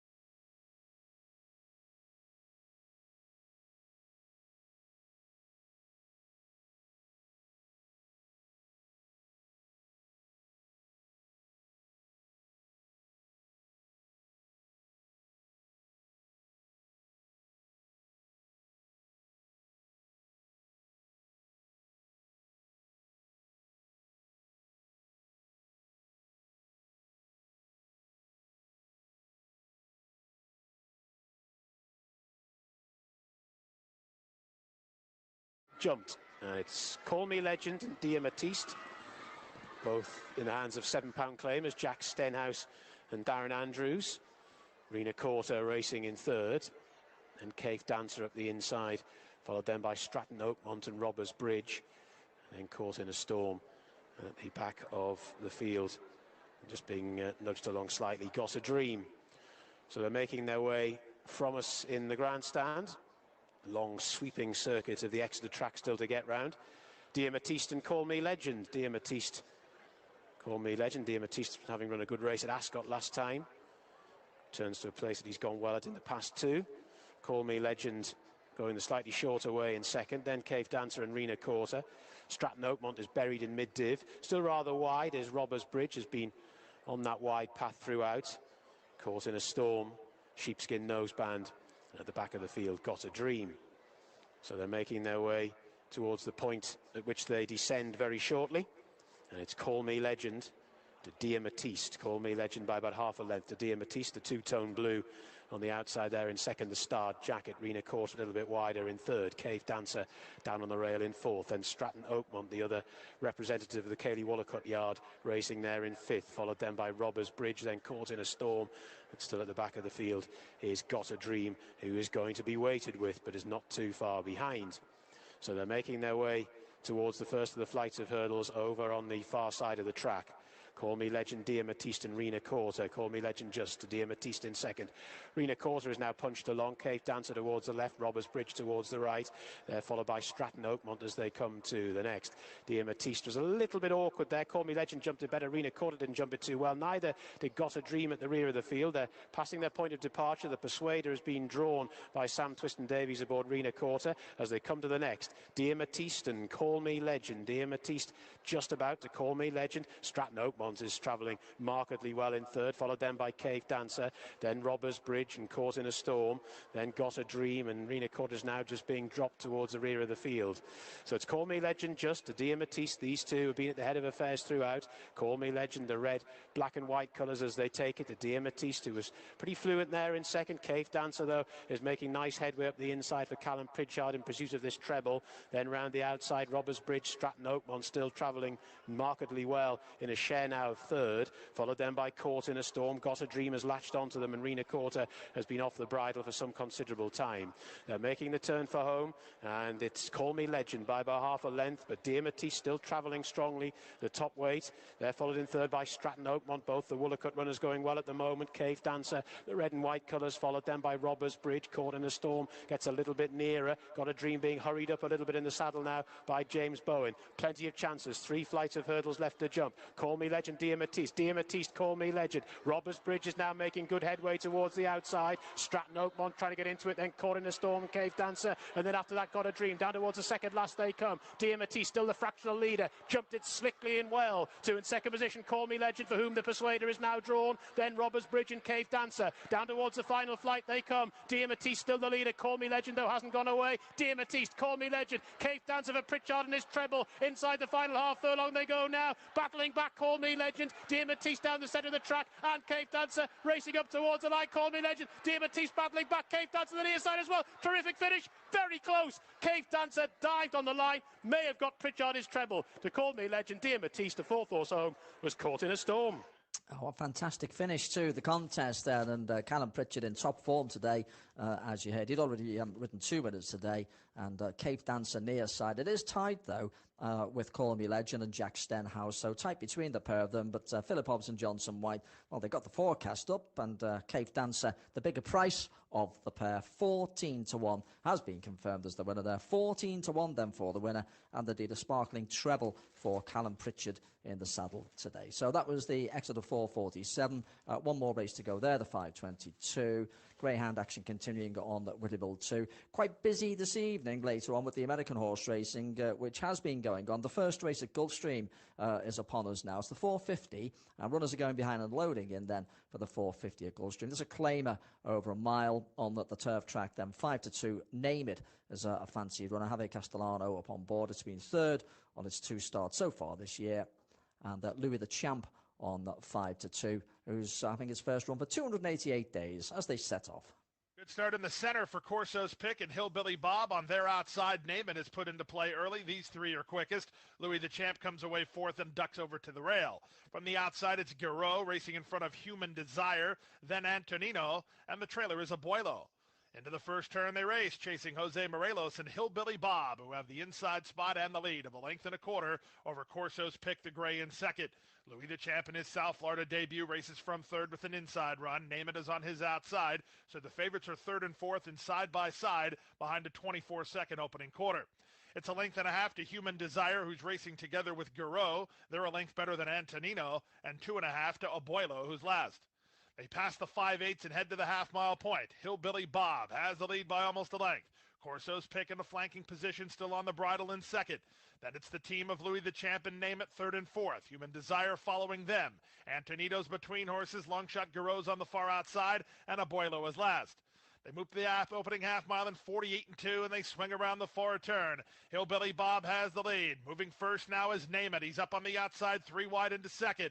Looking for a way through. Louis the Champ is at the rail into third. That's all for Corso's Pick. Human Desire stuck in traffic. They're on their way home. On the inside, Hillbilly Bob taken on for the advantage by Name It. Off cover now, Louis the Champ charging hard. Human Desire got through at the rail. 1/8 of a mile to go. Name It! Striding forward for Castellano. He's clear by 3. The battling is for second as trying to split horses. Human Desire with Hillbilly Bob and Louis the Champ. Name It in front by 3.5. Louis the Champ second. Human Desire third. Hillbilly Bob fourth in 1:36 and 3.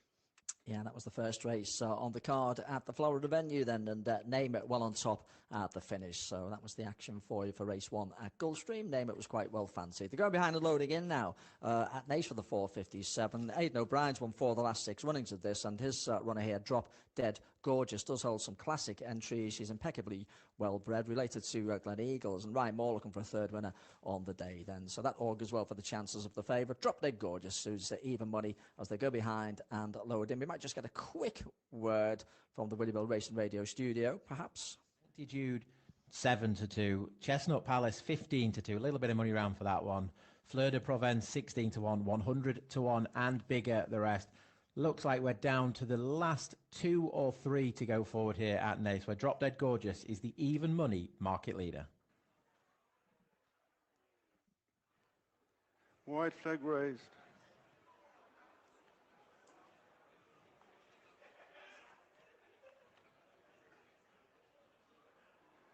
That off. Fly jump given by Sanctitude. 10 fillies over the mile. The Ace of Fables at Compass Stallions, EBF Maiden. It is White Sand Beach in the blue cap.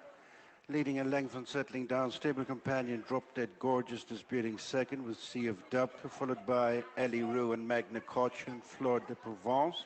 On the inside is Sophie's Gift, followed by Divine Believer and Sanctitude, and the back marker is Chestnut Palace. Well settled down now, the completion of the opening quarter.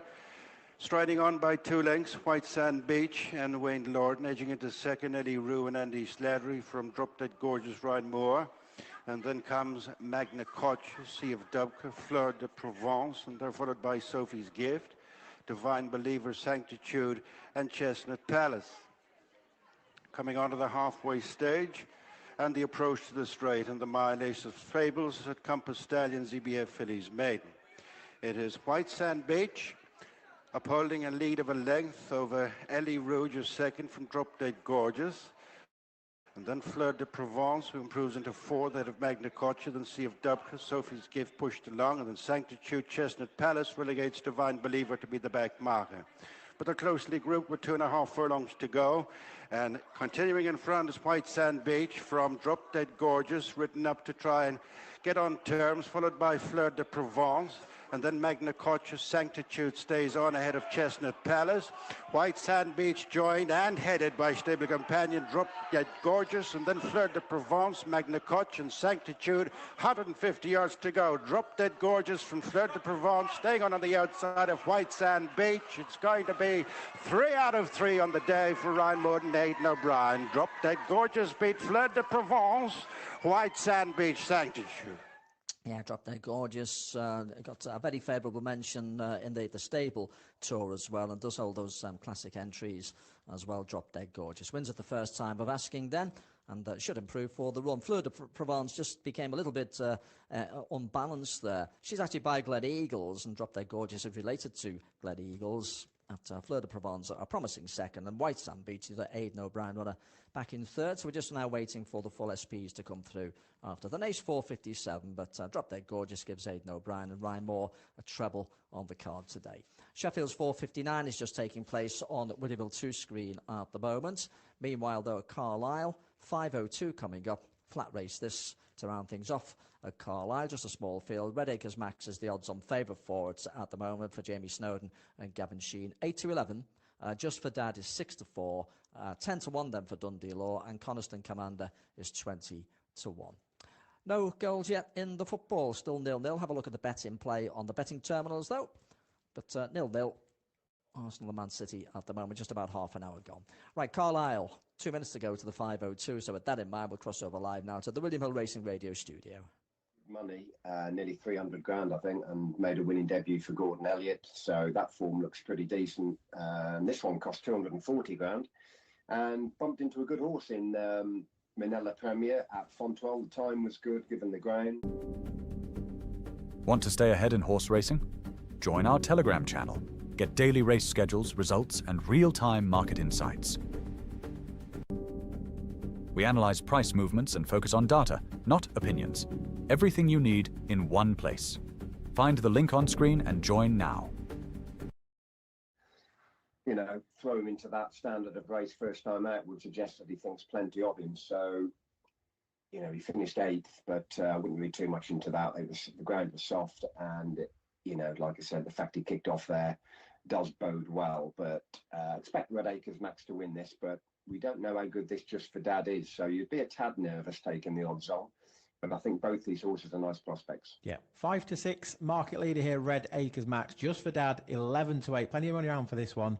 Dundee Law and Coniston Commander, both 14-1. We are just about at post time. But Red Acres Max, 5-6, market leader. Off the back of this, we head for another bumper over at Limerick, a listed bumper where Brady Hatsfield is the 6-4 market leader. But here at Carlisle, 5:02, final race there today. Red Acres Max is the 5-6 market leader as we hit post time. Looks like we're about set for a start.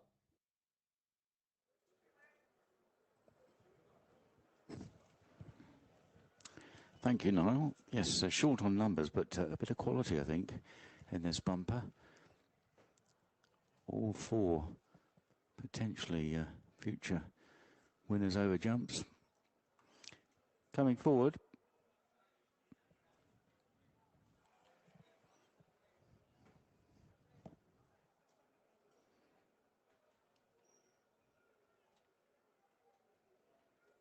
And they're off for this next meeting, Easter Saturday, 4th of April, Open National Hunt Flat Race. And the favourite Red Acres Max, just the leader early from second favourite Just for Dad. Then Dundee Law and Coniston Commander dropped in at the back of the field as they race now towards the right-hand turn, which will bring them downhill and eventually into the home straight for the first time. Just for Dad going up on the outside of Red Acres Max, and then Dundee Law and Coniston Commander. Just for Dad takes over as they approach the turn into the home straight. Just for Dad and Dylan Johnston for trainer Sam Thomas. They combined to win the first race on Rocking Man, so bidding, as we like to say, to bookend the card. Leads by 2 or 3 lengths to Red Acres Max. Second at Fontwell, form boosted. Then Dundee Law, who's out of a half-sister to the champion hurdle winner Punjabi, and Coniston Commander, who was 4th at Ayr back in November, form boosted. Looks to have plenty of scope, and bidding to give Nicky Richards his 1000th winner as a trainer. So about to pass in front of the stands, and Just for Dad out in front under Dylan Johnston from Red Acres Max and Gavin Sheehan. Dundee Law, Sean Quinlan is now the new rider on Dundee Law, replacing Craig Nichol, and Coniston Commander and Danny McMenamin at the back. Danny's had a good day, dead heat, and a nice win with Marty McFly as they turn right-handed and once again head towards where they started in the back straight. Just for Dad, a couple of lengths to Red Acres Max, Dundee Law and Coniston Commander as they begin the run downhill on this final circuit. Just for Dad, really good looking tight by Goliath de Burley. Leading the way to Red Acres Max in second. Dundee Law on the inside, Red and White Jacket and Coniston Commander. And now climbing a little bit towards the back straight. And they'll soon be swinging right-handed once again into the back. And Red Acres Max going up on the outside of Just for Dad. Not giving Just for Dad too much peace. In third is Dundee Law, and then Coniston Commander. So on they go, along the back straight, still well grouped together. Just for Dad by about half a length to Red Acres Max, Dundee Law the inside, Coniston Commander. Very close up in fourth, only about 3-4 lengths would cover the four runners. Into the right-hander, once again. Just for Dad. Red Acres Max in second. Gavin Sheehan just nudging along. A little small shake of the reins for the leader as well. Dundee Law, Coniston Commander is just woken up as well at the back as maybe the pace is lifting a bit. Just for Dad joined by Red Acres Max. Dundee Law well in touch in third. Then Coniston Commander turning now into the home straight. And Red Acres Max going up on the outside of Just for Dad, who's immediately driven along. Dundee Law third, Coniston Commander looking a little bit outpaced as they run on up the hill here. And Red Acres Max from Just for Dad with about a furlong and a half or so to go. Red Acres Max beginning to assert here over Just for Dad. Dundee Law running a big race, staying on Dooley. Looks to have a good attitude, Dundee Law. Red Acres Max, Sheehan has to get a bit serious with the leader. Dundee Law staying on down the outside, but still with 3 or 4 lengths to find as they race inside the final 100 yards. And it's Red Acres Max, Gavin Sheehan for Jamie Snowden, who goes on to win. Dundee Law, good run in second. Just for Dad third. Coniston Commander, last of the four. Yeah, Red Acres Max on its second start for the Jamie Snowden yard. Justifying favouritism there at Carlisle. 4-5 for the SP of the winner. Sheehan having little difficulty there in pulling clear in the closing stages. So Red Acres Max beats Dundee Law. That was at Carlisle in the 5:02. So that wraps things up from Carlisle today. We've still got the tail end of the action as well from the other afternoon cards. Exeter, Naas and Limerick. Got the French racing. And we've also got plenty of American horse racing for you right the way through the evening later on. Still no goals in the football. 36 minutes gone now. Don't have a look at the bet in play, though. On the betting terminals, Arsenal 0, Man City 0 at the moment. You can just see the replay there from that race at Carlisle. 4-5 favourite, as I say. The winner of the 5:02. Time is now approaching 8 minutes past 5, so we're going to be off to Limerick in a few minutes' time. Brady Hartsfeld is 15-8, Apache Peak 11-4, Cool Cafe 3-1, and bigger prices for the rest of them at Limerick as they make their way down to the start. Greyhound-wise, our next action will be Hove with the 5:12, but as I say, we'll be concentrating on Limerick by then. Right, virtual jumps from Canterbury Hills, though, first of all. 5-1 the field here. There are 16 runners, so just enough for 4 places each way. Sundance Kid 5-1, 11-2 Professor. It's 7's Dawn's Delight. Jato is 8-1, and then 9-1 are bigger for the rest of them at Canterbury Hills. Runners well on the way down to the start now, just over 30 seconds to go if you want to get involved. I'll be off to Limerick in a few minutes for the flat race there, the 5:12. But there's a jumps race coming up of a virtual nature at Canterbury Hills as the 16 runners are at the post and about to jump off. Sundance Kid then the 5-1 favourite to beat its 15 rivals at Canterbury Hills.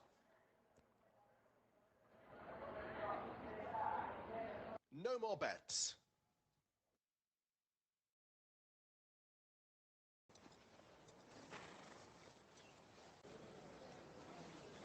They're off.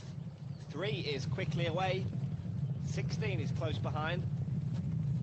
As they approach the first fence, 6 is the leader.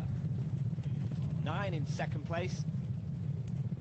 14 is the back marker. 12 is making rapid headway. 3 is challenging for the lead.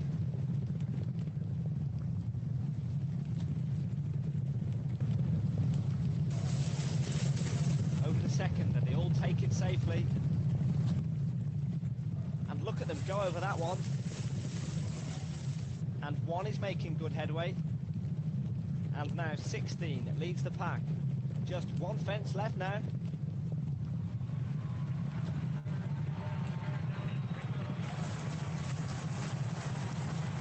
And the end of the home straight, 16 ahead. It's an incredible end to this race, and at the finish we have first, number 60, number 4 is second, number 9 is third. Yes, that was Canterbury Hills, and 16 to 1 win of Flamme d'Ombre, 11 to 2 the second, 18 to 1 the third, and Step on My Toes fourth at 11 to 1. Runners are at the post now at Limerick, though, for the 5:12, so for this 2-mile contest, listed flat race it is. As one interesting race. Brady Hartsfeld is the 9-4 favourite, but you've got the likes of Apache Peak, who's been second on all 3 starts, and the horse that beat it last time, Cool Cafe, 43 days ago, reopposes here and is a bit bigger in the betting at the moment at 100 to 30, and it's 9 to 2 and upwards for the remainder. There is a nice shot of Brady Hartsfeld, the grey, on the Patrick Mullins, with the runners down at the post at Limerick. Let's get a word or two then once again from the William Hill Racing Radio studio. A little bit of each way nibble for Alberta Rose under Alan O'Sullivan, who had the 1 run in a hurdle at Naas a couple of months ago.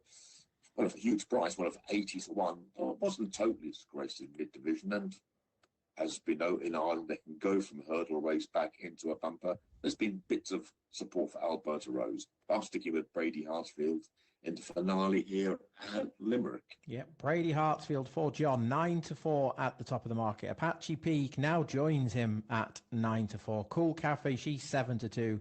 Chinnating 5 to 1. Alberta Rose just easing out a little bit now to 12 to 1. Drill Article 22 to 1. Cat of the Canals 50 to 1 outsider of the field. We're only 15 seconds or so from post time. Shouldn't be too far from the start of the back of this. We head to Exeter for another bumper. This is a point-to-point maiden bumper. Prince in the Park, 3 to 1 market leader there. Timmy 2, 4 to 1, 9 to 2, and bigger the rest. But we will get back to Exeter off the back of this Limerick race, where Brady Hartsfield and Apache Peak are 9 to 4 joint favourites. Cool Cafe 7 to 2, Chinnating 5 to 1. Looks like we're about set for a start for the finale over at Limerick. Starter has climbed his rostrum. It is post time. They are walking in towards the starter.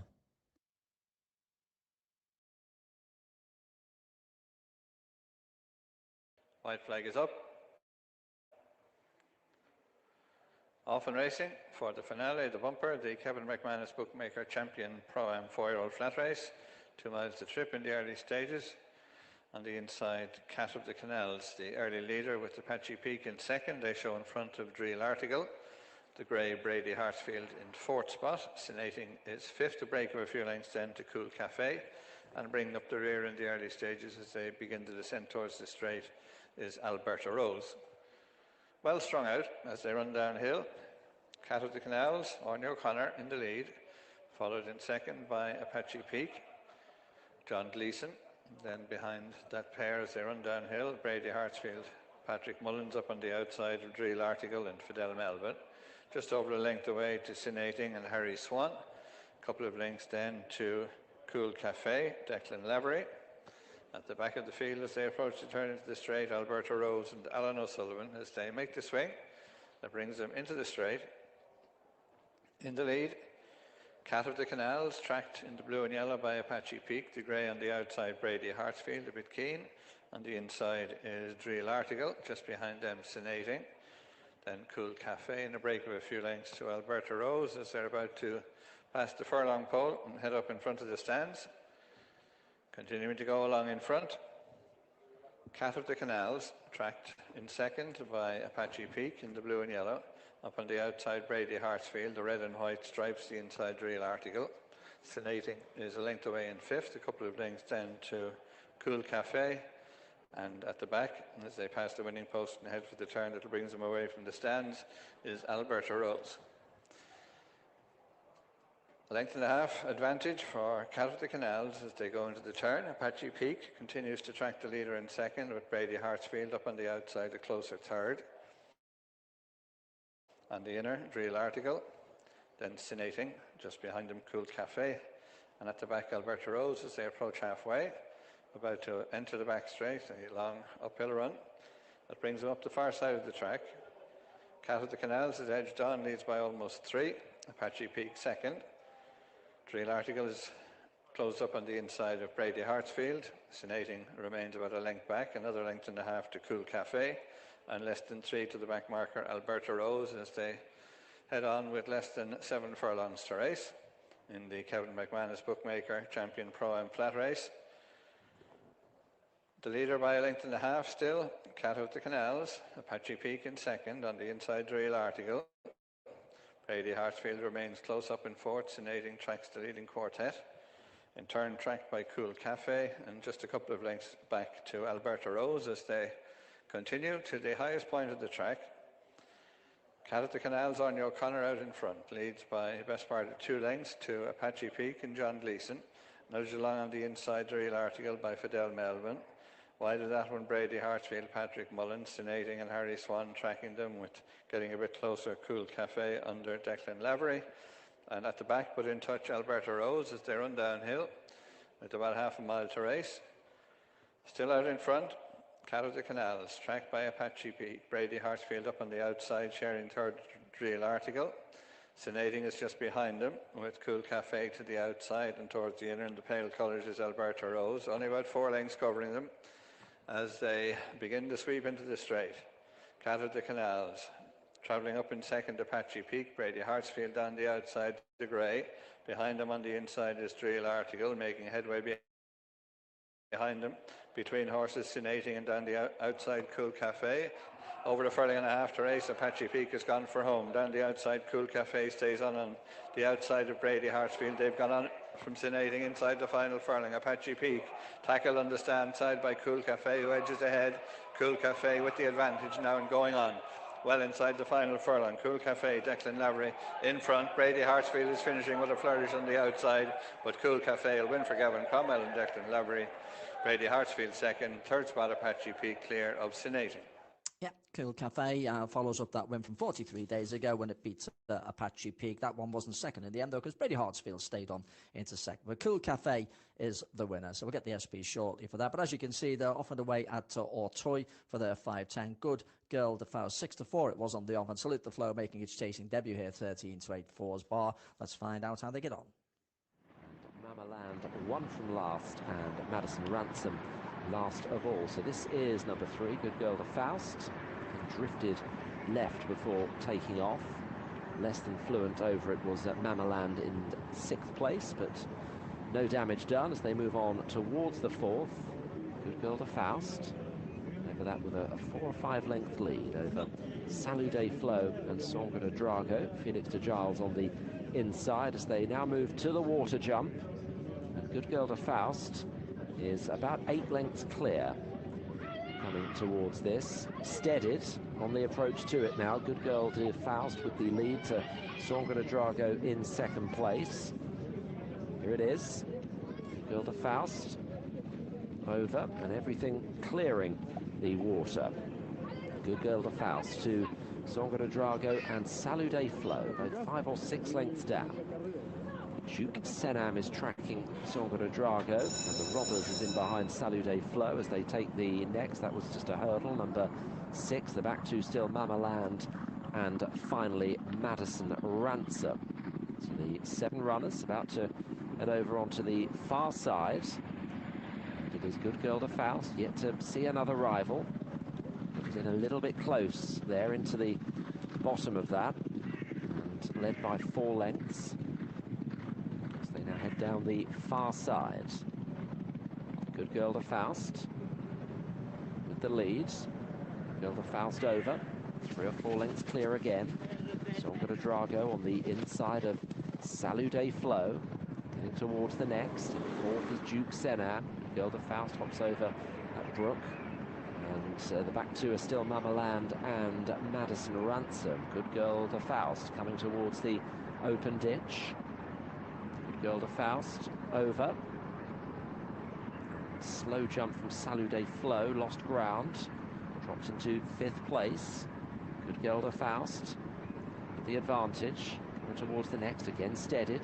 But landed 4 lengths clear of Sangre de Drago and the Robbers. More competitive now. The Robbers just about edging into 2nd.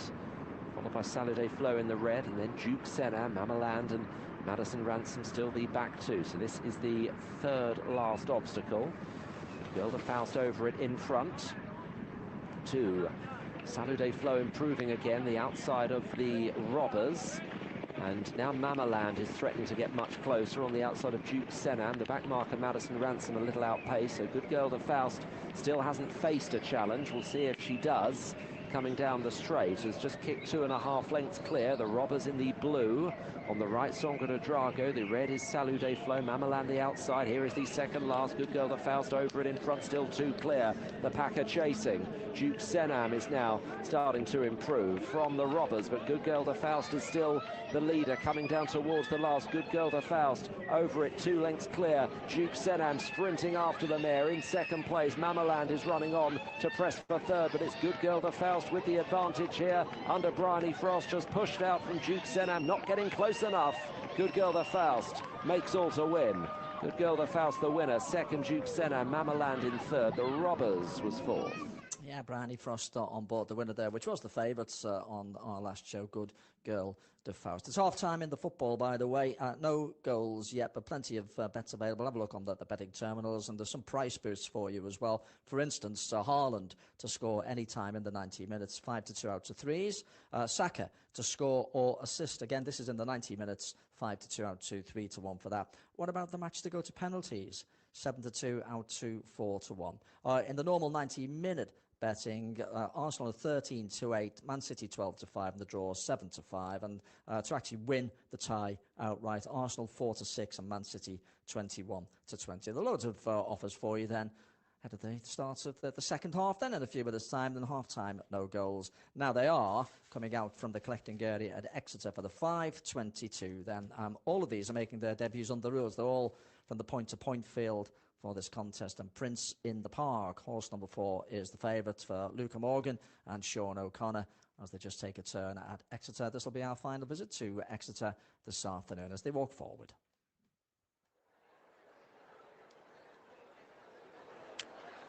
It's down, and they're off and racing for the Greendale Farm Shop point-to-point bumper maiden national hunt flat race over the 2 miles, 161 yards, and there's a moment or two where no one seemed to want to go on, and then Call Me Ken has now taken up the cudgels of front running here and has quickly gone on into the lead of 5 or 6 lengths for Caris Morris. In 2nd position, the orange and purple of Dada Vic is followed then by Just Call Me Buzz and Timmy 2, who's taking a bit of a hold. Settled nicely G Wiz in the 2-tone green, followed then by Prince in the Park in the dark and light blue colours with a splash of white on there as well. And then at the back of the field is Henrietta Redheart as they make their way from the stands, and still just under 1.75 miles left to go around this big galloping circuit here at Exeter. Call Me Ken, having got into quite a big lead, is now just coming back to the field a little bit. Out in front now only by a length or so, and taking a bit of a pull to Dada Vic in 2nd. 1 or 2 others pulling in behind. Just Call Me Buzz. Timmy 2 is pulling as well for Anna Johnston. Then G Wiz in those green colours. Prince in the Park, who's got a little bit of more point-to-point experience towards the back of the field there. Seems to have settled slightly better. And then right at the rear is Henrietta Redheart for Zach Baker, who's got plenty of experience in this particular sphere. So they're making their way down the hill very shortly. And Call Me Ken has just gone back on again by 2 to 2.5 lengths. To in 2nd position, Dada Vic. Sam Burton, who takes the £7 off. Followed then by Just Call Me Buzz and Timmy 2, the black and white. G Wiz is down on the rail. And then Prince in the Park. At the back of the field is Henrietta Redheart. So they're heading down the slope, and still leading by about 2.5 lengths is Call Me Ken, a winner at Lower Macon on only start. That was in a point-to-point bumper. Dada Vic racing in 2nd. Another previous winner in a point-to-point bumper at Lark Hill. Followed in 3rd by Just Call Me Buzz and Timmy 2. They're followed by G Wiz, and then Prince in the Park, and at the back of the field, Henrietta Redheart. So they've reached the bottom of the hill now, still quite well grouped up. It's been a bit of a sort of stoppy-starty gallop. It's Call Me Ken to Dada Vic in second. Dada Vic's now just gone on a little bit to Timmy 2, that white face, still pulling quite hard for Anna Johnston there in third. Then Just Call Me Buzz. Prince in the Park is just getting a little bit closer now. And then G Wiz, last but one, and Henrietta Redheart is going to have to pass them all. So they're trudging their way down the far side. They're going to be making the turn very shortly. Call Me Ken yet to see a rival, out in front to the tune of 2 lengths. Dada Vic in second, Just Call Me Buzz up the inside in third. Followed then in fourth position by an improving Prince in the Park. An interesting move being made by this one now. Up the inside there of Timmy 2, continues to pull, has now been forced a little wide. G Wiz down on the rail, just a little bit tapped for room. And then Henrietta Redheart still at the rear of the field. So they're turning at the top of the track, and it's Call Me Ken, who to varying degrees has been out in front the whole way. At the moment, the advantage is about 1 3/4 lengths to Just Call Me Buzz in second, still making nice headway. Prince in the Park in third, being driven along in fourth now, Just Call Me Buzz. Two-tone green jacket of G Wiz makes a little bit of headway. Then Timmy 2 just beginning to weaken after all that pulling early doors, and trying to get into this as well as Henrietta Redheart. As we come towards the business end, just over 2.5 furlongs left to go. Dada Vic now on the outside of the long-time leader, Call Me Ken. So it's Dada Vic for Sam Burton, who goes on. Call Me Ken now been relegated to second, having made that move. Prince in the Park doesn't appear to have a great deal left, trying to stay on his G Wiz, but it's Dada Vic who's just lurching towards the rail, who leads by a couple of lengths. Call Me Ken is battling on gamely in second, the rest not landing much of a blow. Dada Vic leads deep inside the final furlong, still with a 2-length advantage. Call Me Ken, though, is battling back for Caris Morris. Dada Vic, Call Me Ken, up to the line, another thrilling finish. Call Me Ken has beaten Dada Vic. Third horse home there was Henrietta Redheart, and the fourth was Timmy 2. Well, that's a really close finish then, but the commentator reckons that Call Me Ken there has got back up, but it is close enough for a photo. I mean, the slow motion does reveal that. He's probably right. Call Me Ken, the one on the far side, as Dada Vic took the lead off it, but then was caught again near the finish. So Katie Price has run a Call Me Ken, will be called the winner, and you can see the price there, 11-1 for the SP of the winner. Narrow victory, beating Dada Vic into second place. That was Exeter in the 5:22. At Gulfstream, the 5:20 has just taken place as well. The favourite one, that number 6 Fury's Charmer, just managed to hold on from number 4 It's Just a Game. That was at Gulfstream in the 5:20. We will be able to obviously concentrate more on the American horse racing throughout the evening as we reach the tail end of the UK and Irish action. We've only got one more race from Nace to bring you. This mile contest is the 5:30. There's just the small field of 3 of them. Straight up is 6-4 to give Aidan O'Brien and Ryan Moore 4-timer on the day. Hardy Warrior is 13-8. Joseph O'Brien, he's been on the score sheet earlier on today with Bisset, Declan McDonough, so they're chasing a double. That's 13-8 and 5-2 for the bottom one. Johnny Mercer's run a Take Charge Star. You couldn't rule any of them out. There's only 3 runners in it then, but a good little contest coming up to round things off at Nace today. We're just looking at the replay there from that race at Exeter from earlier on. Just waiting for the SPs to come through, actually. As I say, the commentator there certainly thought that Call Me Ken had got up at 11-1, but we're just waiting for that to be confirmed officially on screen. Right, Nace 5:30, 2 minutes to go to the off, then the 3 runners are down at the start then, and so for the final time this afternoon we can cross over live to the William Hill Racing Radio Studio. Time, but seasonal reappearance here. Hardy Warrior second in, 13-8 for Joseph O'Brien, who's had a good day across both codes this afternoon. Again, another horse who was trying his hand in group race after breaking his maiden last year. And Take Charge Star, 5-2, outsider of the 3 for Johnny Mercer, ran well in a sales race when we last saw him. Intriguing little races, Alex. Just a shame there's only the 3 runners, but straight up, I suspect the fact that Ryan and Aidan have had 3 winners this afternoon has just prompted him to be favourite here at 6-4.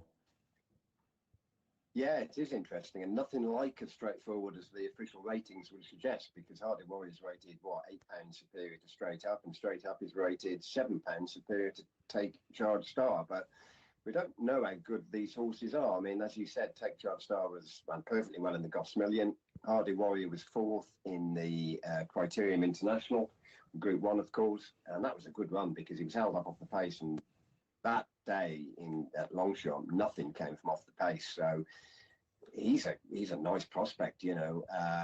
And straight up, yeah, looked good on his debut, and then ran in the Group 3 Autumn Stakes at Newmarket on very different ground. The ground was plenty of cut underfoot when he won his maiden, and then it was good to firm at Newmarket. And as we know, when it's fast ground at Newmarket, not many horses, you know, really enjoy that run into the dip and handle it particularly well. He's strong in the market. Nothing would surprise me in this race. I guess the winner's likely to come from Straight Up and Hardy Warrior, though Take Charge Star definitely has potential to do well as a 3-year-old. So it's a tight one, but I'll go with the market, and I'll slightly prefer Straight Up.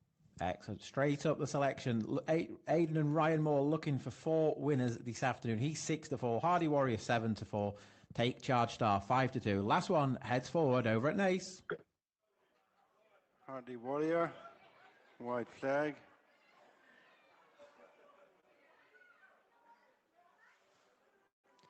About to go in between the pair, Take Charge Star. Line up.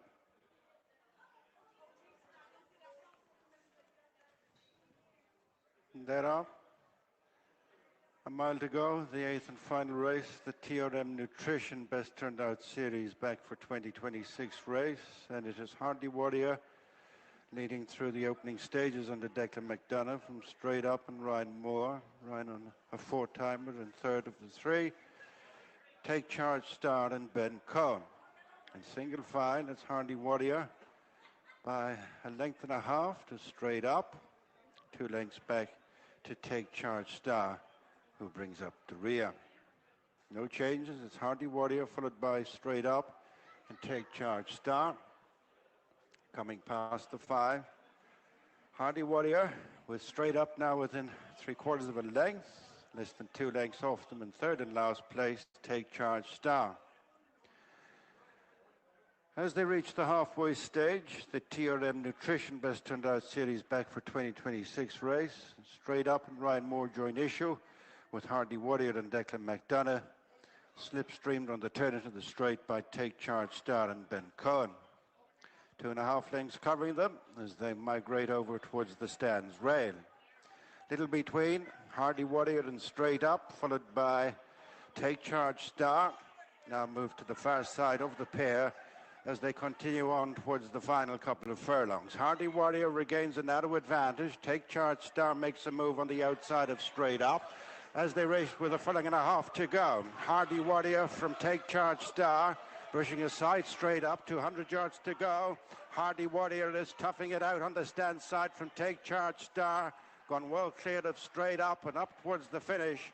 It is Hardy Warrior drawing away in the end, a second half winner for Declan McDonough and Joseph O'Brien. 2nd was Take Charge Star, 3rd Straight Up. Yeah, that's the way they've come home then. So double on the day for Joseph O'Brien and Declan McDonough, courtesy of Hardy Warrior wins the 5:30. Now they are going behind and loading in at Oaklawn on the main screen. They're already offered away on Williamville 2, though, in France at Marseille for their 5:27. So let's pick them up there. Moon and I am still standing. So Adicion, who led home 3 of these rivals last time up, had Lightiana in 2nd. Off Oaklawn. Zelzana was 3rd and Yoda was 4th in a race here not too long ago. Adicion Coralie Paco leading, coming up towards the line. They'll have a circuit to go when they get there. Lady Cozy is in 2nd. Lightiana. Yeah, so a circuit to go then in France, so we can pick them up at Oaklawn Park for the 6th furlong contest.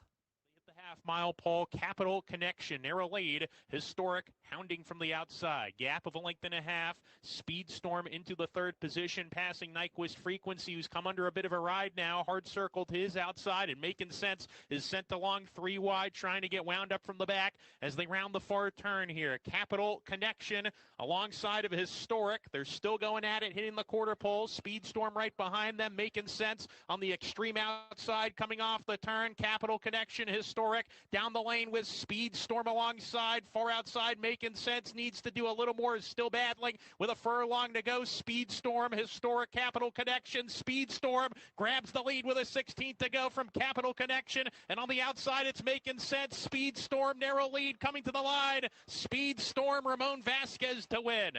Yeah, Speed Storm then wins at Oaklawn Park. Back to Marseille. The outside, or trying to. Adicion gets a reminder.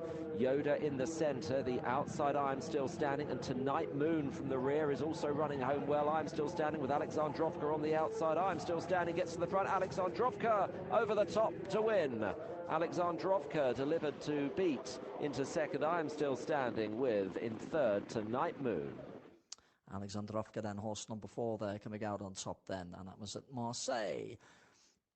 Oaklawn. Just to confirm there, Speed Storm coming out on top. That was the 5:30 race at Oaklawn. Greyhounds, plenty of action going on.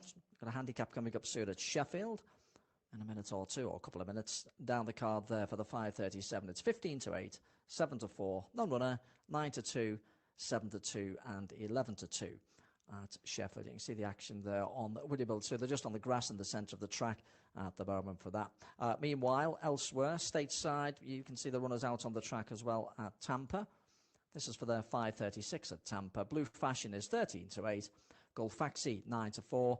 Katie King next on 5s. 11-2 then Whitson Wages, and 13-2 bigger the remaining runners. That is at Tampa. So runners on the way down to the start at Tampa for the 5:36 race on the card. But as I say, Sheffield will be coming up fairly soon as well on the Greyhound front. The 5:37 on the way. Race 11. That's a handicap coming up at Sheffield. And as mentioned, trap 3 vacant. Golfing Queen in trap 1 receives 4 metres.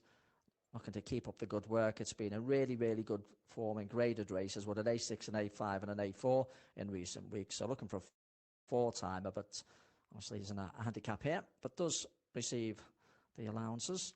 15-8 for Be My Lass, who receives 2 metres. That was beaten when just a shade odds on in an A4 last time out, beaten into second place.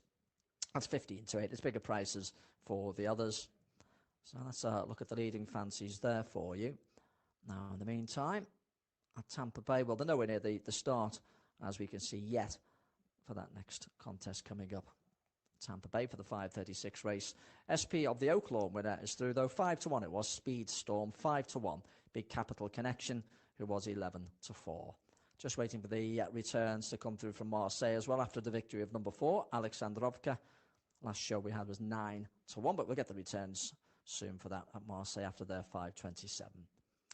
In the meantime, as I say, at Tampa, well, the runners are walking down to the start there, but nowhere near the start just yet. So Sheffield beckons because they are behind the traps at Sheffield. This for the 5:37.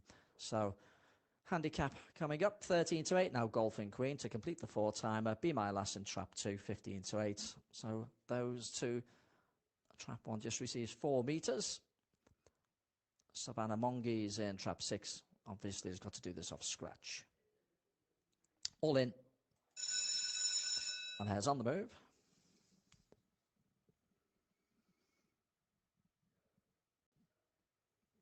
When he comes round. And a Sheffield there off and away, so away they go. And 1 from the front of the handicap leads 4 and 2, then 5 and 6 brings up the rear as they make their way down the far side now. 1 out in front, Golfing Queen leads by 2 lengths. Dusty Path, the 4 though, definitely closing the gap, and then comes 5 and 2. 1 leads, but 4 looming up to try and get past it. 1 digging deep to try and repel 4. 5 and 2 both staying on as well. 1 needs to keep going, turning into the finishing straight, and 1's got 4 breathing down his neck on this near side, up towards the line though. 1 all gutsy holds on from 4. 1 the winner, makes all there from the front of the handicap and sees off the challenge of the 4. 1 beat 4. Right, Tampa Bay.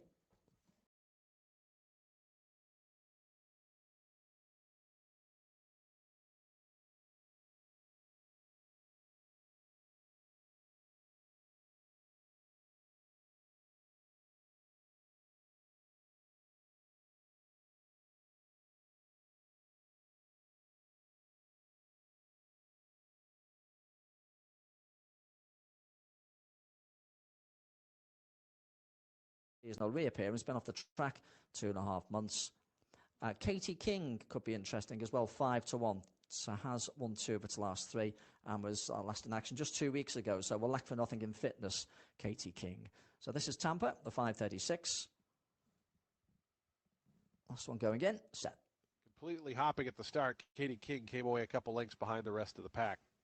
Blue Fashion goes right to the front as they sprint toward that first turn. It's Blue Fashion in front. Tita Roja moving up into the pink colors. Prayed For Girls right there is now sweeping up 4 wide. Is Wits and Wagers 5 wide for Katie King after that bad beginning. Gabriel Maldonado having Katie King all the way up on the outside and coming up after the leader, who is Blue Fashion. Blue Fashion through that first quarter mile now a half length in front of Wits and Wagers. Katie King parked on the outside. It's 2 more back to Prayed For Girl. Tita Roja second last. Go Faxi 24.56 seconds for the opening quarter miles. Blue Fashion bet down to favoritism, leads it by a neck. On the outside, Wits and Wagers pressuring that one. And behind that, a lineup of 3. Tita Roja between horses. Katie King out wide and Prayed For Girl to the inside. It's now 4.5 or 5 more back to Gulfaxi, who is at the back. They have just under a half mile left to go, and it's been Blue Fashion throughout. Wits and Wagers just a neck back, though. 48.26 seconds the opening half mile. Those 2 to the far turn. They're 2 lengths clear of Tita Roja, who's down on the inside of Katie King, who's working hard. 4 more, then back to Prayed For Girl. Gulfaxi has caught up with that rival, but still 6 off this leader up front. Blue Fashion and Samuel Marin cruise past the quarter pole, 2.5 ahead. Down at the inside, Tita Roja comes through. Out wide, Katie King between horses, Wits and Wagers. Those 3 in that second flight, chasing Blue Fashion. Blue Fashion to the top of the lane, clear by 3 lengths. Tita Roja, Prayed For Girl coming through down at the fence. Gulfaxi down the far outside trying to launch a bid. They have a final 16th to go. Blue Fashion is still there. It's Blue Fashion by 4. Long shot Prayed For Girl battling for second with Wits and Wagers and Tita Roja, but Blue Fashion wins easily. Wits and Wagers got second from Prayed For Girl, third for Tita Roja, fifth Gulfaxi. Yeah, easy win for the favourite, Tampa. That was in the third race on the card. Number 3, Blue Fashion, then having little difficulty in winning it. So that was at Tampa Bay. Runners at Aqueduct now on the track and making their way down to the start for the 5:42. That's their second race at Aqueduct this evening. Probability is the odds on favourites. It's 8 to 15 at the moment. Power Speed is 2 to 1. Classic Commander 9s. Mo Curls is 22 to 1. And Baby Meanie on 40 to 1. Number 2 doesn't go Stanicki.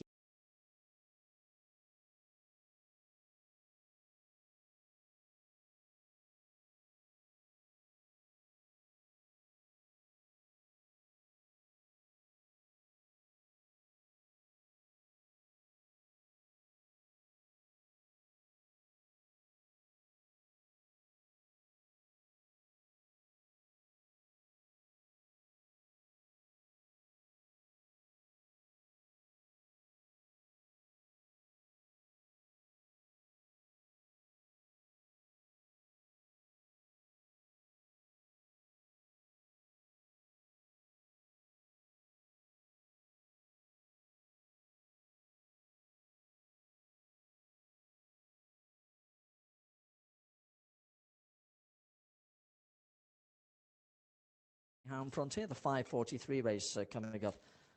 Toaster down the card, 17 to 2, 130, 9 to 4, and 5 to 6. Traps 5 and 6, both vacants.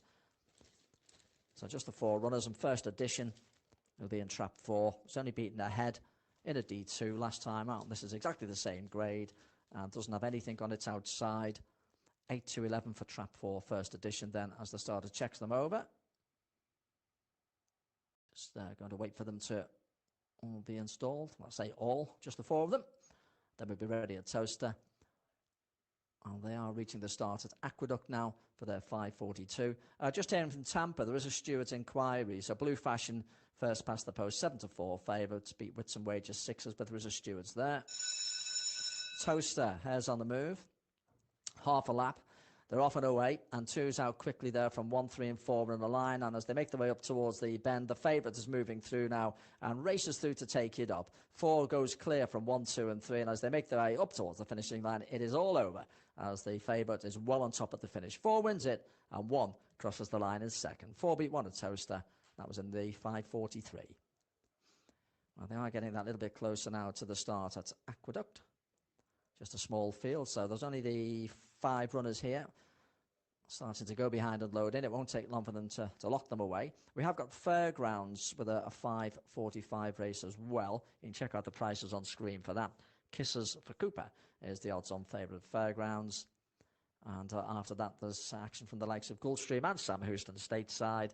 And still the French racing as well. Marseille's next will be at 6:02. So The British and the Irish racing might have all finished for the day, but there's no shortage of action. But at Aqueduct, this is where we're off to next then. So they're going behind the load again at Aqueduct. Last call for bets, I would say. If you're thinking of getting involved, a mile ahead of them. Probability, the odds on favourite then. 4-7 on the off, and Power Speed 7-4. Those two against the field then at Aqueduct. I think there's just one more left to go in. That'll be Power Speed into stall number 6 to complete the lineup. Is it all set?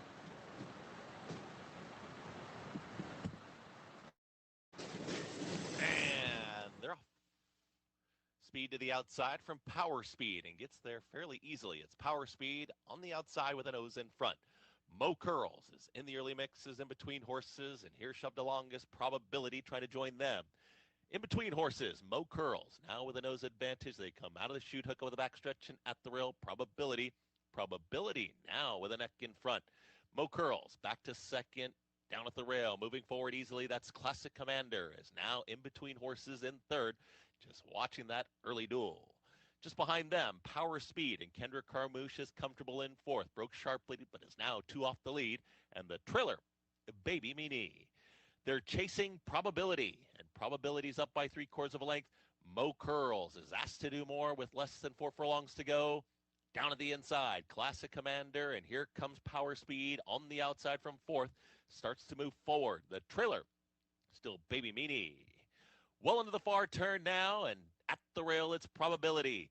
Probability in front, and Mo Curls is all in. Has been under a heavy ride throughout, but does start to make up some ground. And here's Mo Curls to the outside of Probability as they're still 1-2, and they reach the top of the stretch. Power Speed's got to pick it up from there. Probability just can't shake loose from the long shot in Mo Curls. Now Probability starts to open up, and now is up by 3, almost 4 widening lengths. Probability has a 16th left to go. Had to fight to get it, but Probability. Jimmy Rodriguez, early double. Probability wins it, then came Mo Curls. Power Speed looked to hang on to third over Classic Commander in 1:38.20 seconds. Yeah, well, that was the 5:42 then from Accurate. Meanwhile, Lifford there approaching the home turn, and 1 and 6 go on from 2, and 6 trying to lay it down to 1. They go to the line. That's its photo, 6 and 1, with 2 back in third place for sure. Action upcoming from Fairgrounds. The next race there is the 5:45. Runners aren't too far away from a start. And Kisses for Cooper is 2-5. 4 non-runners in this one. Last runner has gone in at Fairgrounds. Stand by for a start.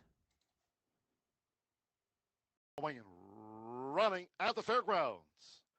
Crafts Palace with Kisses for Cooper in the black cap. Cause We Can, Dewey Soldier, and Coach's Memory has dropped back to fifth.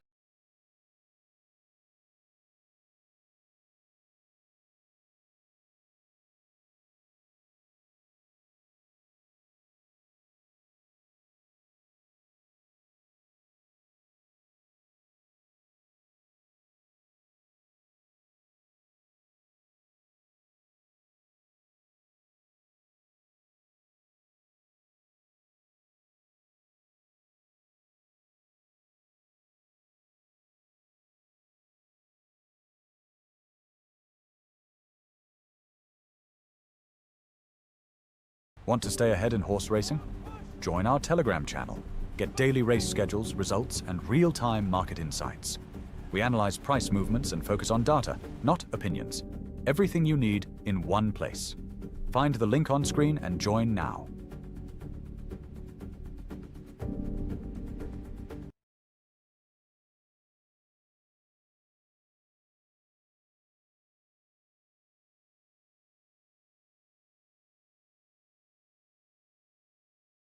As these maiden fillies straighten for the short stretch. Crafts Palace has led them a long way, 3/4. 1:16.50 seconds. Axel Concepcion calling out Crafts Palace of the outside Cause We Can. And Kisses for Cooper. She scooted through down to the final 16th with Sophia Vives. Cause We Can. Kisses for Cooper inside Cause We Can. Cause We Can has won it by 3/4 length to Kisses for Cooper. Crafts Palace was third, and then Coach's Memory and Dewey Soldier was last of the 5 home. Second favourite has won it at Fairgrounds. That is Cause We Can. They're going in at Hove. No more bets, please, for 49s. And Manchester City have taken the lead in the League Cup final after 59 minutes. It's Arsenal 0, Man City 1. Let's go to Hove. We'll get the hair in motion here for the 5:49. No more bets on the 49s. We'll join that call in just a moment. Here's the runners at Hove. They're away. 4 and 2. Best out as they charge to the first turn with 6 trying to find a position, but just interfering with the 1. 3 is at the rear of the field. Down the far side they go at Hove for race 12. And the favourite Droopy Softy at the moment is 5 lengths clear. 2 leads the 6 and 4. Then we've got the 1 back in 4th place as they head now towards home. 3 is a long way detached, but it's Trap 2 who will score in fairly convincing fashion. 2, 4 and 1. 2, 4 and 1 is how they finish. Now the next race from Star Pilo is the 5:51. That is upcoming. We'll just take in a couple of the last numbers to be drawn in the 49. You just see number 6 has been drawn there. Let's get some more from HQ. Purple number 6. 5th one is yellow. Yellow number 39. We complete the main draw with orange number 45. Time for a booster. The loading Star Pilo 5:51. Sunday tea time 49s we boost with brown 33. There we are. So that was the tea time 49s draw. Star Pilo clearly didn't get the memo that they could do with waiting for 30 seconds. They are now actually all ready to go by the look of it. So stand by for a start. And the hare is on the move.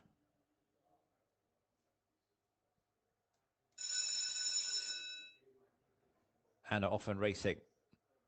Go 1 and 4 start brightly, and 6 is pacing up down the outside into the first bend, and 4 lead round from 6. 1's got a good sit on the inside in second. 3's at the back with 2, but it's Trap 4 shows up. Mag Star switching up in distance.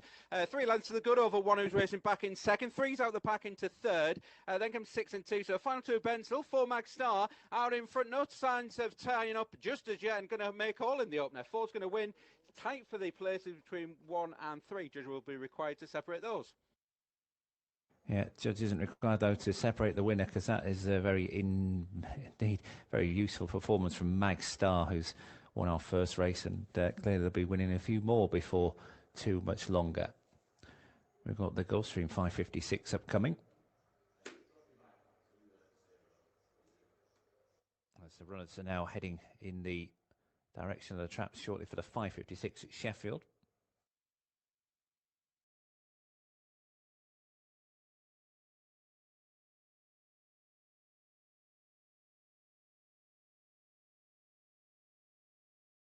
So O'Reilly scores the first goal of the game for Man City.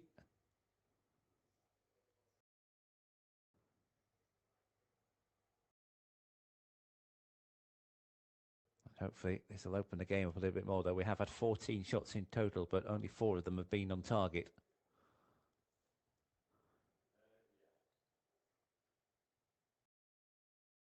Four lots of 49s draws tomorrow. If you weren't aware, we have now got the brunch draw. That is now at 11:49. Lunches at 12:49. Drive draw at 4:49. And tea time draw in its traditional slot of 5:49. Oh, and Manchester City have scored again. And to be honest, that was quite embarrassing.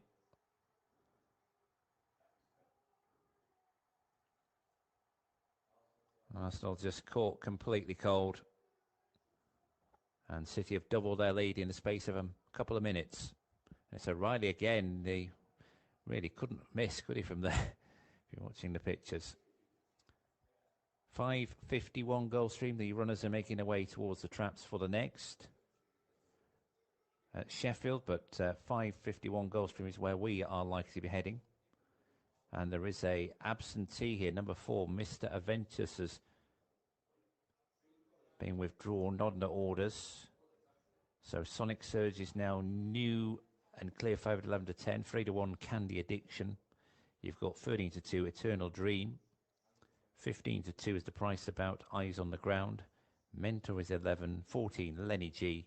And I Walk the Night is 22 to 1.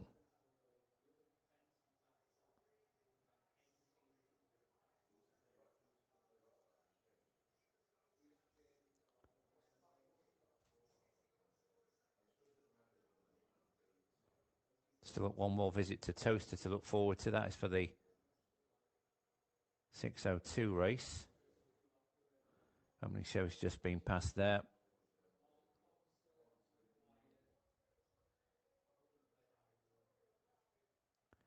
Gulfstream, they're now going in.